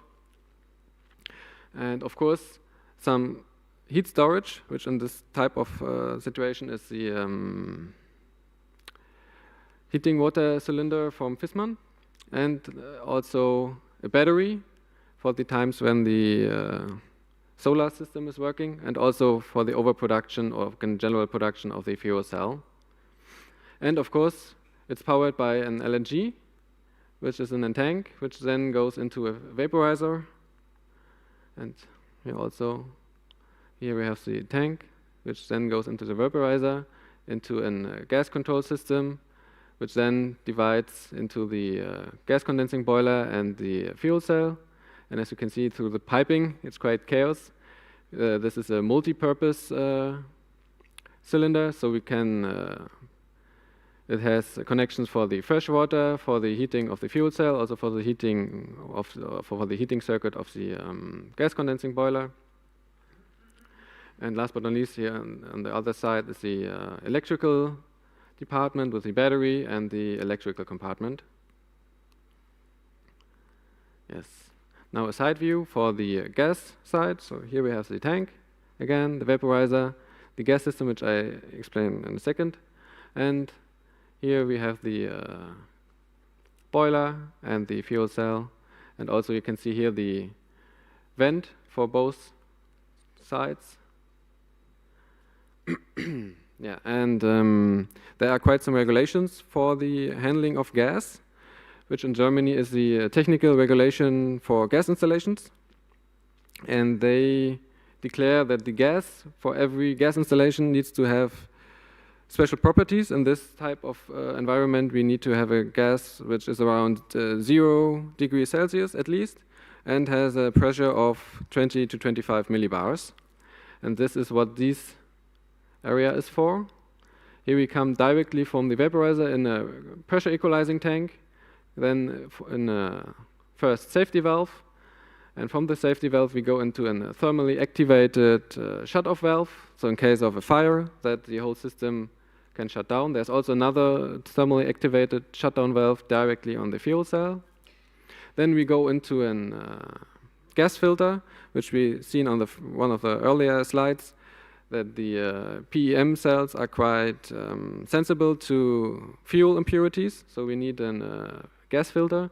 Then we have two pressure gauges, one in front of the pressure regulator, this is a pressure regulator, one in front of the pressure regulator and one behind it. From there we go into the second safety valve, which is set to 100 millibars, and the split goes then into a gas flow meter to actively measure how much gas is used. Yeah, and then we have a split for the gas condensing boiler and then the fuel cell. Okay, now the heat circle. It's from the back view because it's in the back of the container. Yeah, here we have the water container or the water cylinder in the middle, and from here we have all the connections which are connected to the heat circuit module, which is used for the which provides the circulation for the heating circle. So you see here the connection to the outside. So you just connect your heating circle for wherever it's needed to this connection, and you can use this part to actively pump the cold water and the hot water, to actively use the heating inside of the tank, inside of the container. There's also an hydraulic switch to control the hydraulic pressure, which are also used for these two tanks here, which also control the hydraulic pressure because water at different temperatures can have different pressures. So we need, for both systems, for the fuel cell and for the gas boiling system, we need two water equalizing pressure tanks. Yeah. And on the left side, we have the freshwater input with a filtration system. I also have a different slide. No, that was the slide I just explained, sorry. Here, with a filtration system for the incoming water. Here we have a water valve And you see here the house connection or the general connection for water, for gas, if you need extra gas, and for the information, like an Ethernet cable for the monitoring of the whole system. And on the right side on the wall, we have the heating connections and for the hot water, which is also provided by these, where is it? There's this one here, the thermostatic circulation set, which can regulate the outgoing water temperature for fresh water or drinking water. Yes. Now we come to the last part. We have 4 photovoltaic modules on top of the gas container, on top of the energy container, to provide general energy and also provide energy for the starting of the fuel cell, because to start the fuel cell you need a little bit of energy. And the energy is then stored in the battery, which also stores, as you've seen in the beginning, the energy of the fuel cell which is produced. So in case you have no consumer, the energy is stored either as heat or in the battery of the container. And also you see here the 2 vents. Number 4 is actually a special vent designed by Fiesmann to be independent of the room temperature, not room temperature, of the room environment. So you actually can have different air circulation in the room than on the outside. So in case here it's inside the container, it can be dusty, it can be any type of air. It doesn't affect the fuel cell at all, because you get your air from the fuel cell from the outside, which is also number 5 is for. It's a vent for the inner room. Yeah, and here a general summary for the parts we used. So here you see the fuel cell actually has 0.71 kilowatts electrical power and 1 kilowatt thermal power. It's powered by methane. And the additional gas condensing boiler, in case you need it, provides 19 kilowatt of thermal energy. The cylinder has 950 liters of internal storage for water, so you can store quite a lot of heat. The photovoltaic modules, each module has 405 watt peak, which is in translation then 1200 watt peak for the whole system. And it's mounted modularly on top, so you can either screw it or you can weight it down with concrete blocks, however you need it. And the electrical storage is quite big with 12 kilowatt hours. It has an internal inverter, and it's a hybrid system, so it supports the input of the photovoltaic modules and the fuel cell. Yeah, and as I already explained, we have a gas control system and a vaporizer also in the system. Yeah, that was it for the gas container. Any questions? Yes. Just a curious technical question. This capacity of this gas container, if you attach it to a combustion engine, yes. The production of electricity, what would be possible? The fuel cell needs around 0.2 cubic meter per hour, and our tank can fill up to 450 liters of LNG, and the ratio from LNG to gas is around 1 to 600. So let's say 1 liter of LNG is 600 liters of gas. So if you would translate that, it is, what did we calculate? I think 25 days, around that. That's a high concentrated form of energy, really. Also, it's because you don't run the fuel cell 24/7. You mostly run it for 12 or 13 hours a day. So that also expands the capacity a lot. Thank you. Mm-hmm. So the first question, if I understand it correctly, other way around. is it possible to have variable parameters talking about electricity and heat? Because I understand that this microgrid produces heat and electric power. And what has to be done, or is it just fixed as it is? And then if some potential end user would like to have a certain amount of electric power, then this person or this potential end user has to take decision in the beginning. What is the, let's say, the mix of energy, heat, power that will be needed? This is the first question. Yeah, the fuel cells are actually stackable. So in case you don't need the heat that much, you can, instead of the gas condensing boiler, just add a second fuel cell, for example. Or if you need more solar energy, you have seen we have at least space for one more solar panel on the top if you need more electricity. And if you even need more heat, you can get a bigger condensing boiler. This one we're using is more on the lower end.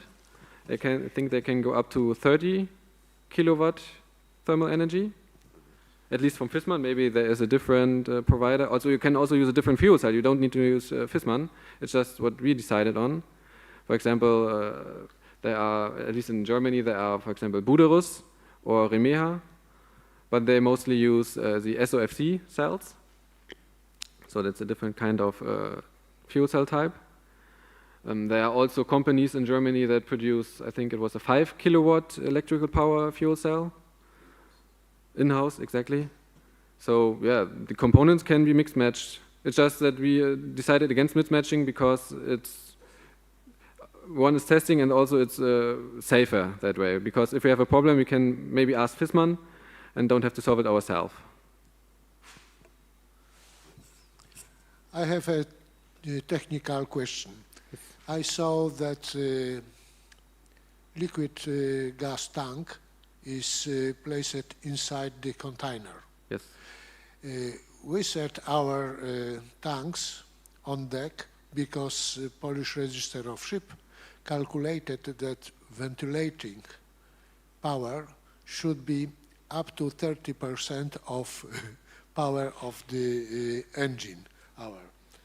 And what is with ventilation system in your structure? We have actually multiple ventilations on the wall. Also, in case we need even more, you can open the doors of the container. And we also provide an active ventilation system. So there will be some air ventilation inside the tank if needed. It can be, for example, in Germany you might not need that much ventilation, but if there's, like Michael said, in Nigeria, it would most probably needed an active ventilation system because of the temperature. We said the same, but the calculation of PRS was other. It's very high power consumption calculated from ventilation, so we set on open deck our tanks. Okay, the second question I have. So I do understand that this is what is implemented in this case.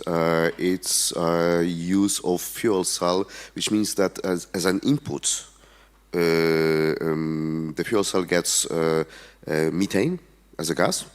Yes. And burned is what?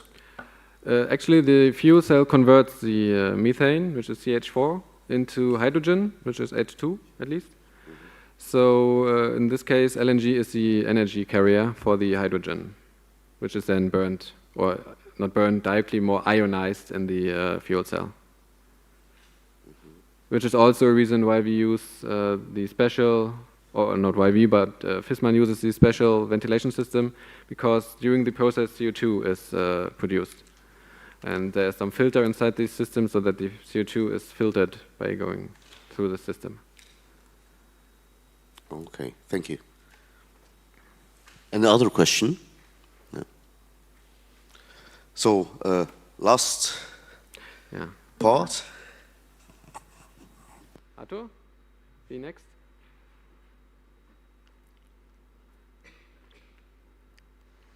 And as again, if you wish to see the mobile refueling station, it's parked outside in the front of the building, so just let us know.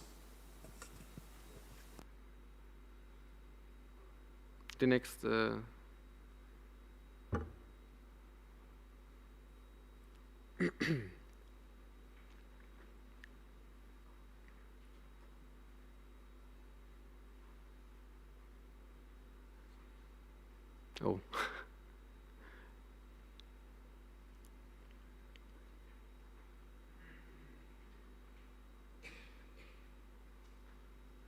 Yes, and last for today, the mobile LNG refueling station, or mobile bio-LNG refueling station.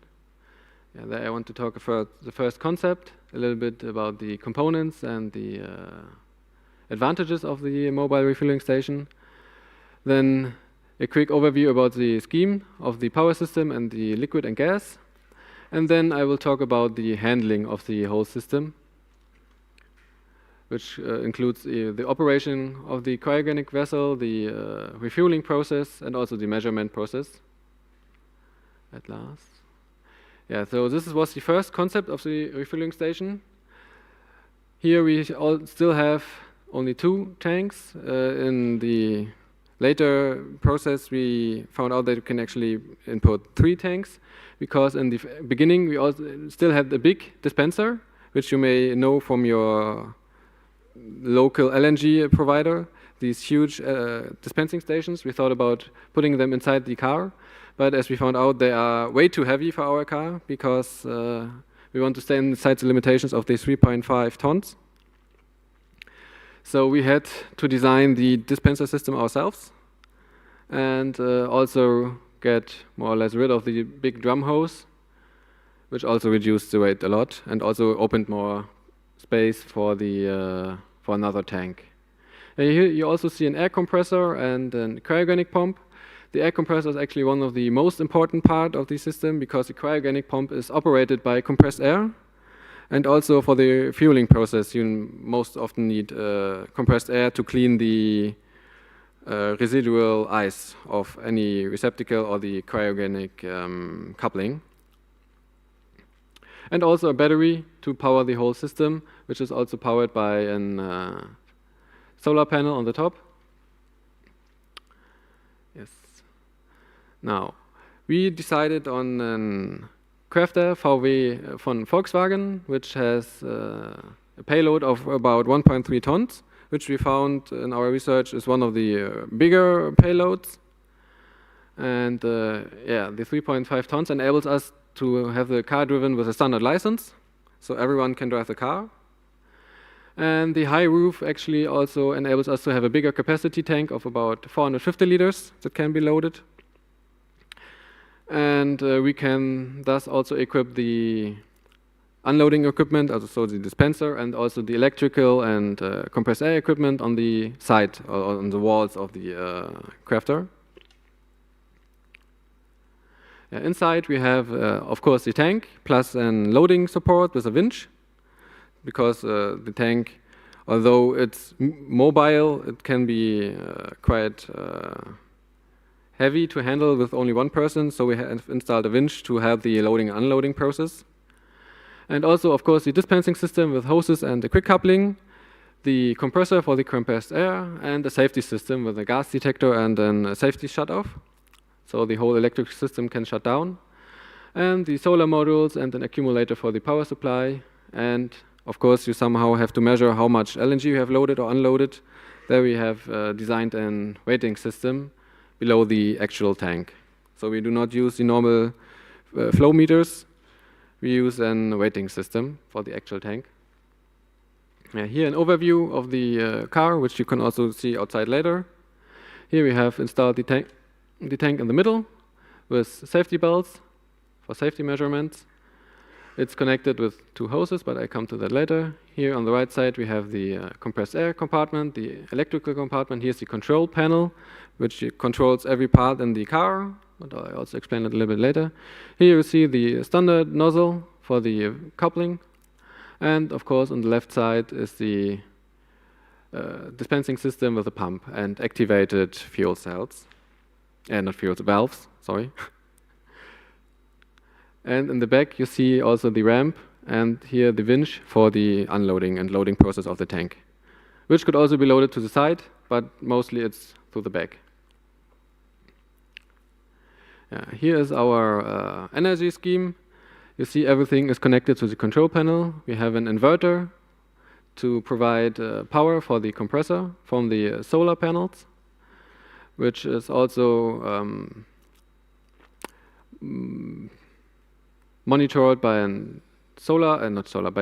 by a solar charge system, and also the battery can be monitored by an app, so that you always know how much is left in the battery. And of course we have some residual current circuit breaker and normal circuit breakers in the energy system, which are located around here. And the gas detector is actually right here. This is a scheme of our dispensing system with the activated valves here, here, and here for the loading process and for the unloading process. We need to activate different valves. We also have a check valve for the loading side, and also some safety valves for the pressure inside the pipes.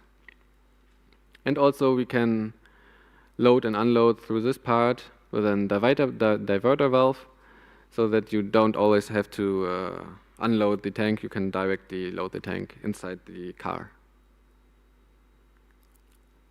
And now we come to the control panel, which actually controls the whole car. We have at the top the control for the winch and for the energy. So if you press this switch, and this red switch is the power on and the safety shut off. So you activate the safety shut off, and then you press this button, and then you can use the energy inside the car. The second row is for the activated valves, and the third row is for the winch and a light panel for the inside light. And last is the for the compressor. And in case you have to, in the winter times, you may have to support the battery because you have no sun.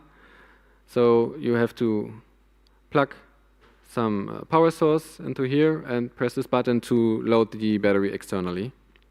And of course, you also have to use the grounding nail to ground the whole car during the loading process as a safety measurement.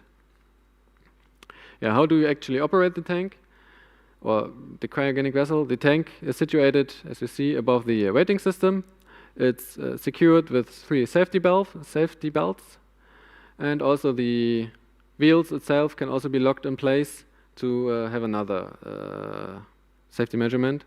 And since we have relatively short hoses for the vent connection and the fluid connection, they also provide some kind of stability to position the tank. Here a side view of the tank. You see that the tank is connected through flanges. Now, if you want to operate the compressed gas, as I said in the beginning, you activate the energy system and then press this button to actually start the compressor. And if you want to use the compressed air for measurement, you only need 2 bars inside the tanks. But if you want, for example, clean your couplings, you need around 4 to 5 bars to have enough pressure on the air gun. And for the process itself, you need to power at least up to 8 bar, because the because the pump is driven by the compressed air, and to convert the internal pressure of our tank, which is around 4 bars, to the normal pressure of 8 to 10 bars in the consumer tanks, we need at least 8 bar of pressure for the air-driven pump. And here you see the liquid hose the liquid quick coupling and the vent quick coupling for the consumer tanks. They are more or less, this one is directly mounted on the car, and this one is held in place by a rubber, which is actually, it looks funny, but it's actually quite durable. You can try it outside to rip it out. It will be quite hard to rip it actually out. Yeah, and to actually start the process, we need, as I said, these 4 activated valves. The number 1 and number 2 you need for the fueling process. And if you are done with the fueling, you activate number 3 and close 1 and 2. And of course, the pump is valve number 4. And the measurement system, as I said in the beginning, the tank is directly mounted above 4 pads. So you actually move the tank up and down to completely free the tank of any outside influence, and then you measure the weight of the tank and directly know how much liquid you loaded or unloaded. And of course, don't forget, if you are done, to fasten the belts again. Yeah, and for the loading process, as I said in the beginning, we have a winch, and also on the side and on the back you can control the winch if in case you are only one person. If you are 2 persons, then maybe you don't have the problem, but sometimes it can be quite beneficial to directly stand next to the tank during the loading process or unloading process. So we have one on the side and one on the back. And of course, the ramps that can be attached to the back and to the side. And they are situated behind the driver cabin. Yeah, and at last, our gas safety system. We have a gas detector that automatically detects gas when the system is turned on. So it only works when the system is turned on. And we also have a hand sensor, which you can use on any connection you want to check the system if it's still airtight. And of course, as was asked for the container, we also have ventilation on the side and on the floor. That's it. Thank you very much, and you can visit the car outside if you have any more questions. We can also go directly to the car. Any questions? Oh, okay, great. Thank you, Kai. And is that immediate then, that we can go and have a look at the vehicle? Thank you very much, Kai.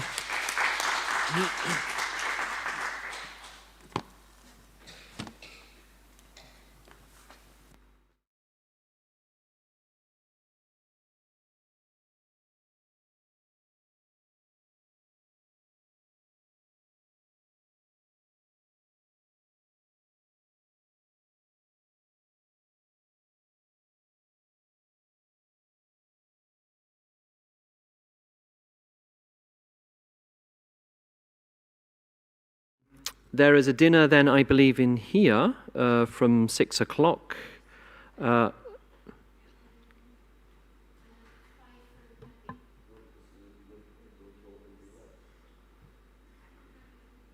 Sorry, what's the discussion? No. Okay. So dinner is from 6 o'clock in the restaurant here. Unless anyone has any questions, that brings us to a conclusion. And as I said, you can head out to see the vehicle. Thank you very much. Hope it was an informative, enjoyable day. Great number of speakers, very interesting topics. Thank you very much. And we'll see you tomorrow, of course, for the second day, where registration starts from 9 and we begin again at 10 o'clock. Okay. Thank you very much. Thank you.